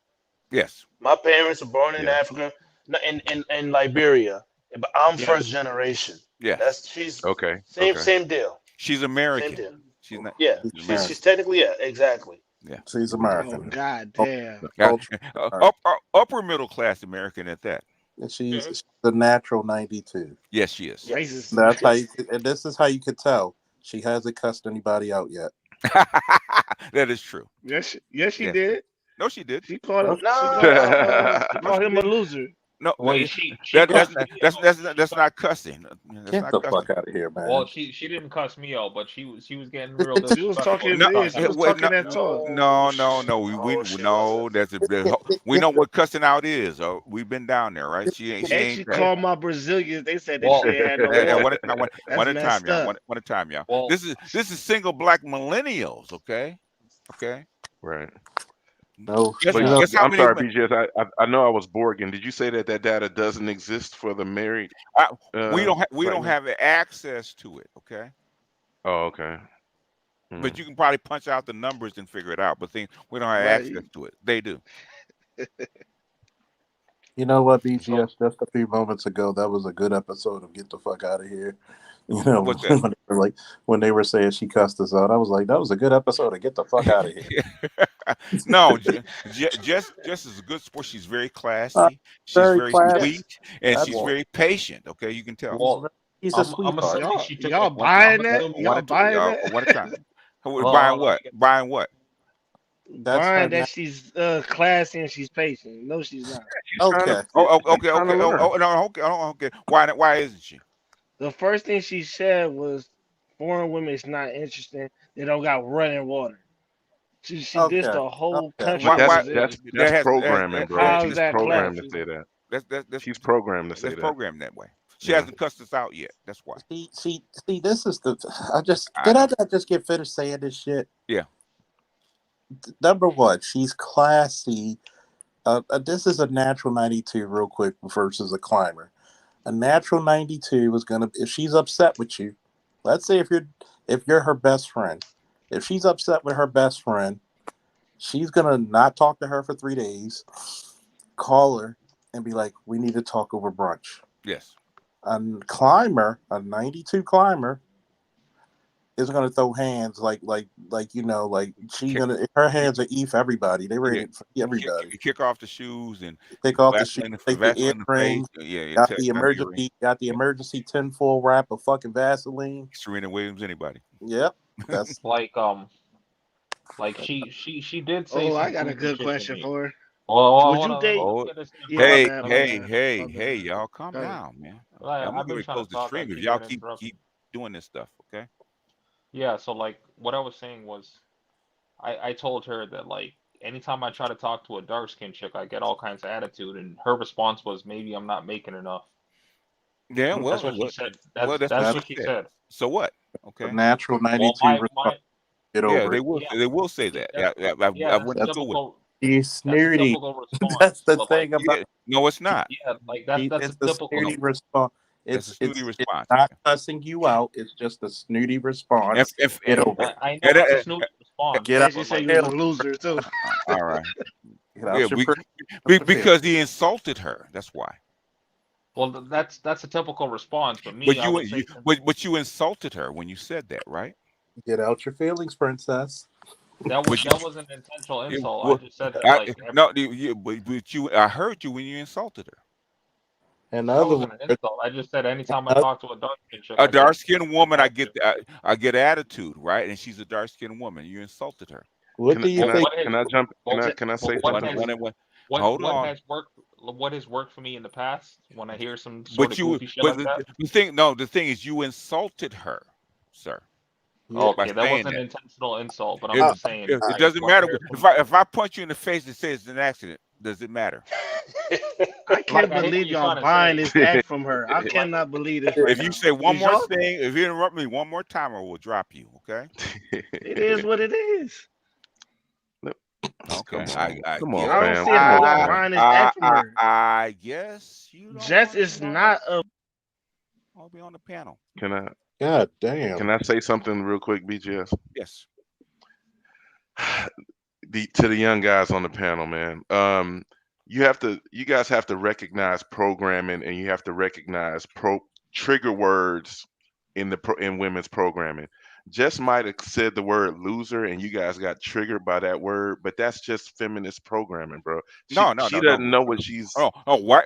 That's white women programs. That's the first thing they'll call you. Exactly. Yeah, that's white women programs. And calling us losers that goes back to what I was asking the question about. Was a loser alludes to the fact that there's supposed to be some inherent competition, and it's just like, well, we ain't competing, so I'm not a loser. Why did she call him a loser? Because he's not competing. No. He said when I talk to black women, I get a certain kind of response, right? Women, and when I get to talk to dark women, I get attitude, right? Just because she said just like you, okay? That's what he said. He basically made a direct comment. Is that an insult or not? No, it is insult. It is. You're correct. So the response is maybe you're a loser, right? Is that fair? Hold on. Okay, is that fair? Is that fair? Yes. To respond that way. Yes. Okay? That's why she said it. Yes. That's her response, because she's not the type of woman to cuss him out. If that would have been a climber, she would have cussed his ass out like he wasn't a child. Then he responded to something else and said, maybe you don't make enough. In other words, he started the fight. Okay. Correct. What I'm referring to is before he came in, and when we were just talking about, her comment 30 minutes ago about, for us not competing, and she said during her statement that it gives off her impression is that, you're kind of a loser. I just think that's just programming talk. It's not. It's just trigger words. We have heard that from the chicks in the ghetto to the chicks in the corporate office, have we not? Facts. Yeah, and I haven't been able to finish. Like my usual response is like that. Like I typically don't talk to don't do that again, man. You triggered it one time. That's an insult. I have a dark-skinned daughter and a sister, right? It's an insult. It's basically you just see, this is the type of behavior you're displaying when little boys like little girls and they insult them. That's the type of shit you're portraying. And it's like, yo, be cool. I'm gonna just tell you, how you gonna out Klingon a Klingon? That's the crazy part. Like, it's funny because it's like, look, dude. But I don't think it was an insult. Motherfucker, you insulted her. I heard it when you did it. It's called be cool, man. You don't. I'm not sure. Hold on for a second. Hold on. You gotta be cool, because you're gonna. The purpose of this is that you're gonna turn Jess into the women you claim you don't like. Yeah, but I don't understand. But this is the reason why I've always tell you on every panel: impulse control, play cool. I hear that, but okay, all right. Let him get it out. I'll explain to you one more time. Right? Go ahead and say what you're gonna say. I don't understand how me telling the truth about scenarios that happened to me is me trying to insult somebody. Okay. Exactly. Are you dark-skinned man? Are you a dark-skinned man? Yes. Okay. I could say if I say dark-skinned man will ask you assholes and broke, okay, what would you say? That wasn't the point. The point. No. If I said it, what would you say? I could care less what anybody says. I really don't care what anybody's opinion is. Would that be an insult? I mean, it could be, but me personally, no. Would that be an insult? Tell me the truth. Don't lie to me, man. I have thick skin, so I can care. No. Don't lie to me. Don't lie to me. That bullshit. Don't lie to me. Well, that's for me. I'm a different type of dude. No. You ain't that different. Don't lie to me. Don't lie to me. I have tough skin, so No, you don't. Don't lie to me. I don't care how tough your skin is. Don't lie to me. Like, I got people talking shit. No. Don't lie to me. Is it an insult or not? To anybody but me, it would be. Bullshit. Okay, you said that to her for a reason. That's an insult. But you did not like what was coming back to you. Okay. No, I wasn't saying that to her at all. I was just saying that, and she responded to No. Come on, man. Stop. No, Stop. I literally just no. Andre, are you the dumbest motherfucker on the planet, or you bullshitting me? Which one? No, I literally said Andre, are you the dumbest motherfucker on the planet, or actually, are you bullshitting me? Which one is it? No, like I literally brought up the scenario. I literally said No, I was on a panel Andre, full of you know what you're okay? All right, man. Africans All living right, in Africa. Andre. Do you want me to ask you bid you a good night or what, man? I think I better let it go. I told you what you just. I told you what you did. She responded to it, right? You insulted her, okay? But I don't think I did. Doesn't matter. That's not what I was saying at all. I literally said I was on a panel full Andre, of Africans listen living before in you Africa. All right. And like I wasn't trying to Andre, insult them. I don't want to hear it. I literally just said Andre, I don't want to hear it, Andre. Everybody heard it, okay? That's why I tried to stop you before you even said it. I'm just gonna give you a little bit of help, man. You got it. Go back and read the EQ shit. The problem with the biggest problem that you're having that I've seen from different panels, read the room. Yeah, I hear that, but it's just like he's asking me if I would be insulted. Wait a minute. Andre, petty shit, because I really don't care what people have to say about me. All right. Yes, you do, because you're reacting to it, right? Andre, you're listening to respond and not no, he's pissed right now. He's having. I'm not pissed. I'm chilling, bro. No, you're not chilling, nigga. Stop. Stop with that. You gotta listen to. I'm 60 years old. My son is older than you. I know the difference. Stop it. You gotta listen to comprehend, dude. Because read the room. If we had somebody who was being rude, there's time BGS will be like, y'all got 5 minutes. She's not being rude. Let's be honest. You may not agree with what she said, but she's not being rude. And like I even gave how many examples did I tell you about a natural 92 and a 92 climber? If she was a 92 climber, she would have cussed you up. Yeah. As soon as you brought up dark-skinned girl, and I have dark-skinned daughter, I have dark-skinned baby mama. Okay, I got a dark-skinned sister. Right. As soon as you start saying that shit, I said, Andre, don't do it. You kept doing it anyway. Okay? It's the fact of the matter that you already know that was just gonna be bad. Like. It just takes the conversation to a way different conversation. Yeah. Like I don't remember the exact context, but all I was saying was that I was on a panel with African dudes living in Africa. Okay. So what? And so what? I don't remember the context. Like I was saying, I do not remember the context. But like that was the whole thing. Out of sight, out of mind, and just drop it. Out of sight, out of mind. Okay. Yeah, I'll drop it. That's fine. It's just I don't know how dark skinned women with attitudes came up with in the whole thing. Where'd that come from? That's what I mean. I don't remember the context of the conversation. Where'd it come from? But I don't remember the context, but that's what I was saying at that point in time. That's what I was talking about. It wasn't no direct attack on her. I don't give a fuck to fucking attack bitches. Like, that ain't my shit. Like, I really don't give a fuck what a bitch thinks. I really don't care. But on my panel, you have to, because she's a guest, okay? Yeah, and I've been respectful to her, like, this entire time throughout the multiple. Not really, okay? Not really. We had to dial you back a few times, okay? And these goofy niggas in the chat is talking shit. All right. You go to bed, man. Come try it again. Try it again tomorrow. Okay. You go to bed. I'm good. I'm chilling, bro. No. You going to bed. You going to bed. In fact, it's where you at. Okay. You going to bed, man. Woo! My goodness. And now a message from our sponsor. Jesus. I know you like her, but the thing is, don't go overboard. Okay, it's obvious. Anyway, sorry about that, Jess. No worries. I didn't mean to. No, it had nothing to do with you. Okay? Nah, yeah, he's mad. He's mad.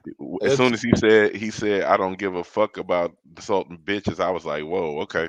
Yeah. We going there now? Yeah. My God damn. Like, don't worry. You'll get the little. You'll get the pass note. And I'm really sensitive about niggas, people saying something about dark skinned women. Okay, I really am. If you had a child who was dark skinned, Yes. or you grew up dark skinned, you heard all the all that stuff, and I know as soon as you said it about attitude stuff like that, ain't no difference, right? In fact, light skin one you give you more attitude than dark skin. Oh Lord, they don't even text back. They don't text back. So it's supposed pretty privilege. That is an insult. That's an insult. But I don't think it was an insult. I don't care. I had to check a guy on duty, and he didn't realize the term, and I felt insulted. Man, she pretty for a dark skinned girl, and we were in the line, and I'm like, dude, do you even know what you just said? Yeah. She's pretty for a dark skinned girl. I said, what if that was your daughter?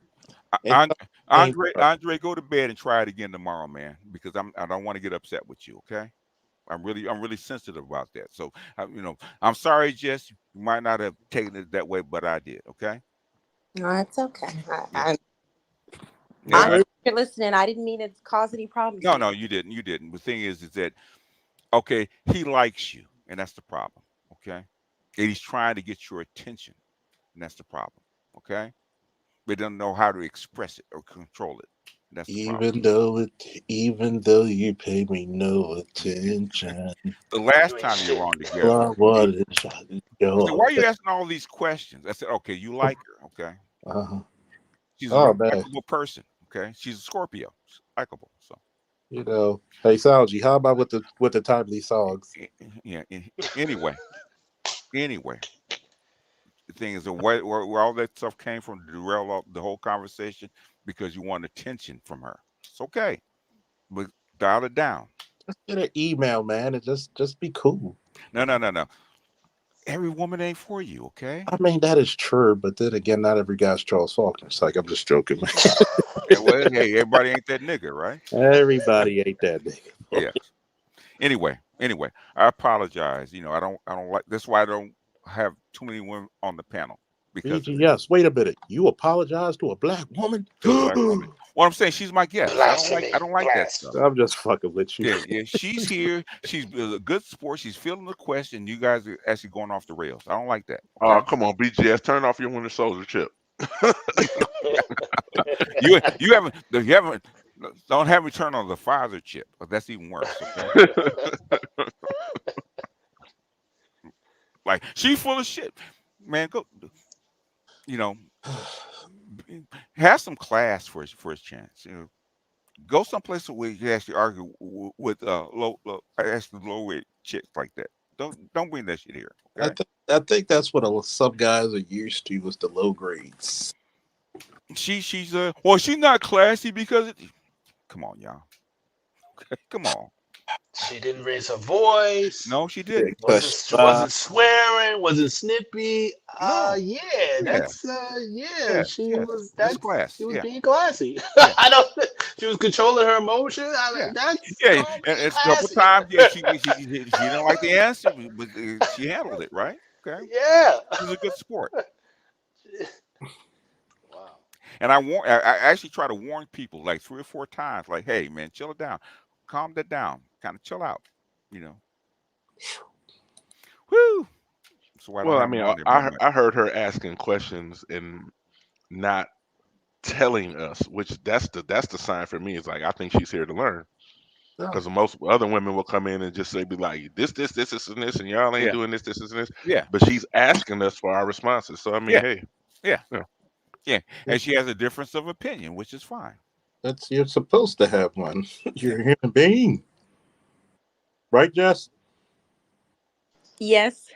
Well, then again, you might be a bot. Andre, if you're a man, you argue with women. It happens. Okay, stop lying to me. All right. If you hadn't had an argument with women, you've never been with one. Okay. It happens. That goes with the territory. It goes with the territory. Damn. You just gave me flashbacks. Come on, man. Like, you're 30. I wasn't born yesterday, Andre.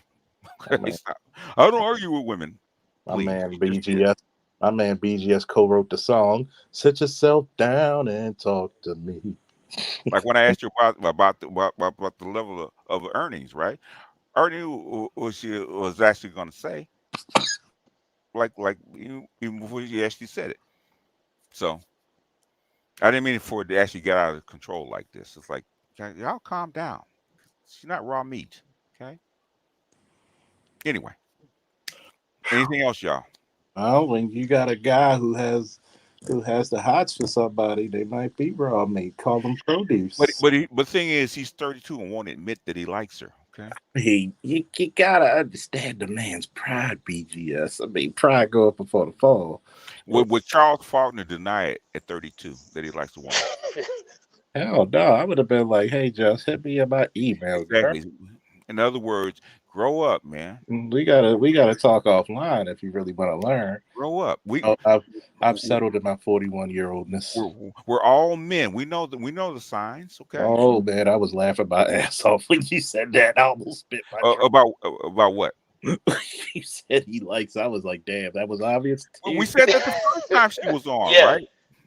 Yeah. He even admitted it. He was like, "Well, I'm just trying to." What was the joke? Jess, I like high C, and what was the sandwich? I don't remember. Yeah, like high C. What type of sandwich? Oh, it sounds like you're trying to hit on her. Okay. Anyway, my man.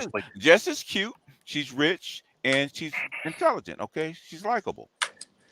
If you think I gotta be telling you, if you think I got what you need, show you right.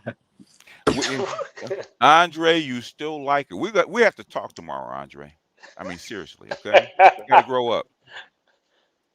Damn, everybody can see it. I don't like her. No, I don't. My grandson would eat the milk. I don't like her. No, I don't like her. No, I don't care if she's cute. I don't like her. No, I don't. Damn. Okay, I got a question for Jess. Go ahead. Jess, when you framed your statement as far as us competing with our equals, do you well, as far as passport bros, excuse me, do you recognize any of the drawbacks of American society that black men have to face that other men don't, that makes it unequal? Oh, she dropped off. Yeah, she probably had to go to bed. Yeah. All right. Anyway. Oh, there she is. She's still there. Probably. Yeah, there she go. Sorry, I couldn't hear, so I had to come back in. Okay. No, I was asking, when you framed your statement as passport bros not competing with their equals, do you recognize any of the inequality of the playing field that passport bros are trying to leave behind? I do. There's a lot of economic factors that play a part, racism, other stuff. So is it when you're saying that, were you just saying that because you believe that passport bros have to compete with their quote unquote equals, or was that just a talking point? I just heard the phrase made about Superman and like the different like planets or areas, and I don't know. And I even think about my own dad. When my uncle married a Filipino woman, he had a lot of questions and concerns. Mm-hmm. And I don't know. I feel like he expressed like kind of that, like, why couldn't you find someone with a similar language? Some of the stuff I mentioned, he's a man and he even said some of this stuff. So I'm like, I don't know. I mean, with Filipinos speak English. Like my daughter, my sister-in-law, she speaks English. She's a Filipino. But it's like not the same culture, and it's like no, it's not. They've been married like 35 years. Mm-hmm. But I'm just saying that my sentiment is not totally. I feel like some men kind of see it the same way too. Okay. Okay. So my question, I guess, would to frame it as, and respect to Charles, I think it might be a bad analogy, the Superman thing, because on Krypton, all Kryptonians are Kryptonian. But if you were to say equal playing field, and you're talking about the white passport bros, I would say you are accurate in that analogy, but I don't think that black men who are passport bros are necessarily equal in Krypton either. Oh, You got to think of the analogy, right? It's because in other words, for black men, right? Black American men, let's just put it out there. We're literally Superman in our country. You ask anything you ask from us, fight any war, create 85% of the inventions we still use today. Yep. Fight racism, not only in the courts, but in the streets. Burn down cities to get our rights. What respect does the average black, because those were a lot of average black men who did this. We are literally the Superman. We got to get the fuck away from Krypton to come to Earth just for just a minuscule piece of respect to get somebody who still wants to be a wife to us. That's the Superman analogy. Don't worry, Jess. If you come tomorrow, I'll explain more about the analogy later. I mean, it's real simple. The environments matter. Okay, that's what he's trying to. Yeah, the environment is going to change the culture, and it's going to dictate the culture. So if Charles went to Nigeria, where would they actually sit as far as class? Probably like upper middle. Or Upper middle, right? Okay. Upper. Like all the people on this panel would actually fit there, right? Yep. Upper middle, right? Okay. Mm-hmm. Okay. Environment matters. Doesn't matter whether it's Philippines. They speak English in Nigeria, do they not? They do. Yep. They do. And Kenya and Ghana and a few other places, right? Yep. Anywhere else, you a British colony. Yes. Okay. Environment matters. Okay. And that's why your parents moved here. Absolutely. Environment matters. Mm-hmm. And your parents were not not low class. They weren't average. Were they average? That's not my dad. Huh? My mom was, but not my dad. My dad comes from upper middle. And so your mom married up. Mm-hmm. Yep. Okay. Huh. Strange how that works. Peculiar. So does your mom love your dad? Well, I mean, they've been married for 40 plus years, and That's not the question I asked. Did she love him initially? No, she did not. Oh, really? She learned to love him. Wait a minute. I thought that matters. Did she like him initially?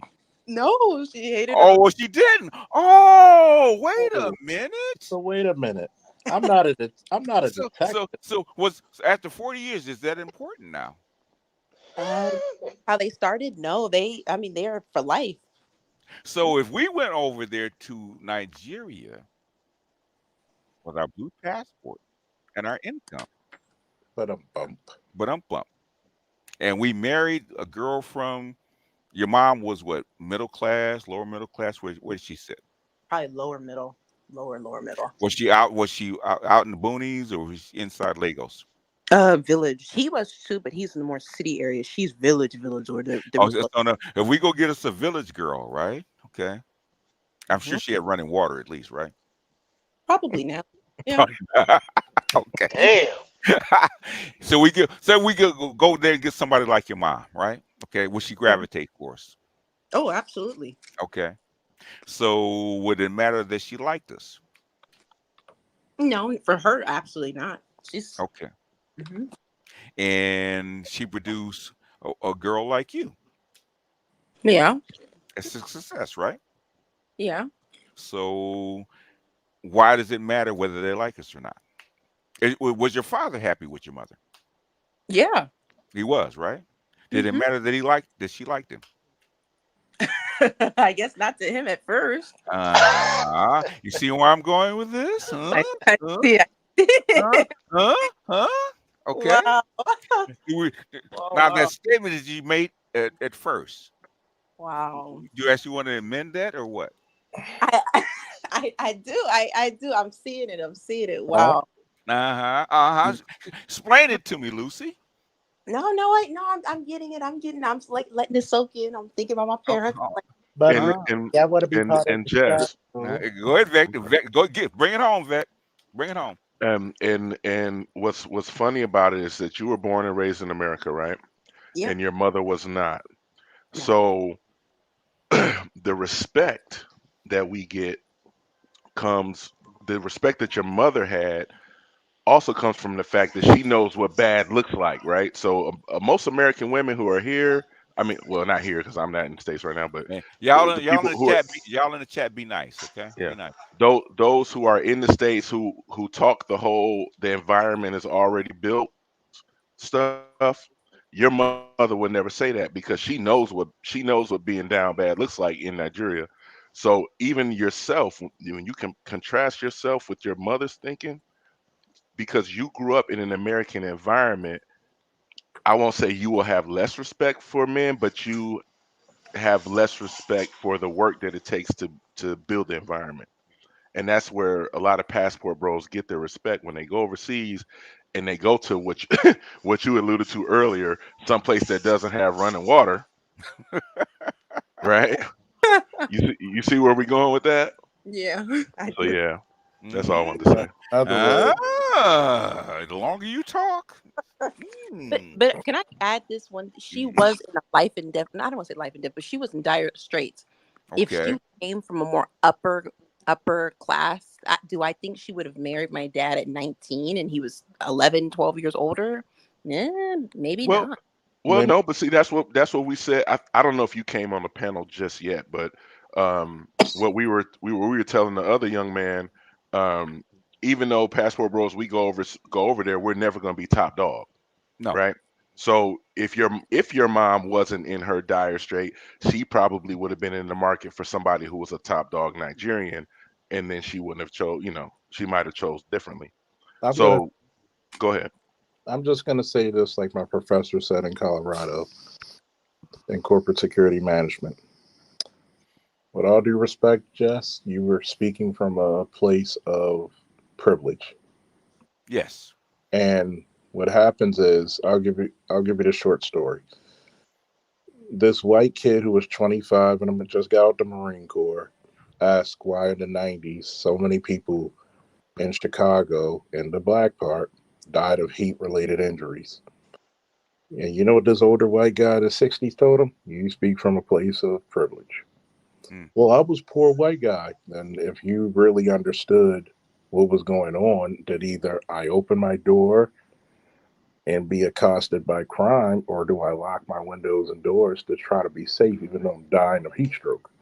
And if you already understood it, you wouldn't have to ask it. That's the point that it gets to it, because you're speaking on how you were brought up, but you really don't have the, how can I say it? Live how your mom lived for 6 months. She don't have the lived experience of her And mom. that's the part. The lived experience, you might have visited, but live there for 6 months to a year how your mom lived. Yeah. No, grow up that way. And Completely grow up different. that way and see how you have your mom and your dad did a great job, because parents always want their children to be better, contrary to popular belief. And they did such a good job that there's almost no comprehension of how she grew up. And you kind of look down upon it because a lot of women, especially in this country, look down upon the working man. And this country doesn't move unless the working man goes out and work.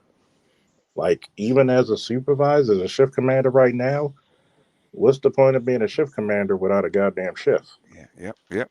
We always ask, how come the Nigerians don't live like Americans? Why is that? Lack of infrastructure, resources, a lot of corruption. So is it their fault? Not necessarily. Maybe, well, some part maybe, and it's not necessarily. Is so it or does it actually reflect on the character at all about competing? Nope. I'm asking. Do Nigerians compete to live? Well, they try to, but with corruption and other stuff, it gets a little. Even corruption is competing, right? They're trying to dog eat dog, right? That is true. You're That right. is true. So the thing is, even with them competing as hard as they can, what stops them? Just factors higher than them. The infrastructure, Okay, number one. The society, the way it's built, number two, right? Okay. Yeah. Same thing in the United States. How come everybody doesn't make 100 grand? The powers that may be. Everyone can't. Everybody cannot make 100 grand. We are not, and I don't know what it is when people go to college. It's like they seem to forget the basic just basic human nature. We're not created equal in ability. That's for one, and two, people seem to like, I don't know if they're being honest with themselves or dishonest with themselves. A lot of people really, and BJ, you said this, people really don't understand socioeconomic class and then the difference between, economics. They don't understand macroeconomics. Like right. they really don't know the numbers, because like people just throwing out numbers like people make 100 grand is like normal, and then 100 grand in certain areas is like 100 grand where I'm at is nothing. Mm-hmm. Because I'm literally less than an exit away from DC. So actually 100 grand is exactly. Yeah. So this is why, and again, I'm a finance guy. So like when people start bringing out these numbers, especially women, I'm like, hold on a minute. Where are you at? Where's your family from? What's your background? And that's why I say, how do you fit into a man? Because if you don't know how you fit into a man, you don't know his socioeconomic, if you don't understand his socioeconomic position and his mission, this is why so many women fail and they're delusional. Because, okay, so if we go with black men, I'm the numbers guy. Third quarter this year, so I got raw numbers, wet, still bleeding for black guys. So if you want to go average, that's $693 a week. Mm-hmm. Median, $968 a week. Now, if we go to the 90th percentile, which is the top 10%, okay, you're hitting $118,716. But again, how many of those guys are in that pool? And then again, in my area, 118,000 again, sad to say, ain't shit.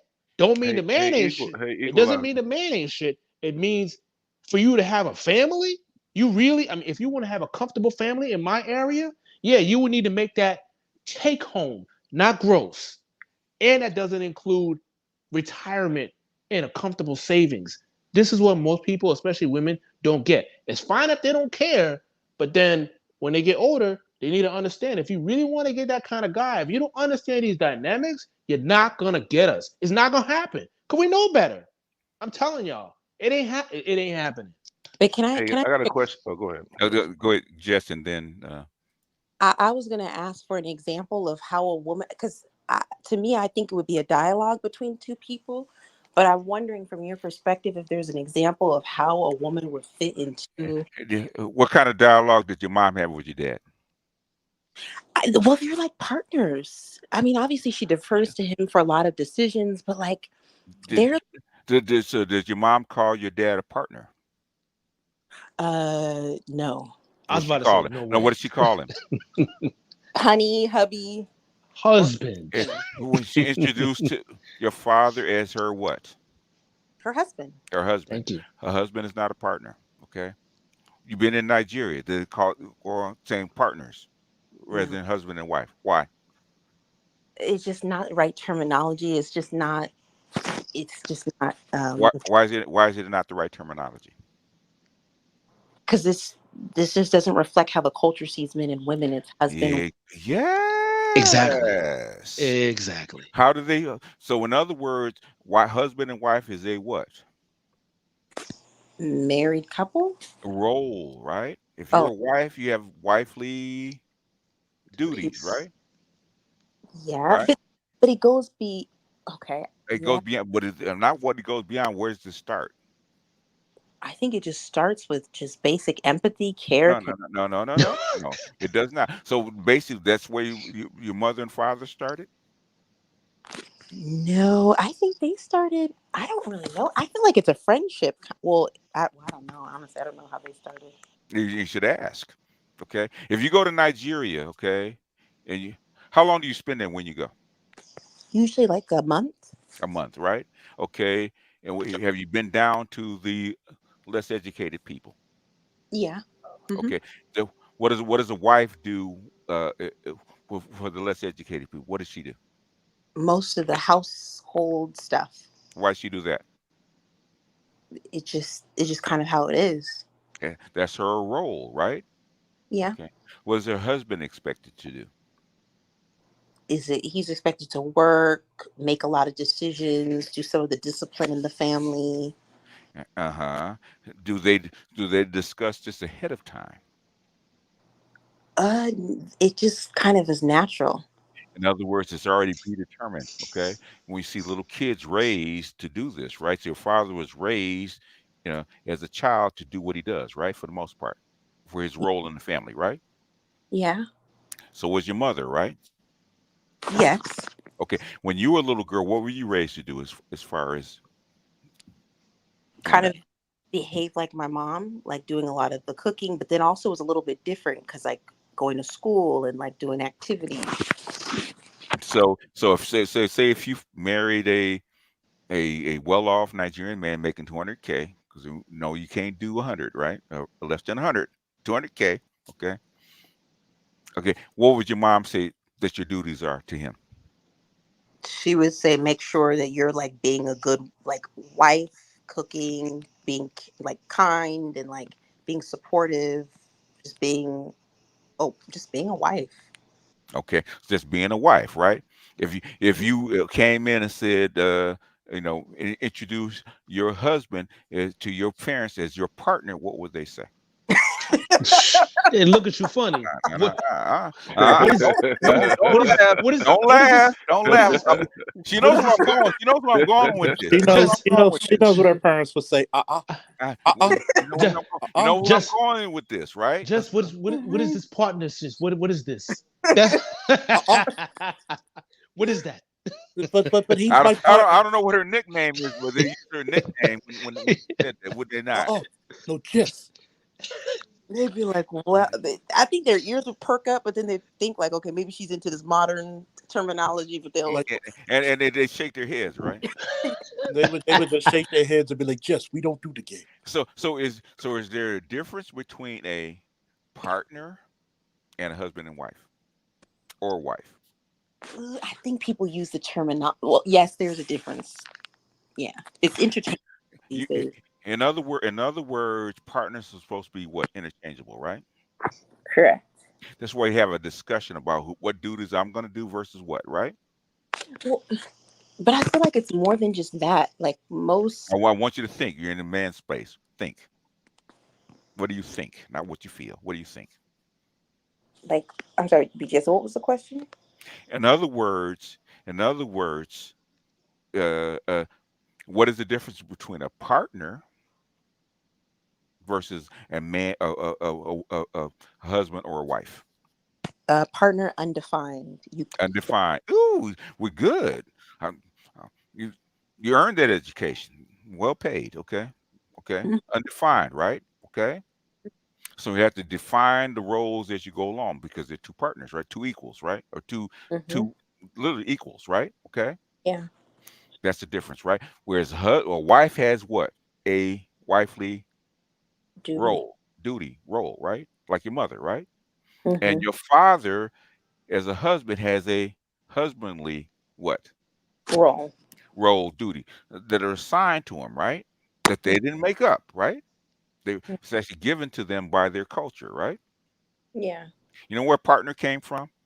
You probably heard me say it before, right? Yeah. Yep. Where'd it come from? I'm not sure. I'm thinking that. I don't want to. Go ahead. No, you there? Yes. Okay. LGBTQIA. So if two men get married, it's kind of weird to call them what? Husband and wife, right? Yeah. You call them what? Partners. Partners. Does a man have a defined role if he marries another man? No. Mm-mm. Have to figure it out, right? Okay. Yep. If two women get married, is one a husband and one a wife? Nope. Okay. They're what? Partners. They're equal, right? Mm-hmm. They have to define the roles as they go along, right? Yep. We're actually living LGBTQ relationships. Whew. Yep. Without knowing it. Look at all these rumors. In fact, my mentor, and she writes a whole lot of books. People know me in real life, right? She's written like 40 books. She's been doing this for like 45 years.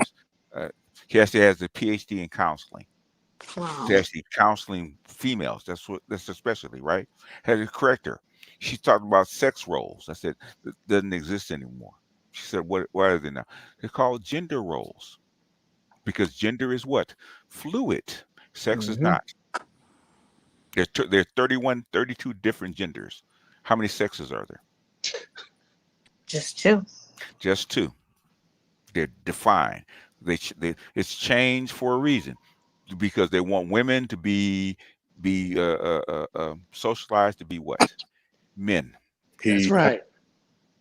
So they did this to turn you into a man. So basically, you're a homosexual more man. profitable. Yep. Yeah. Can I just say? Go ahead. No, go ahead. But like, I hear what you're saying, like about like men wanting more traditional women, but I feel like men, they say they want that, but they still want the woman to work, bring some income. And to your point, I don't think most men have an income that will support a woman to stay home. Hold on a second. That is true. But the thing is, if I take my income and I go to Nigeria, can I support a wife to stay home? Oh, definitely. Okay. So would that be moot, right? And besides, no matter how much money you make, does that give you a right not to be feminine? Well, let me jump in, Charles. Those are different issues. Go ahead, Vector. That's a different issue. I'll jump in next after that. Just to answer that question, that's the men kind of doing. They're kind of doing the thing that you were doing as far as the competition part, right? Because many of us, particularly myself as a Gen Xer, we get raised with the Huxtable shit, right? The power couple. Mm-hmm. Okay, I'm gonna be Bill Cosby, and I'm gonna have Claire Huxtable on my arm, and we get pre-programmed to believe that we need a partner. So that's some of our programming that we have to break. You know, I had to break that myself. My wife doesn't work, but I look at how much money I save, and especially now with the current economy, just look at childcare. Like most women don't even make enough money to cover the fucking daycare. So it's like, why are you going to work? You might as well stay home. And you know what I had with my mother and my children, right? She didn't want to work. I said, "Can you live on my income?" First question I asked her, if I work 40 hours a week, can you live on that? Guess what she said? Hell no, nigga. Said no. That means your ass got to work. But that is work. See a lot, and that's where the feminists come in. I mean, outside, feminism. When I say work outside the home, you got to bring correct. But that's where the women start fighting each other, right? Because you get the feminists trying to tell the wannabe housewife women that's not real work, and the women who want to stay home are like, "Fuck yes, it is. It's work to be a wife." Remember the video I did, "Groomed to be a Man"? Yeah. Yes. That's why they want to turn that housewife into a money earning man. Yes. And the thing is, because a lot of women say exactly what Jess says, as if, I don't know what happens when a lot of people go to college. They seem to forget about history and just basic match order of things. It's called indoctrination. Exactly. Yeah. The vast majority. Look who's there. The OG of the passport. The OG. I just wanted to say that, the vast majority, women have always worked. So I don't understand like this whole thing of, well, because I gotta work, you don't deserve to be, you're not man enough or whatever it is. But women have always worked. The only difference is with industrialization, the work went from the house, inside the house, or the family farm, or whatever, a trade the man had, and it went outside the family. That's the only difference. But women have always worked. Facts. And women are talking about these technically top 5%ers or top 10% women who don't have to work. But remember, that's top 10, top 5. We're still there today. The only difference is that the average person, they have a better living circumstance. But you still, at the average, even at 80, even in the 75 percentile. Yep, both your asses got to work if you want to actually have enough money to retire. If I go live in the village, does that woman work even though she's at home?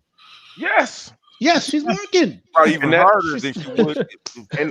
And I think that's where modern times have misdefined what work is. Yeah, because women think I don't have to work doesn't equate to doing housework. Like, no, the woman who stays at home and quote unquote doesn't have to work is still fucking working. She's just working in the house. And that's one of the things the military.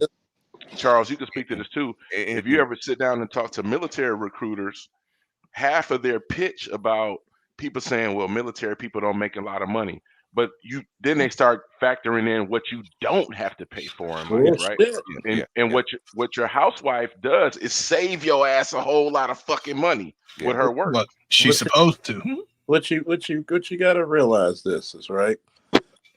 Women want to be equal so much, okay? Mm-hmm. Women only want to be equal with the 5% of shit in life. Mm-hmm. I don't see 50% of women saying I want to be fucking bricklayers. I don't see them saying 50% of them I want to be a cop in the worst of your fucking cities, a firefighter. I want to be a sanitation engineer. I want matter of fact, I want 50% of women to pay child support. I want 50% of women to lose custody. They don't even want to pay 50-50 of the bills in the house. Exactly. Look, I got stories about that. Hey Charles, I know you. Hey Charles, what I usually tell them, Charles, is they'll come around and they say, well, men should help with the housework and they should help with the kids. I said, and I ask them, I say, hey, when was the last time you cut the fucking grass? Yeah. Well, I'm gonna tell you what. When was the last time you went out and washed the car? When was the last time you sprayed for bugs? I'm gonna tell you what it is, right? When men raise kids or spend time with the kids, that's easy to us because we're the fun parent. You never hear anybody say, my mom was fun. I'm not the fun parent. I'll tell you that. I'm the fun parent, but I'm the disciplinarian. I'm not the fun parent. And it's like, BGS. I am not the fun parent. My kids will tell you, I'm not. Their mother was the fun parent. I wasn't. You gotta think about it. For us to raise kids are easy. Hey, Jess, it is easy. Let me ask you this question. Should women be drafted to go into the military in case of emergency? I don't think so. But why? Go ahead. No, go ahead. Expound upon it. Yeah, expound upon it. I mean, women just have biological stuff. I mean, something that happens every month, hormones. I don't think smaller, less strength. I don't think. I'm gonna ask you a question. How much strength will pull a trigger?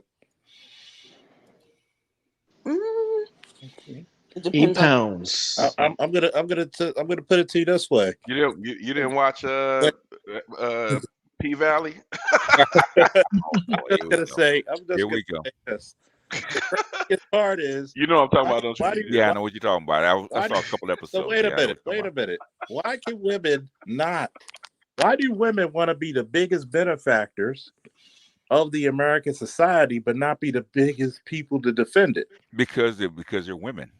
Duh. Stop the goddamn. Anyway, OG, you want to get in? Go ahead. Respond. Oh well, I wanted to ask. I'm sorry. Jess, you want to respond before OG goes? I was going to make a comment. I just feel like if I'm a woman and I'm working 40 plus hours a week, you're working long hours. Like, I don't. That's why it's all screwed up, right? Yeah. We built a society for that. Okay, that's what society's actually built. It wasn't that way before. It's not that way in Nigeria, is it? Nope. It's not built that way. How we design a society? Go ahead, Pat. OG. So I wanted to ask Jess. My audio's good, right? Yeah, you can hear you. Okay. Yeah, so Jess, how many people in your immediate or extended family have gotten a divorce from Nigeria? I only know one. That was because the person had a mental health something. Yeah. So if let's say that you're pretty much where maybe my parents or grandparents were, where there was order, and then the order started falling apart.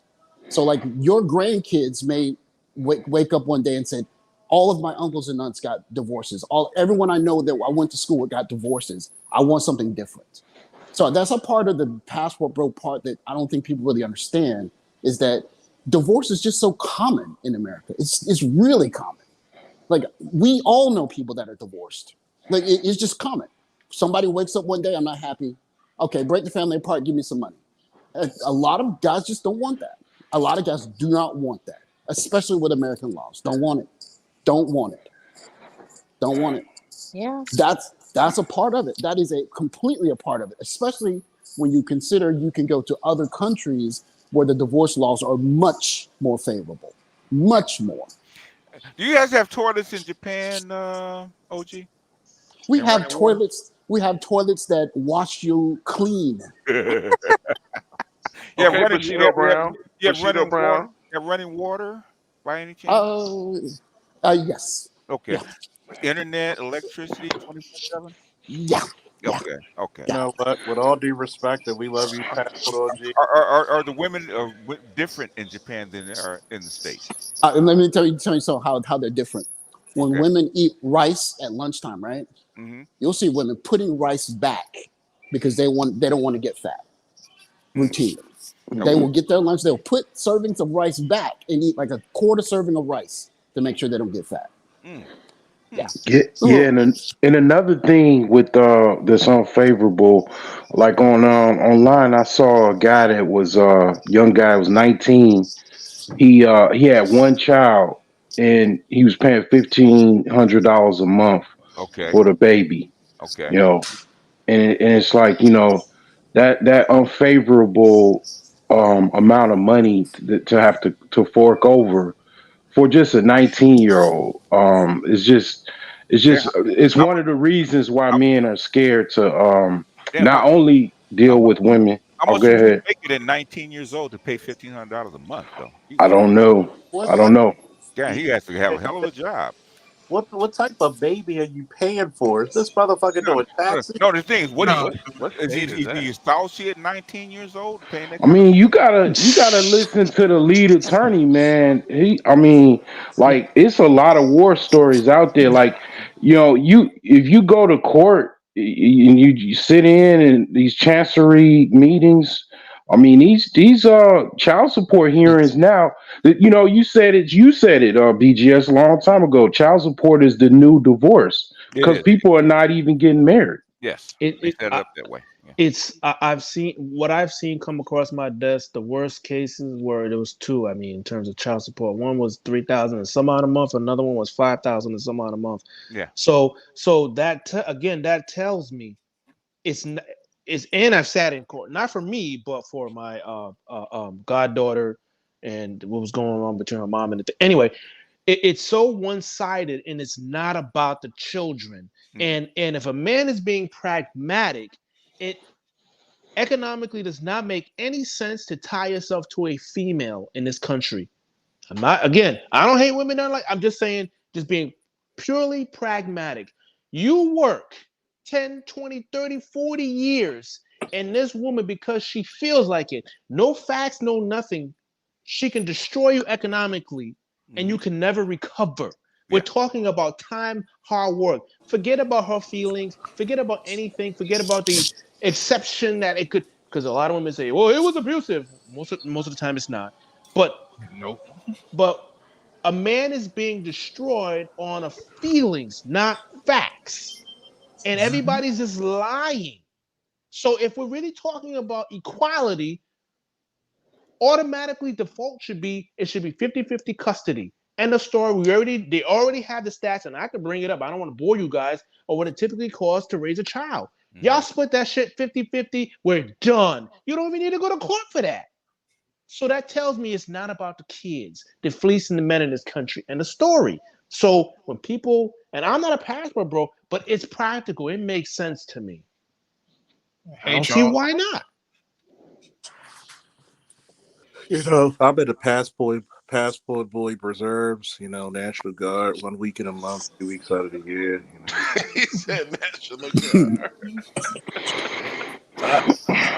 then another thing is, as far as the income is concerned, it's not just income. And you could be a good looking guy, tall, everything.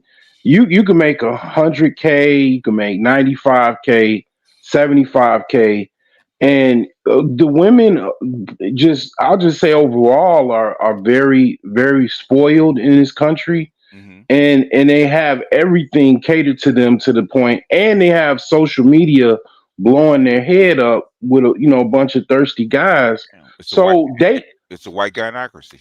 so you don't, yeah. So you don't even, the average guy is just not appreciated, because the average woman, especially black women, just look at you like, you're nothing, and it's like, you're not nothing statistically, but that's the way they look at it, because they got Pookie that's willing to do whatever to get under get in their inbox or get with them.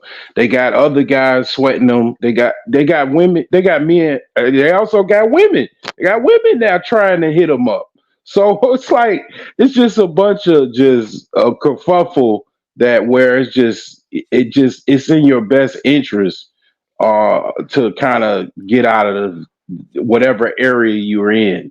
If you can find somebody else in America, fine. If you got to, hop over the pond. I mean, it's just like that. And it's because of just a lot of different social behaviors and social engineering, and also the laws, the judges making decisions that affect people's lives to give them some type of financial misery, whether it be divorce, whether it be child support, and also more importantly, very unfavorable custody decisions towards your own children.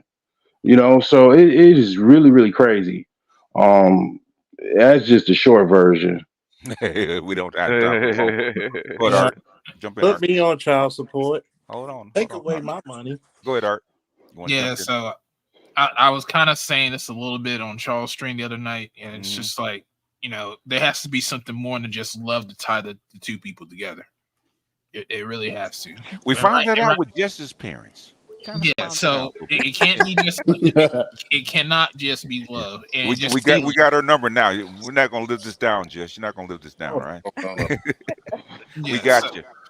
So like, even with my mother, like when my mother had 2 kids before she met my dad, she said it was her obligation to give my dad kids when she got with him. That wasn't love. That wasn't, she knew she had a role to play within the relationship, and she knew this man didn't have kids. If she wanted to be with this man, she would have to give him kids. So she already knew that.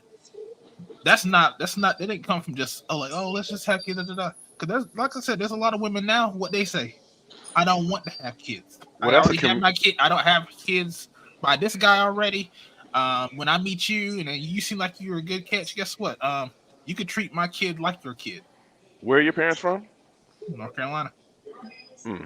Nice. So that's what I'm saying. There's a big disconnect even between boomers to even my generation. Yeah. Boomers were the last ones that really solidified And what's your generation? My generation? No, his. Millennial. If he's parents is boomer, he's a millennial or Gen X. Okay. I'm a millennial. I was born in '82. Yeah.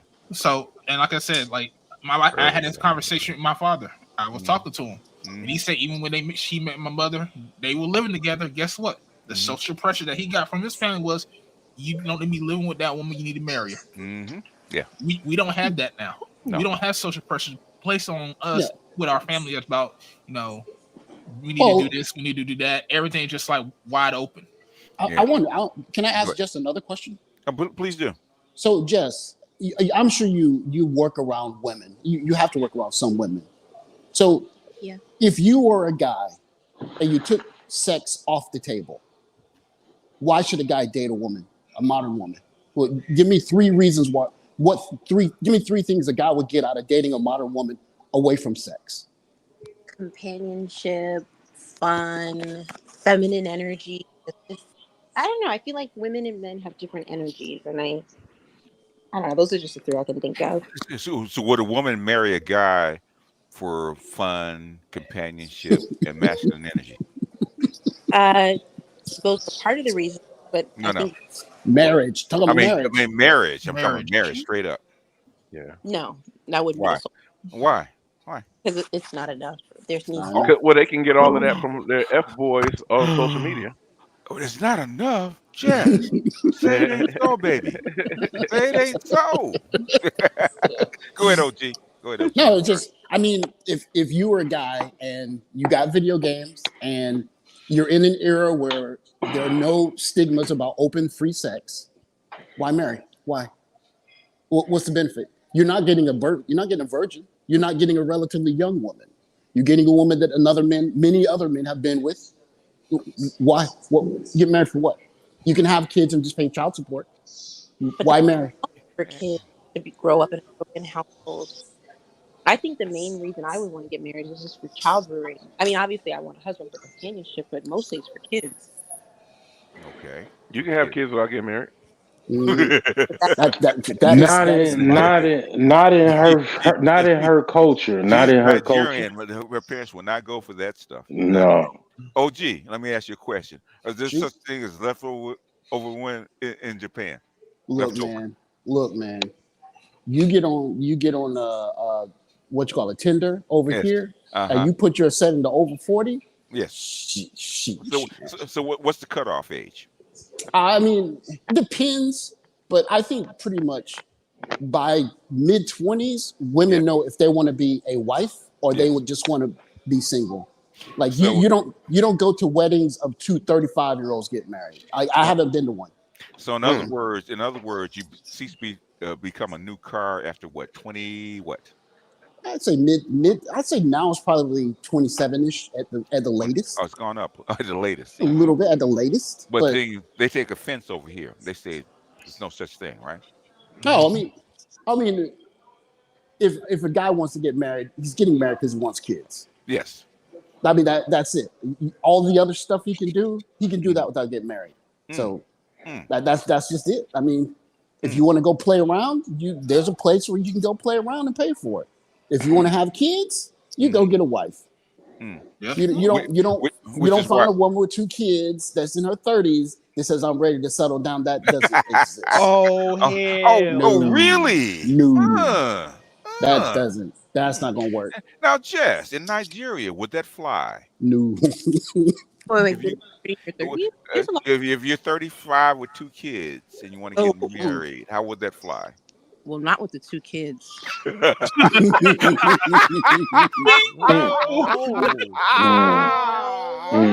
All right. Now you see why there's a manosphere, because it's like 70% of black women are single with children. Now you see we don't look so dumb to you now. Andrea will let you back up if you promise to behave yourself. Sir, truth first. Go ahead. Go ahead. No, go ahead. Hey, go ahead, OG. No, what's that song that what you call it saying? This is America. Look how they singing. What's that song? Yeah. Oh yeah. I mean, this is America. I mean, Childish Gambino. Yes. We went through the 80s and 90s with girls getting pregnant in high school, and we're 30 years past that. So now it's just I'm 30. I got 2 kids. I've been married. I need a man that makes $100,000. Nobody's even blinking an eye anymore. That's just the norm. Yeah, I just showed how many what the percentage of single black men make. At what levels? I'd be like, the funny part of go ahead. Who's first? You know what? I need a woman that makes $250, man. Hey, look, the funny. She's right. She's right. She's right there. She's right there. Oh, you're a DC shit. You're talking to her right there. Oh, let me start the car up. Shit, fuck this. You're talking to one. She's one of those. Hey, girl, I'm a water this. The funny part about excuse me, just what you say? I was just gonna say that a lot of men these days are looking for like a power couple. They want to know what women do for a living. Like, right. Who are these men? Let me tell you why men look for a living. Because a lot of women can't turn that shit off when they come home. Yeah, when you say a lot, give me a percentage. I would say like a lot of like a huge portion, like one of the first. What do you do? Like they really want to know. You're a numbers lady. Give me a percentage. 80%, 75, Come on 50, 30. Maybe like 50, which is pretty. No, No. Not even close. See, Charles was right about that. Hey, See, hey, if a man is asking you that, basically all they want to know is like, okay, she's going to be a headache. No. I can tell you, Jess. Okay, Salchi,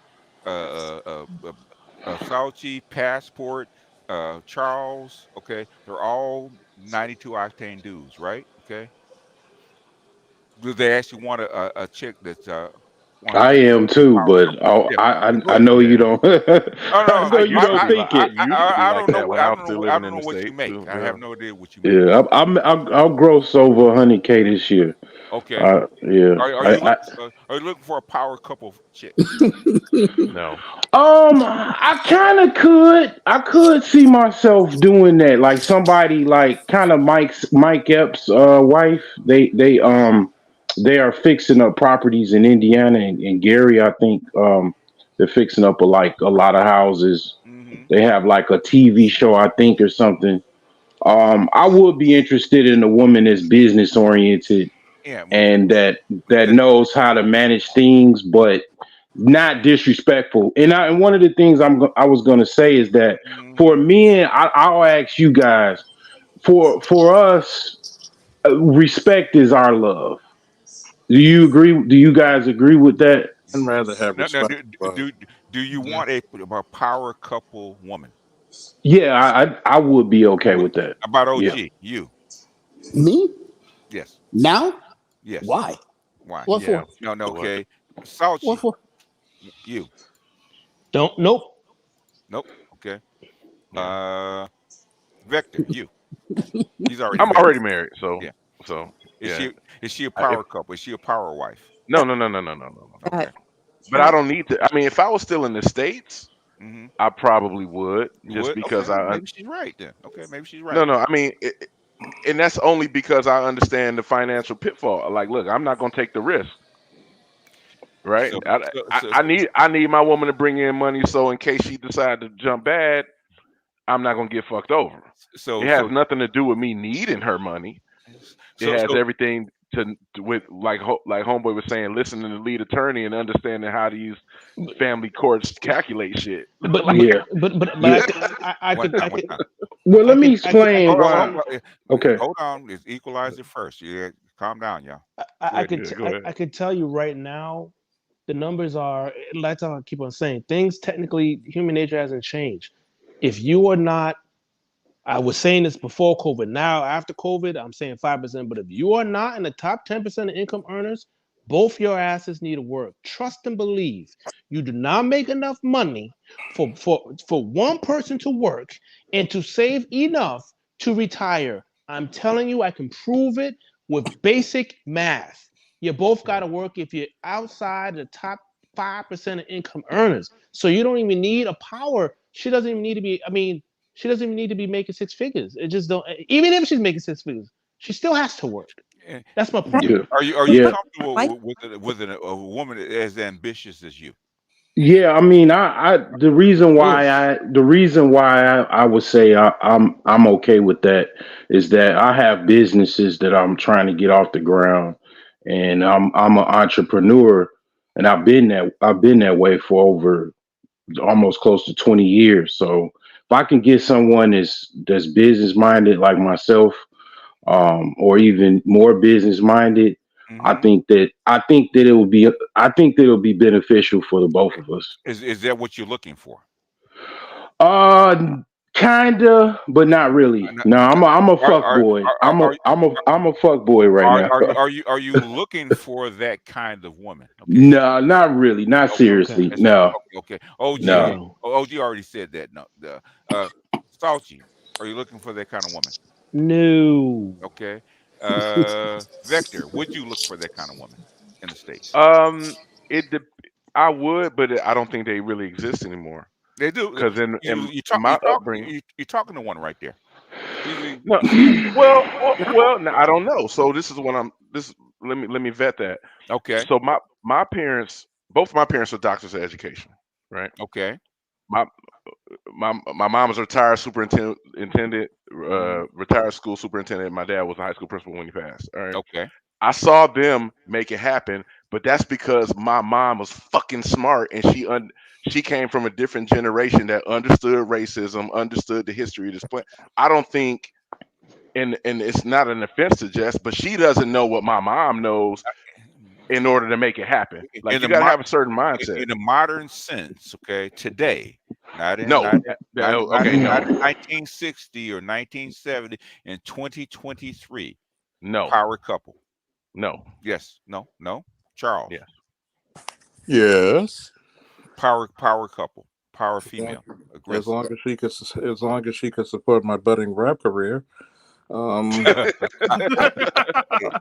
can't take you nowhere. And my cognac and cigar fund, yes. Okay. Let me tell you what's really messed up, because I dealt with both.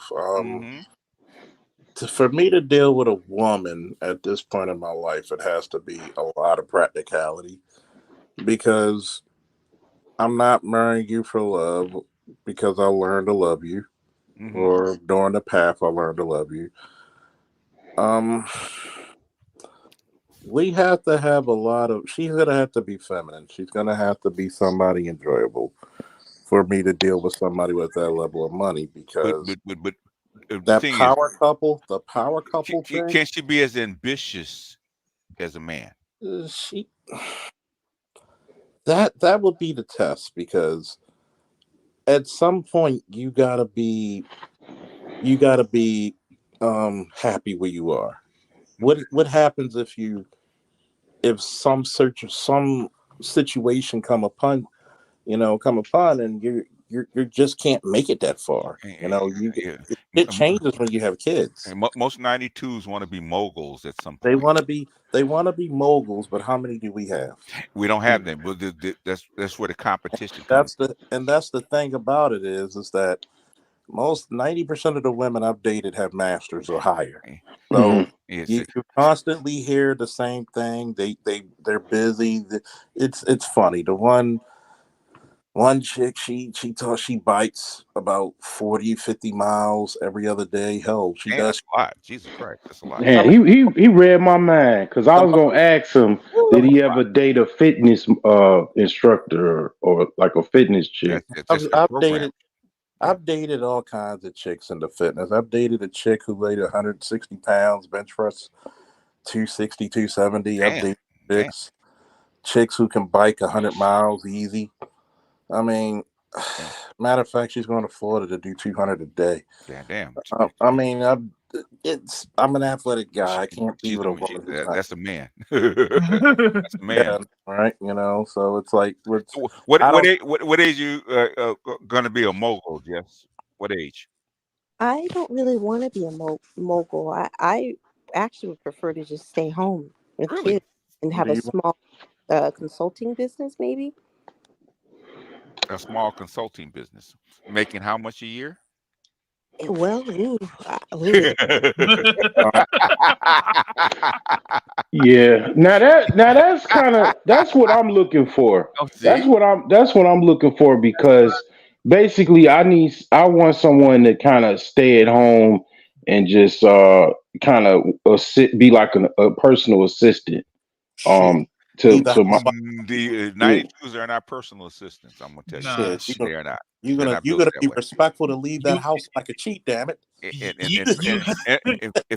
In fact, they had a spreadsheet with your name and your schedule on it. Okay, I'm cool with that. I'm cool with that. I'm cool. I'm cool with that. Because maybe just as on something. I grew up with older sisters, so I can't take orders from women. As long as they know what they're doing. You know what I'm saying, to a certain degree. Like, Can I ask the panel a question? Go ahead. If you get this high-powered woman, are you guys going to schedule your sex time? Yes. Heck no. I'm coming in the office, man. I'm busting through the office, man, and I'm taking it. I'm taking it, man. If it's hard, I'm ready to plow. What it just said? I want to stay at home, but have a consulting business. Wait, but does this high power woman let you step out? How many hours a week are we going to work with your consulting business? It would probably be depending on like kids, like the age. Okay. Like when we get a little older, maybe more hours, but it's like part time. Give me a number. Give me a number. Part time for you is not part time for everybody else. Give me a number. Maybe 10 to 20 hours a week. Oh, all right. Okay, I can deal with that. Okay, Jess. So Vector asked something that's kind of interesting. I would like to know the answer as well. So about Nigerian men they have a certain je ne sais quoi about them. They have a lot of them have a green light. Not like knowingly to their wife, but their wife knows to basically what I mean by a green light. No. Okay, green light to pretty much sleep whoever they want to sleep with. Basically outside of the house. She's raised here. Okay, you got to remember. She's born here. Okay, you're not down with that? No. Okay. She's American. Okay. Oh yeah. Okay. Yeah, that's not correct. get sex, and you will love it. Upper middle class American. She's almost has white womanhood. Okay. Almost, not quite. Okay. Kind of girl her flirts. No, she's pretty traditional. So that would be no, Vector. Like okay. Are you ready for your 3:00 flirting? Yes. Can we push that back to 4:30? I don't think she's that bad. I'm pretty sure that she gets comfortable. She's like, okay. Now here's a question. What is your favorite drink? I don't drink. Oh man, we gotta fuck this. I could have told you that. Annulment. Nah, that's good because it's kind of funny because there are women who don't drink and we go to dinner and I'm drinking. Jess is the girl in college you go to when you're doing homework. Okay. Oh yeah, she's a keeper. She's a numbers girl, so she's gonna be like doing all my fucking math homework. Mm-hmm. I bet you she hated English, didn't you? I actually liked English. What's your SAT score? Oh, I don't remember. It was pretty good though. I don't know what percentages or percentiles they do now. But... They said Jess' number was so high it's in binary. Oh. Wait, anyway, are we all so against scheduling our intimate time? Because I know a lot of dudes that would be happy to just get on the schedule. Yeah, that is a problem. Okay, it is a problem. Hey, you got a 30-minute cuddle time because I got to do these spreadsheets. Okay. Hey, but at least you know when it's gonna happen though. Some guys don't even know when the next. I got some friends that don't even know the next time. I hear so many complaints about 92 octanes that are ambitious, boy. It's an issue. Well, Art, you got to realize that's what they call them, the get spreadsheets. Yeah. Well, I don't know about y'all, but I mean, after I turn after 40, I mean everything is scheduled anyway because pretty much the maintenance man again.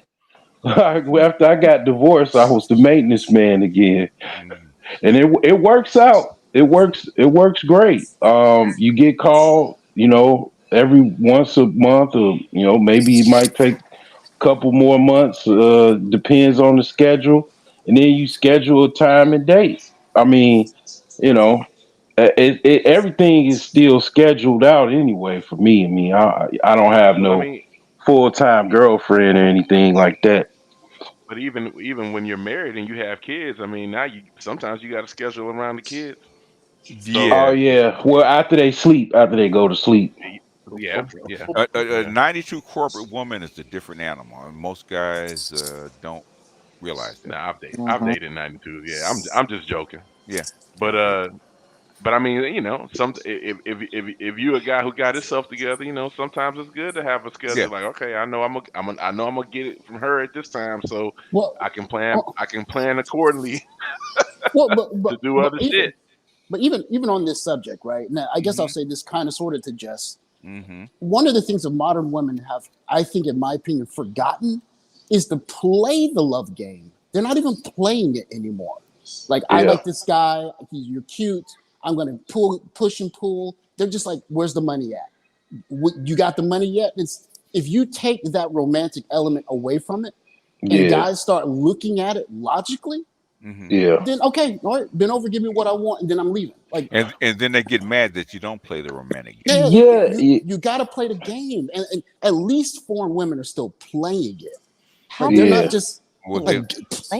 The thing is, modern women in the West want you to play it.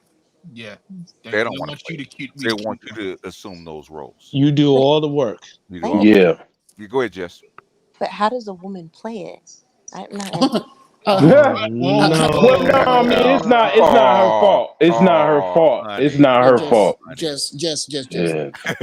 Have you ever seen like a video of Japanese summer festival when the young girls dress up in the cotton yukatas and they walk around with their boyfriends and they walk around with the fans and they walk with the little geta on and they'll act really cute? That's how you play the game. Sounds like a video, OG. Do you have friends, Jess? Do you have friends? Do you have girlfriends? I do. I mean, y'all don't go out to the happy hour or some type of kickback. Like, you ever see the movie Love Jones? I don't know how old you are, but she's 27.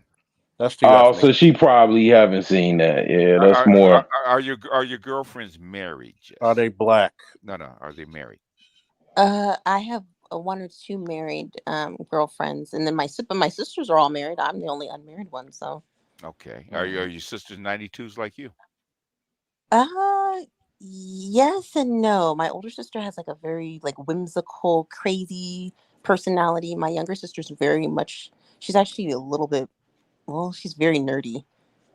Okay. But so are they as driven as you? I would say my younger sister for sure. Is she married? She is. She is. Okay. She married to a power couple guy? Yeah, he's an entrepreneur. Like, he's Nigerian too. Okay. Okay. So what kind of role does she play? Is she a wife or a partner? I say she's a wife because she cooks. She's very traditional. Okay. But she's also a partner. Yeah, they've got culture anchors. They've got cultural anchors. Yeah. She's not a part. She's a So wife. you basically, it sounds like you basically go from like work to home to work to home. You don't really go out much. Am I right or wrong, Jess?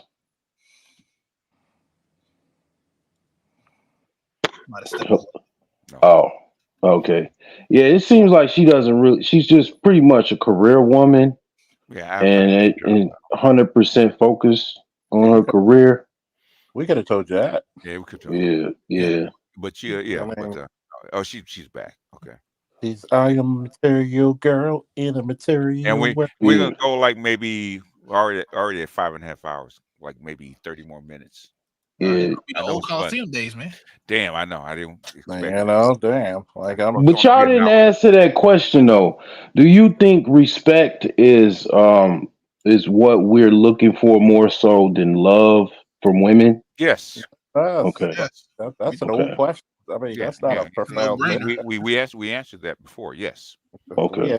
But is that true? I know so many women who are married but didn't start off respect for even, I don't know. I see a lot of marriages, relationships, even with high value men, where the women are not being respectful or they don't do it outwardly. So why are they not respectful, even though they got a high value man? Well, you hear the way they speak to them. I know. I mean, the thing is, why don't they respect their men? What do you think? What best guess? Personality, or like they just don't care. In other words, so 100K, whatever high value man makes, has nothing to do with respect, right? Was she raised to respect that man? That's the biggest thing. She wasn't. Like, here's the question: If I ask you a question, because your sisters respect their mates, right? Their husband or their boyfriend, right? My younger sister, not my older, she's cursed him all out plenty of times in front of me and other family members. He still seems happy. And he's Nigerian? Yeah, he is. He's tall, high value. Okay. I dropped her like a bad habit. Get next. Give me a new. So what's the difference between your older sister and your younger sister as far as respect? It's just totally different. I mean, my younger sister really loves and respects the man she's with. Okay. I think she loves and cares about him, but it's just not the same. Were they both born in the States like you? Yes, they both were. Okay, so then she's like an American black woman. She's an American black. So the amount of money that he makes, the amount of money that she makes, has nothing to do with respect, right? I don't think so. What does your mother say about her doing this? And what does she say? Does not like it and warns. That's the question I was going to ask. Don't push too hard. You're gonna be on your own. Okay. So because I will tell you, as a man who has married 2 African women, my number one ally has always been the mother. My current wife, as soon as her mother sees her say something halfway crazy to me, she'd be like, "Hey, look, shut the fuck up, respect your husband." Yeah, I had to do that with my even though my daughter didn't marry the father of a child. Okay, had to check her like a few times. Like, don't do that in front of me. Yeah. I don't care. Either marry him or respect him. One of the two. Okay. You don't want to marry him, that's fine. But things you're gonna respect him. That's the father of your child. Respect the man. Yeah. Don't do this shit. Yeah. The only African chick I was with, she was like half Ethiopian. Her mother was Ethiopian. She neglected her, and her dad was African American. He worked for the UN, and she was basically raised by her dad, but she was just basically she was basically a thought. she would have like a dude coming leaving when I was coming. Okay. And I mean she was decent. She didn't disrespect me like that, like as far as like yelling or nothing, but she was just out there, and I got her pregnant. Yeah, there you go. God damn, bro. Y'all know what you were dealing with, Playboy. Y'all pookies, yeah. Y'all pookies. God damn, you like a pookie special. I mean, it was so good. I mean, it was like, we got a lady on the panel. Oh yeah. Yeah. I mean, it was. Where do you live? Where area? I met her at the Chicago Ghana Fest, man. And all her friends had like all her friends had like volleyball, gluteus maximus, and it was like they were right here. Like I was like, I mean, it was a fling, and then I didn't know. I was inexperienced. Was she born in the States? She was, yeah. She's American. My man speaks like he used the term. Like, I was going out with these hoes, and I mean that in loving endearment. And I was with these, like, goddamn. But she was a Leo, and she. Go ahead and land the plane, man.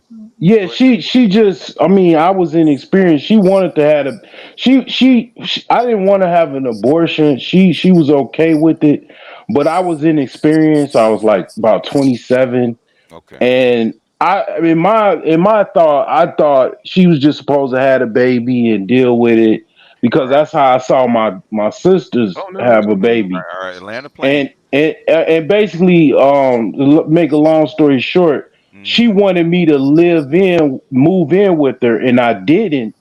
And that was the final blow to make her decision to have abortion. If I would have moved in, things would have been totally different. But I had to learn. She didn't want to. She didn't want to have a kid for a man that wasn't going to be her husband, which is why. Yes. Yeah. Go ahead. She wanted that shotgun wedding. It was. Yeah. Go ahead, Well, Charles. she wanted me to move in, with her. Yeah. Well, I mean, Go Charles and next. She saw he was Junior Walker in the All Stars, and she got the shotgun, man. I mean, that's all. I mean, but it's very pragmatic. Yeah. It's I've seen women like Jess, and I've seen the other side. That's why I could get along with women like Jess very fine. Like as long as she stays as dainty and girly, I wouldn't have a problem. You be as ambitious as you want. I'm damn near. I'm almost at I'm semi-retired. Okay, like you go ahead. You go to that corporate ladder. I'm gonna be in the gym giving you something good to look at. Yeah. Shit. I'm gonna be like, I'm gonna go get this benefits. You want to go to school for free? You want that PhD, girl? Come on, come off my dime. Yeah. I want to ask the question though, Jess. Does your oldest sister call her mate her husband or her partner? Her husband. Her husband. Oh, okay. Does she have a lot of American black female friends? 100%, yes. How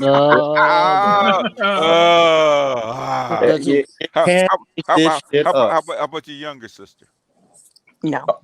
I got a question. Does your sister that yells at her husband, does she watch any of the following: Basketball Wives, Love and Hip Hop? Yeah. Okay. BGS.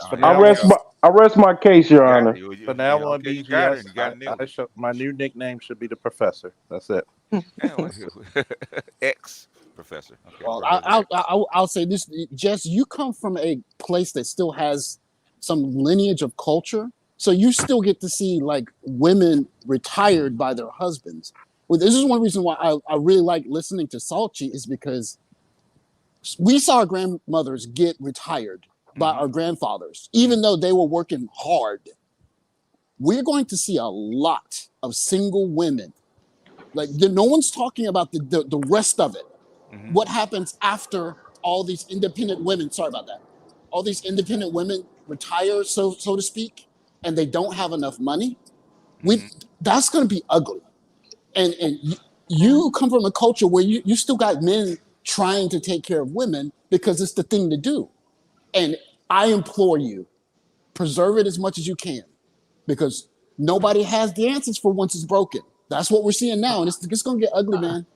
I can tell you right now. I was seeing that last. I'm taking a year. I'm taking this tax season off, but I saw last tax season again. This area in the Atlanta area is where the average black woman makes the most money, right, on average, and even at the median. So there's sections of Maryland where it's like neighborhoods where it's just like all single black women. And like I've seen these women, I've seen some of their taxes, and again, I don't even want to do taxes in Maryland again after that experience.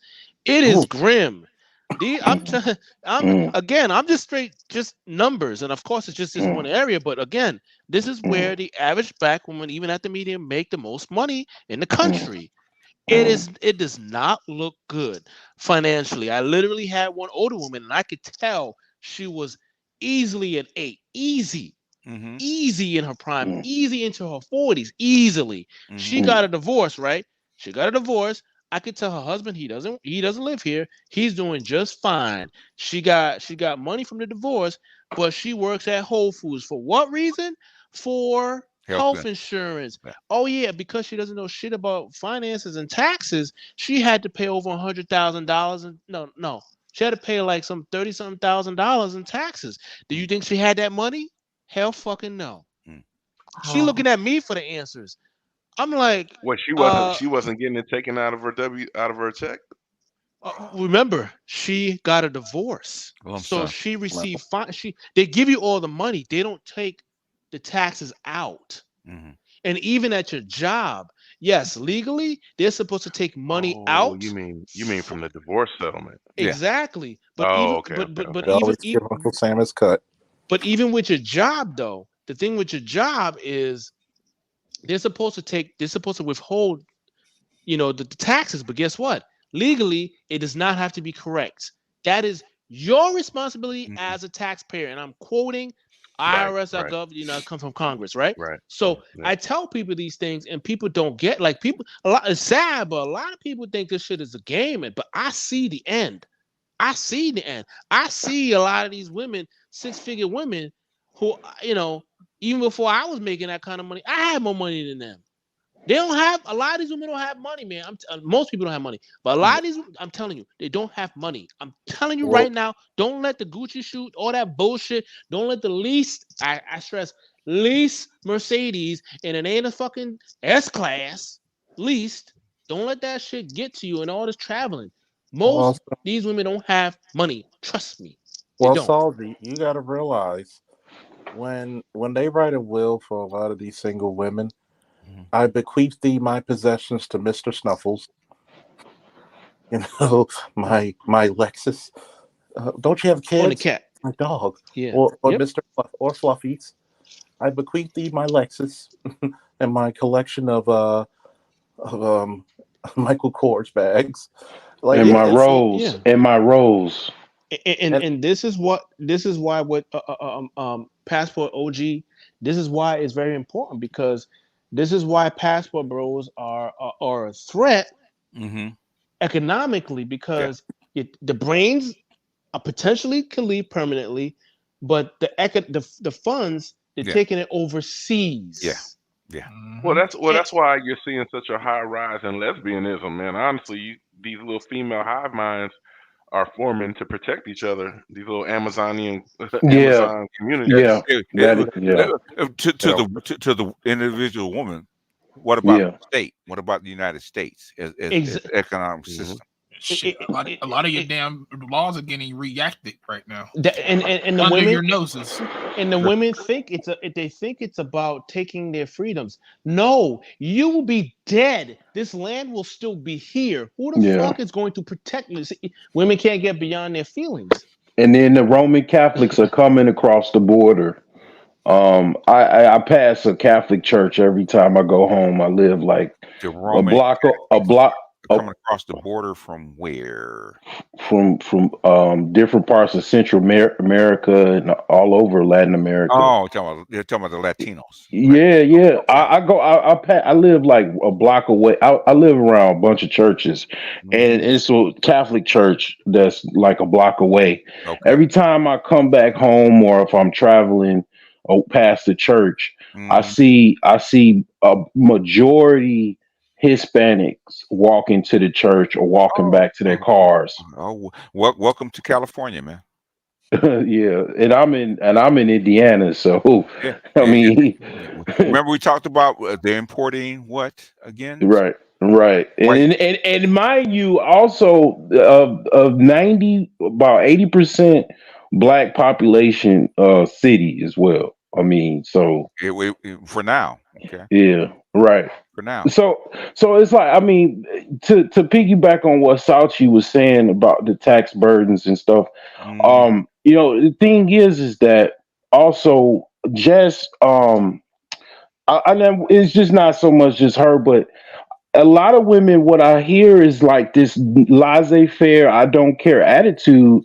And I'll just say this: if you drive a car on the highway and you just say, forget it, I don't care, I'm just not gonna grab the wheel. I mean, you just going to the upper room. Okay, what does that mean? Now, basically, if you gotta have some care. You can care towards what? Well, they can have sexual relations with a guy. Okay. But in order to keep them happy and keep them around, you have to have some type of care, some type of respect to keep them around. Keep the marriage going. Yeah, because you can get, for even men could get with the women. It might be harder than women getting sexual access. You get the sexual access, but they're trying to figure out how to get married, how to keep the man, and it comes down to just kind of similarly how you got that job. You show good care, you follow through, you work well with others, and you complete the task at hand. It's just like that in a relationship. Are Black women trying to get married nowadays?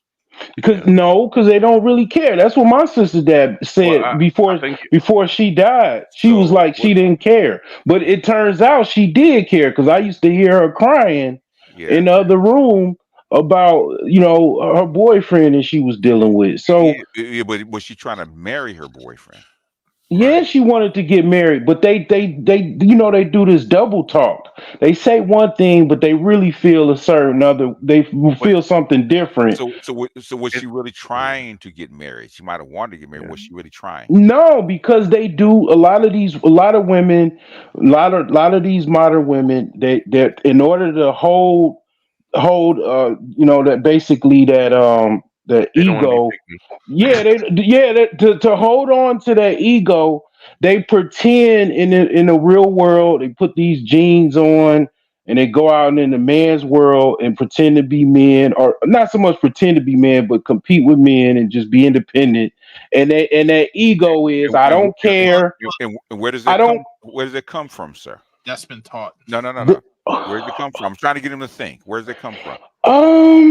Now you in education. My mother was an independent woman. Yeah, to the most part. Yeah, she taught my daughters that. I mean, not my daughters, my sisters. That. And where else does it come from, sir?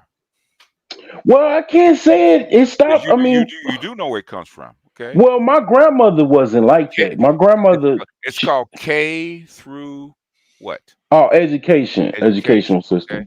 Okay. Just to tell you what, she's a Nigerian immigrant from Nigerian immigrant. Where did she learn it from? She learned it from the United States. American school system and her friends. Okay? And the culture, yeah. Culture. Yeah. Somebody else want to get in? Go ahead. Anybody? Yeah. We got 15 minutes because we're almost at 6 hours. Yeah, a lot of that stuff that's all been taught to the chicks. It's like I said, I know how I was raised as far as like what was instilled in me as far as trying to be a husband. But when I go out here and look for wives, there are none because they chicks are not wives. Like I said, I can't tell you how many guys I know that actually are married to women and the women don't even cook for their husbands. I cannot tell you. I cannot tell you how many times my boss, his wife doesn't even cook for him. Yeah, and he's the breadwinner. And he's a partner. Go ahead, Jess, and then some. Then who else is next? No, I was just agreeing. My older sister doesn't cook either. She doesn't cook. No. How does it? What does your mother say about that? That's blasphemy. I know. She always warns her. It makes her so upset. So where did your sister learn kids? not to? Yeah. Hold on. Where did your sister learn this stuff from? What do you think? Culture, friends. American culture, right? Yep. So now let me. Hold on a second. You talked a lot, sir. Calm down. Let me ask you this: if they send her back to Nigeria, okay, will that change? Probably not. Why? She'd be the same way in Nigeria? Yeah, she usually does. I mean, I usually go back with her every few years. I mean, to live. I'm talking about for a couple of months or two. I'm talking about say like 5 years. Will she have to change? What do you think? She would definitely change. Culture would change. I always say it's the culture. It's not that the women are women, but things the culture's change. You see how her mother's different, okay, than her older sister. Now, it was one thing I wanted to ask, particularly about her husband. Mm-hmm. How does he react to her arguing, her behavior, and stuff like that? What does he say, or does he argue back, or he just takes it and? It seems like he just takes it or shrugs it off. I mean, he's a nice guy. He's really smart, like well educated, all that. He's handsome. Was he born and raised here? Is he a pushover? Hold on. Was he born and raised here? Yeah. He was. He's American. Okay, he's American. Can I ask you a question, Jess? Real quick. When she's yelling at him or talking down to him, does he look like a little boy? If somebody has the mannerisms, just like looking down, or he just has this look on his face where he kind of feels defeated. No, he just kind of like whatever. Like, why does your sister always act like this? Or so what is his parents? What does his parents say? I don't know that his parents know, but I don't think his mom doesn't like her. Interesting. Go ahead, Victor. Hey, Jess, have you seen either Zoom to Thailand or Passport OG's coverage of Zoom to Thailand? The last video where the woman was the husband was sitting. Let me go ahead and pull it up. No, does he look like that? No. I don't think. Do you actually peruse these streets, Jess? Or just us? I haven't. No, she. Hold on. Oh, Jesus. Yeah. Yes, you're asking. Do you actually visit other ministry channels? No, not. In other words, she was on Platinum Elite last night. Nah, I can't take it no more. She was literally on Platinum Elite channel last night. Who was that? That lady? Jess? Yeah. I can't take it no more. I can't pretend no more. She was in the hood last night. Were you stay away from Platinum Elite? Well, she might like the guy. Well, I don't know why, but anyway. I don't know. Ask her. She's right there. No. Well, you weren't? Were you? I don't know. No. Okay, now she's lied to you. His video is right on his page. I mean, we'll do that later. Is that your profile picture? I was asking Genius if that was his money in his profile picture. Yeah, that was my money. That was the money I gave to my roofer for my house. Oh, okay. He's from Chicago. They do things like that. They do stacks. Oh, okay. That's what I thought. I was like, that looked like a stack. It is a stack. He's from Chicago. Yeah. They do stacks. Okay. He's old school, in a sense. But go ahead. What's the question you actually going to ask, Jess? What are you going to say? I had no. I'm just. Was that you in Platinum Elite's channel the other night? No, that was me. They might got me mixed up. I don't know. Okay. All right. Oh shoot. We'll put the link in the back chat then, sir. Okay. Who, me? Yes, you. Okay. Okay. Number 2 stole a cookie from the cookie jar. You blaming okay. Yes, you. Okay. Okay. I got you. If it's still there. You gonna pull up the video, or let me say this right. Let me drop. I don't think it's that important, but go ahead. Yeah, I'm going to say right quick before I drop down. Okay. There's got to be something. So, Jess, you think about your dad. Your dad got up and went to work every day for however many, 40, 50 years. And he had a reason to do it, right? So if you take that reason away from guys, like, oh, I got a sweet woman at home, I want to provide for her. You take that away from guys are going to fundamentally behave differently. Now, and I don't think women have really fleshed that out yet. If I come home to just somebody telling me that I'm evil and I need to do half the chores, okay, I'll do it by myself. And where does that go? We're going to see in the next decade. I don't think anyone has done the long math on that. So it's going to be interesting. It's going to be interesting. Passport OG, BGS talks about is we're in uncharted territory right now. No kidding. Guys don't want to go on dates. That's crazy. They converted these guys to MGTOW. I saw this come in like 10 years ago. I mean, that's crazy. It's one thing to be in your 40s. It's one thing to be in your 40s. Sorry about the airplane. But if kids in their 20s, not even worried about, that's crazy. What do they call the herbivores? What do you guys call them? Oh, the grass eaters, grass eaters, laying flat, land, or Mouse Utopian, the beautiful. It's probably not as extensive as it in the U.S. But same thing. It's wild. Why do they do it? Oh, I mean, they don't have the testosterone that their fathers and grandfathers had. They just it's not the same. They're not the same people. They're not the same. Well, the thing is, why? We're not the same. What happened? Great question. In other, what happened? Technology and decoupling. Technology and the environment. The environment happened. And then the women change. Did the women change, or what?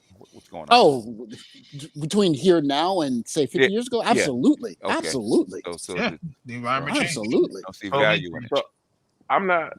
I have to push back on that. Go ahead. I don't think the women have changed. I think the men and the women are opposite sides of the same coin when it comes to how the government and social media have decoupled finance from social interaction. So now with the women, they can get your money because the government gives it to them. So they only need you to to sleep with, and they can get attention through social media. The flip side of that is the men.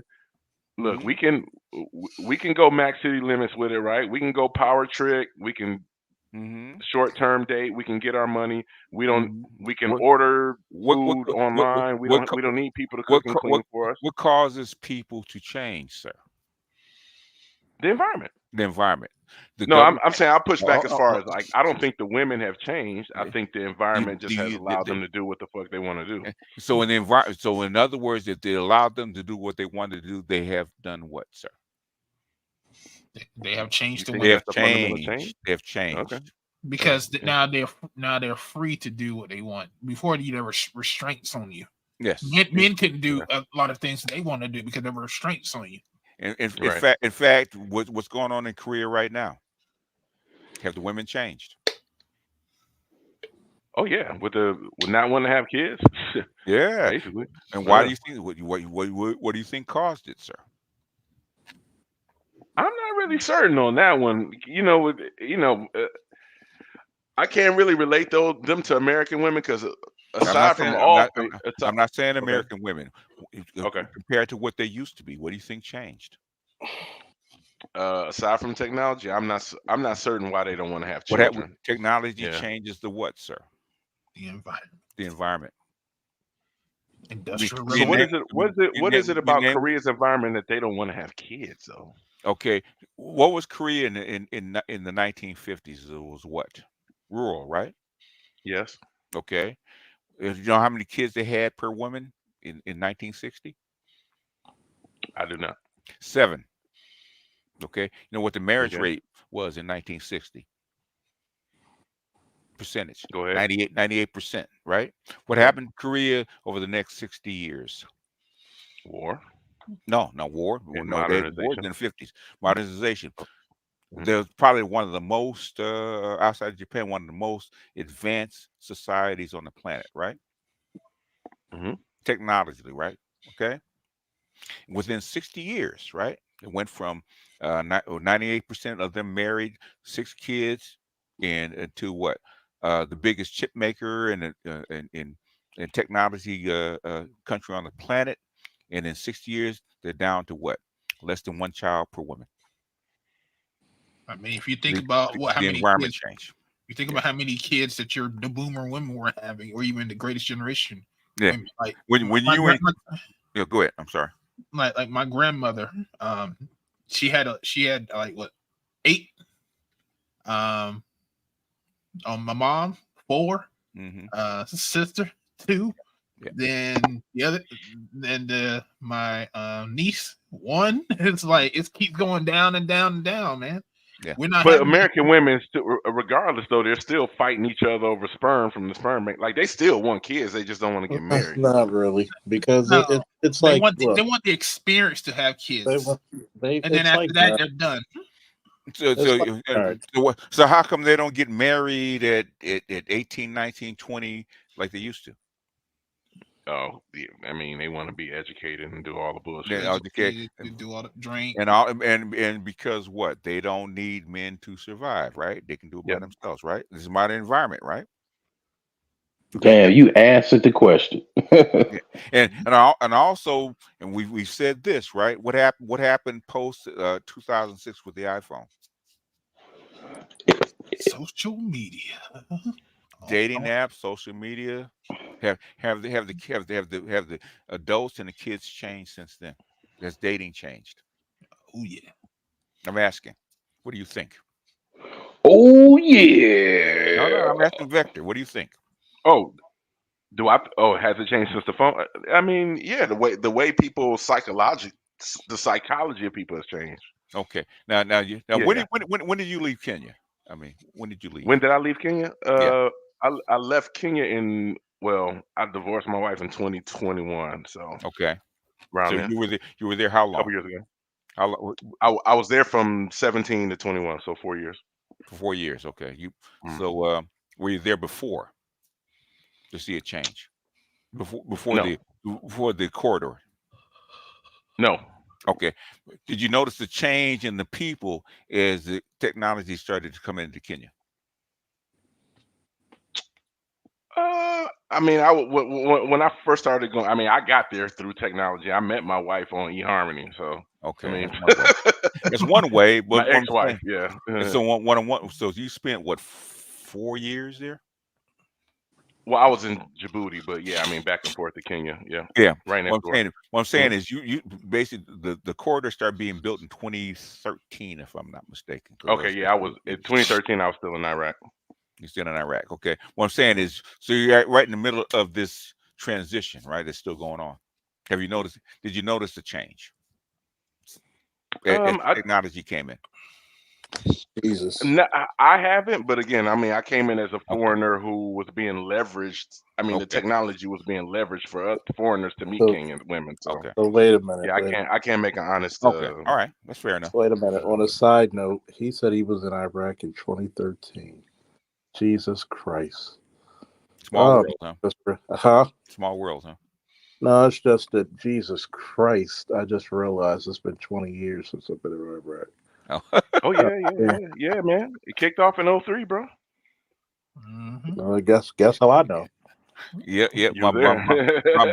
I sent my brother there for like 3 months, and he retired in Iraq. Okay, and he just sent him back.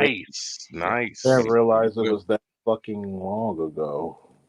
Yeah, it's been a minute, man. We're getting old, bro. We're getting old. I didn't say I'm getting old. Yeah. No, you ain't no getting to it, man. You're old, just getting older. Not that. It's the fact of the matter. I didn't know it was that long ago. Let me go ahead and play this, before we actually bounce. Okay. I don't know. Is Jess still there, or is she gone? She might be gone. She's gone. Okay. Broke Genius chased her off. Trying to expose somebody. We'll go ahead and play it anyway. She was hanging in there, though. She was hanging in there. She's a good sport. Where was she? Did she say she lived? I forgot. She's in the Silicon Valley. She's West Coast. Okay. Yeah. US. Okay. That's why you guys are up so late. Yeah. That's good. Oh, this is weird. Okay. I don't know.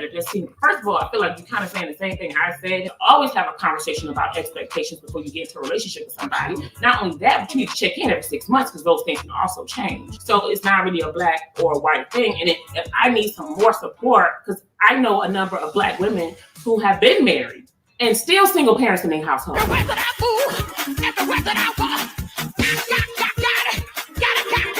We're not saying all men gotta do the dishes and wash the clothes and do everything. That's not, what I'm saying. But some women need support in other ways, and it's not just going to work. He's glazing out. Yeah, he's glazed out. Yeah. He just rubbing his chin like. I said, "Oh boy, here we go." Yeah. What the fuck is this? And please look at her face. Like, oh shit. Here we go. Put the link in the chat, please, for this. I gotta watch this. You haven't watched this, Charles? Hell no.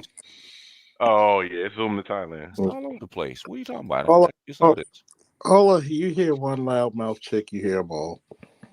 Yeah, but she's in Thailand doing this. She's in Thailand. And the dude with the dreads is her husband. Yeah. Look at the Thai woman looking at her funny.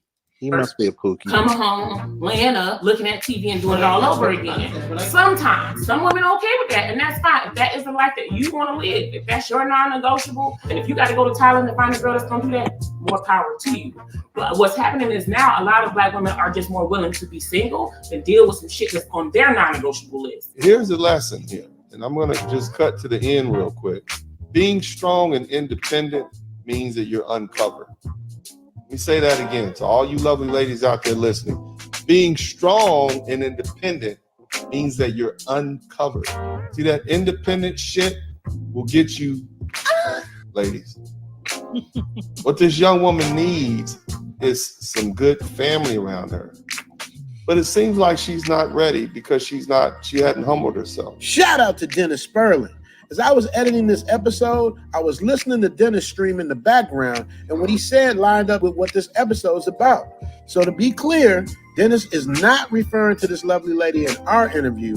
However, I will be cutting part of his stream to give some counterbalance to the topic. So if I'm going to choose to be with somebody, either that person is going to bring me peace or he can get the hell on. Now, I got to give her husband credit.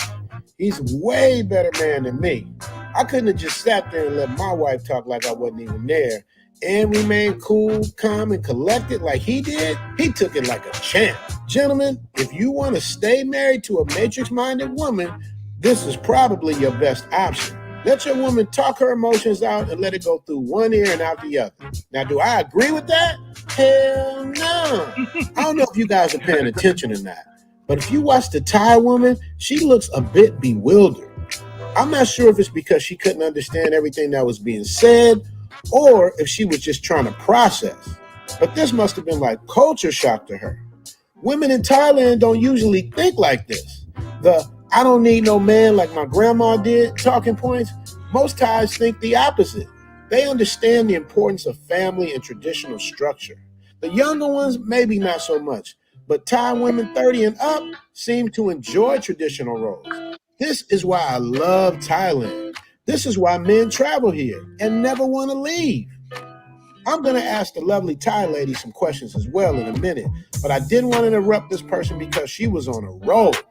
But there was something about this part of the conversation that really disturbed me.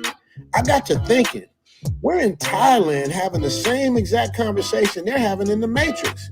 When you come out here, you're supposed to leave all that back at the airport. Then I started thinking, why are Matrix women flying all the way out to Thailand? Is it because they want to enjoy the same peace the men do?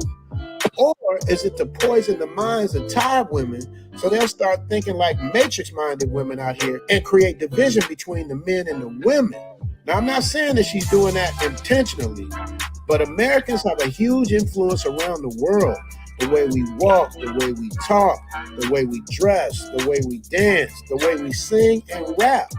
Them coming here with that mindset is, she was in the house, she just stayed. I think that is the big disconnect here. You said we're mad at you guys because you're not. No, I think you guys think that we're mad at y'all because y'all ain't married us, and we not. That's my point. We don't go. Do you really feel that way? Yes, we're not. Listen, all we say is leave us out of it. If you gotta go off and find your happiness somewhere else, go find it. Leave me alone though. Right? You don't gotta make a series about why American women are horrible and why American women are there and why black women are there. Like, just go off and do your damn thing. And then we don't have no reason to respond. Like, there's nothing to respond to. Go live your life. We're not mad. One of the complaints that men and women in the States have regarding the passport bro movement is not that we're just taking our resources and going to other countries. I noticed one of the top outlets or top complaints that they have about what we're doing is that you guys are putting down or talking about black women. You're degrading the queens. You're talking about the women so much. You could just leave. Why do you have to talk about black women? Just go do your thing. You know what I'm saying? Like, we don't really care about where you go and who you being with if you just don't fish on us. You're right. We are talking about the sisters. Black, white, right. Asian. Okay. But Broke Genius actually put in the whatchamacallit about Jess being there, and guess what? She is, show it real quick. She is there. If I can pull it up.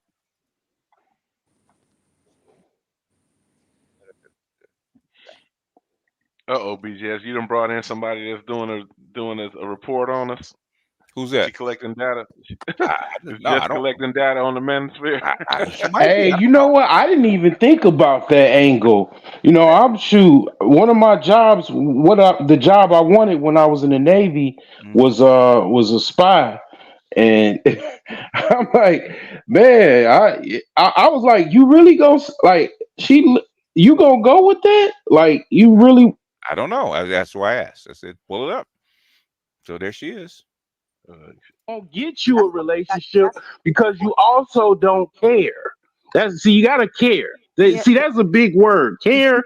If you don't care, then a lot of things is not gonna work.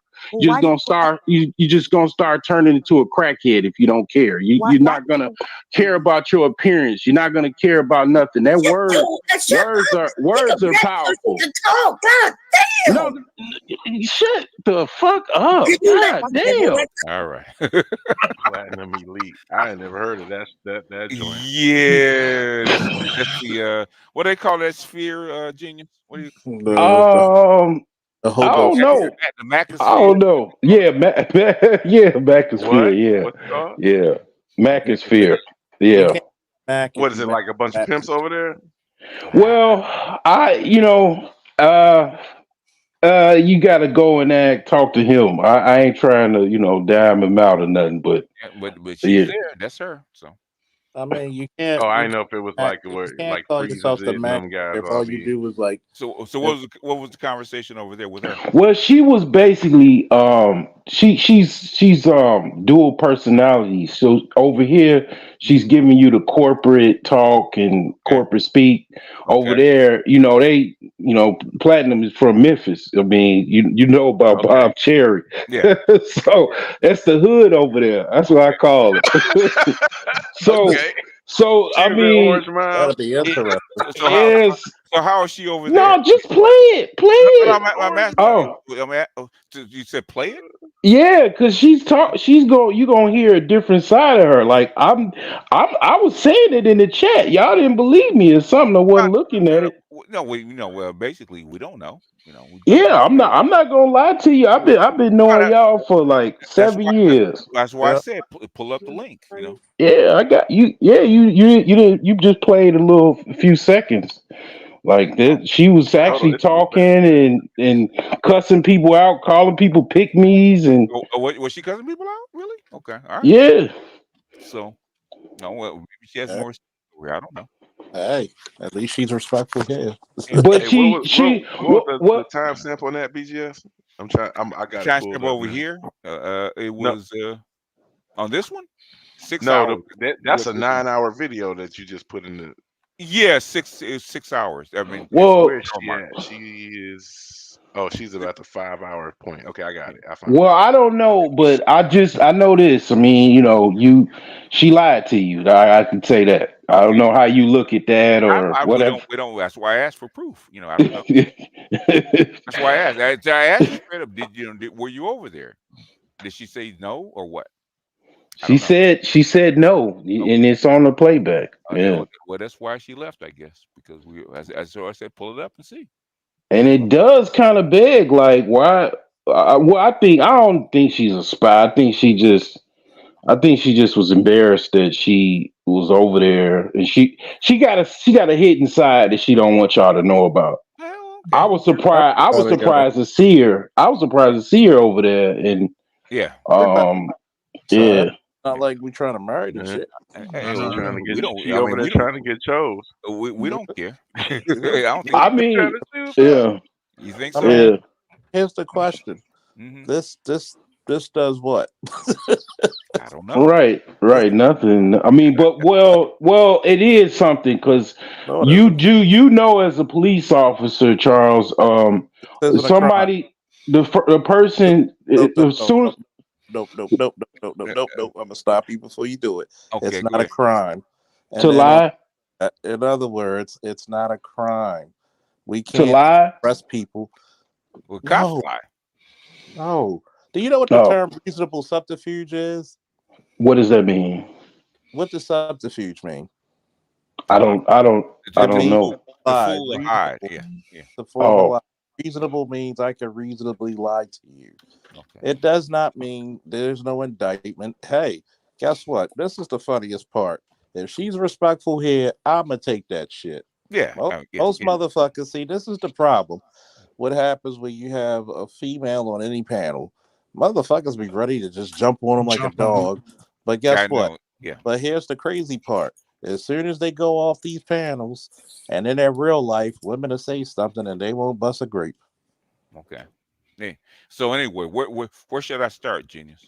You could start right here. Yeah, that's what. I'll be like, Yes, I'm gonna laugh my ass off if Let me she's go ahead and cussing. speed it up just a bit, man, because I want to get Keeping the old man up later than he's supposed to I be. mean, we're at 6 hours already. So My apologies, but I just I once I saw, I said, okay, she's there. Okay, so If what she's I want. cussing up a storm, I'm gonna laugh my ass off. Oh I'll yeah. be like, this little Well, yeah. If you listen, you're still cool with us, okay? yeah, he's still cool. I mean, as long as you're respectful here, I don't give a I shit. don't know if I was on Platinum Elite's channel, I'd probably lie too. No, that wasn't me, nigga. I lied to you. It wasn't me,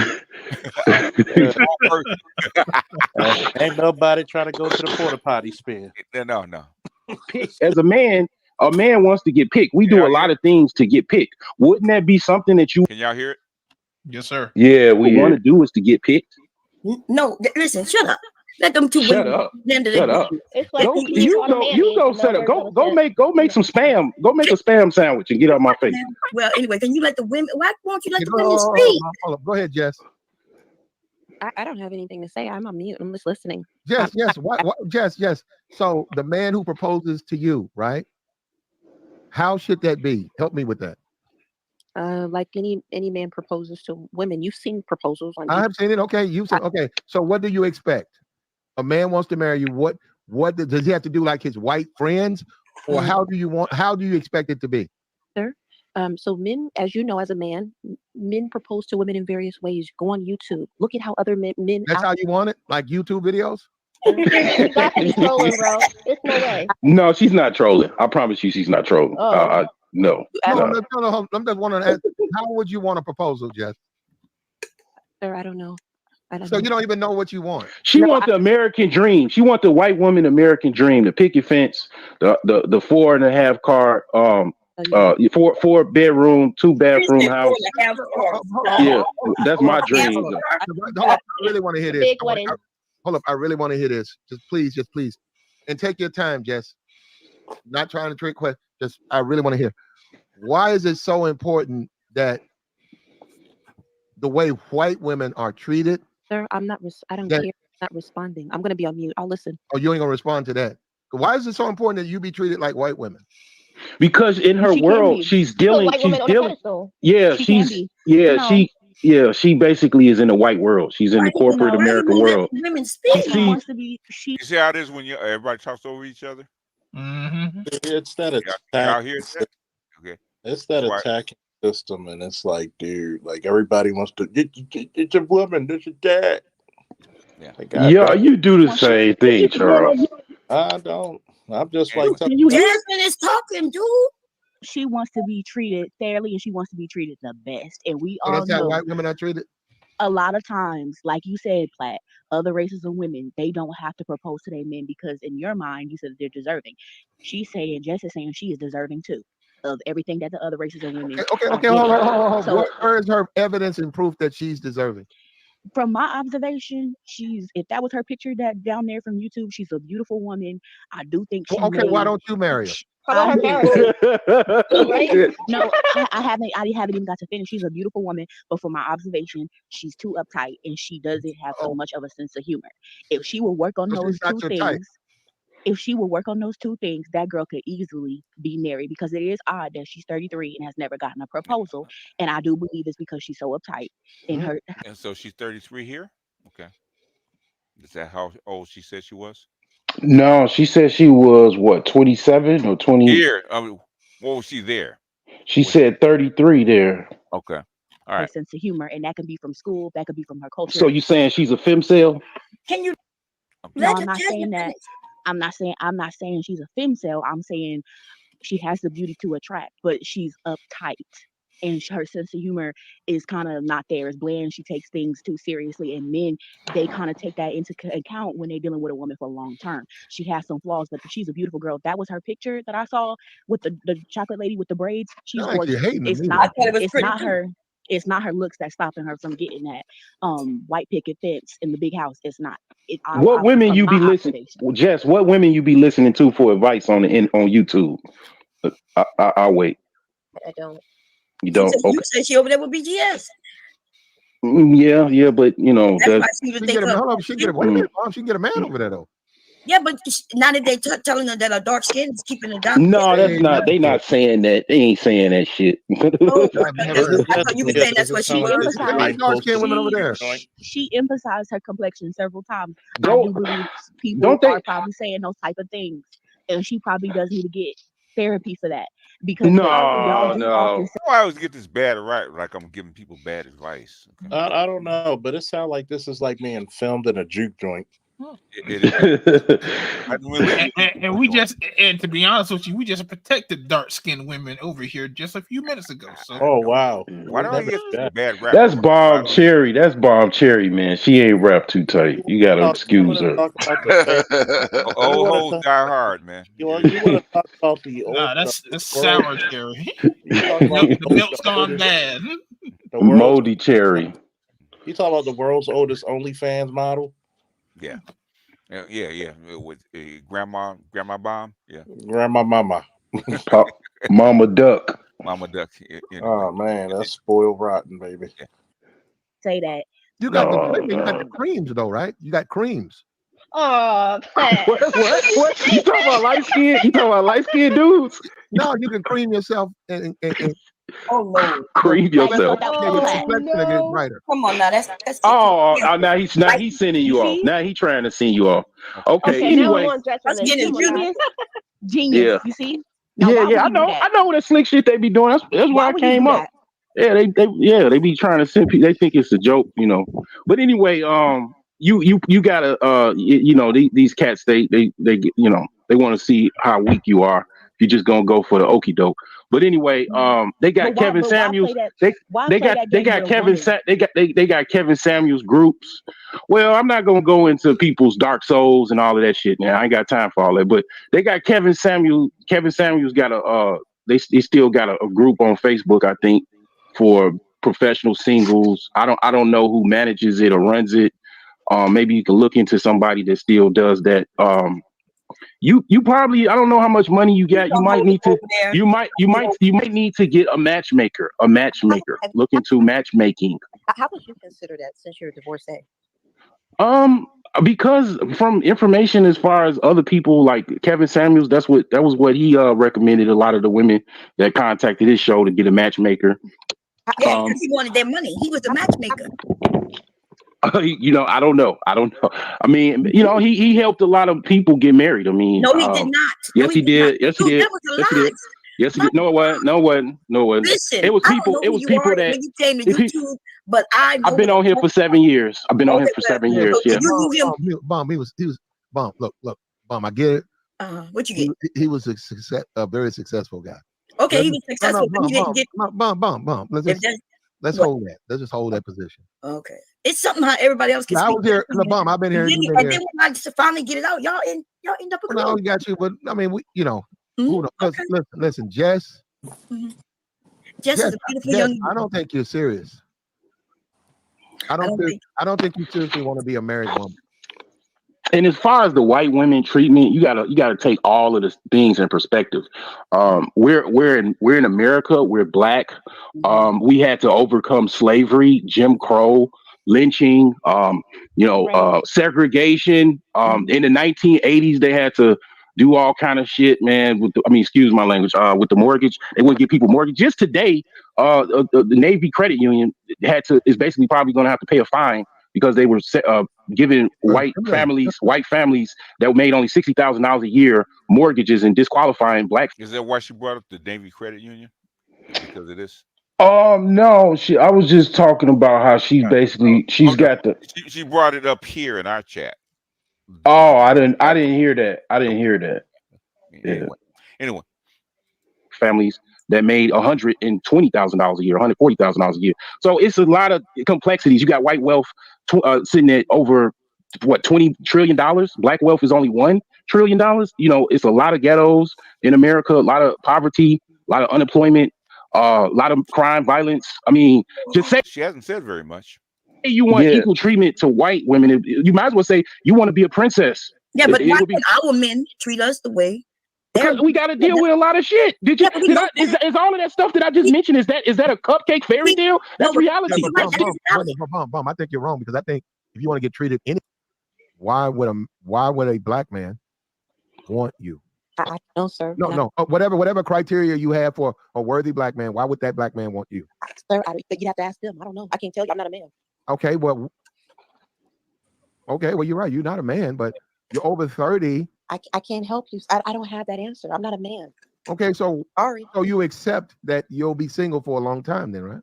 No, I haven't accepted anything. I mean, you're not God, and I'm not God either. I just take life as it is. Okay, well, why would any man want to be with you? Sir, you just asked that question. I told you. No, I said black man. Why would any man? Sir, I told you I'm not a man. I can't answer that question. You'd have to ask your fellow men that. Can't ask me. Okay. I guess you want to ask her, what do she have to offer a man? That would maybe she answer that, but he's like, she can't tell. She got this laissez-faire attitude, and that don't work. Even me, I don't have no laissez-faire attitude. I don't have no, it ain't. The women that I know that have successful relationships, they're confident, they're very feminine, they smile, they have a good spirit, they have a good soul. Like the reason the topic of this, their soul is in correct order, or they're for their man. Anyway, Jess sounds smart for their man. She sounds feminine. She was like, I'm not a man. She said that several times. And they care. They care about their family. They care about their man.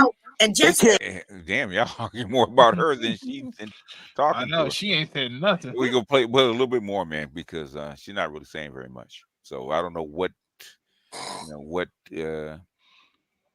She ran off a couple times, like 3 or 4 times. Okay. Where did she actually get testy or showing a different side of herself? I'm not seeing it. Probably towards like the end. The end, yeah. Like we give a little bit more, and then we're gonna can't scroll through the whole thing. Yeah. No, she ran off. She's not. Yeah, she ran off at that point. Okay. Maybe right here. Yeah. It's really, really popular. When a chick comes on the panel, the thirst starts to come out, and they like super popular. And you can tell they just start acting different. Their behavior changes. And here's the thing, right? When I say thirst, I'm incorrect. I fake like it's like a challenge where how's anybody per se doing better than you asked me? She was next sugar on here listening. Yeah, he ain't. She was confused. No, because she had the best. I was woke up. She kicked. She. What's her name, man? Hold on. What's her name? What's that white woman name? Bowling. Already late in the game. Yeah. But anyway, you like drama and negativity because that's what she's not saying very much, man. Yeah.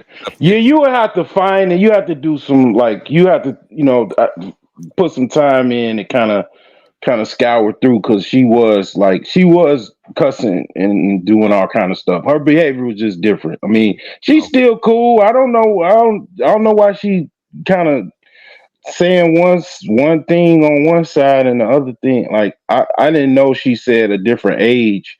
She did, she lied to you, but a lot of dudes lied to you. A lot of women lied to you on YouTube, so that's not nothing new. Yeah, I don't care. A lot. Yeah. I mean, to me. Anyway. Yeah. Anyway, closing thoughts. We're at 6.5 hours. Okay. Y'all need to go to bed. I need to go.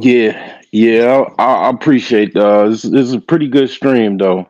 I would have to say. Old school. This is classic. This is a classic stream. And Andre, Andre, I know you like it, but you have to calm down next time. Okay. You're up here. I don't like doing that to people. The thing is, when I ask you to calm down and keep it tight, and that's what I mean. Yeah. You're damn. I think he's asleep. Yeah. Your bed is soft, old man. Yeah, I know. Anyway, y'all. Closing thoughts. Bye, nigga. All right, though, boy. All right. Anybody else? Everybody else is gone pretty much. All right, y'all. We're gonna bounce. Yeah, everybody sleep. All right, folks. Peace out.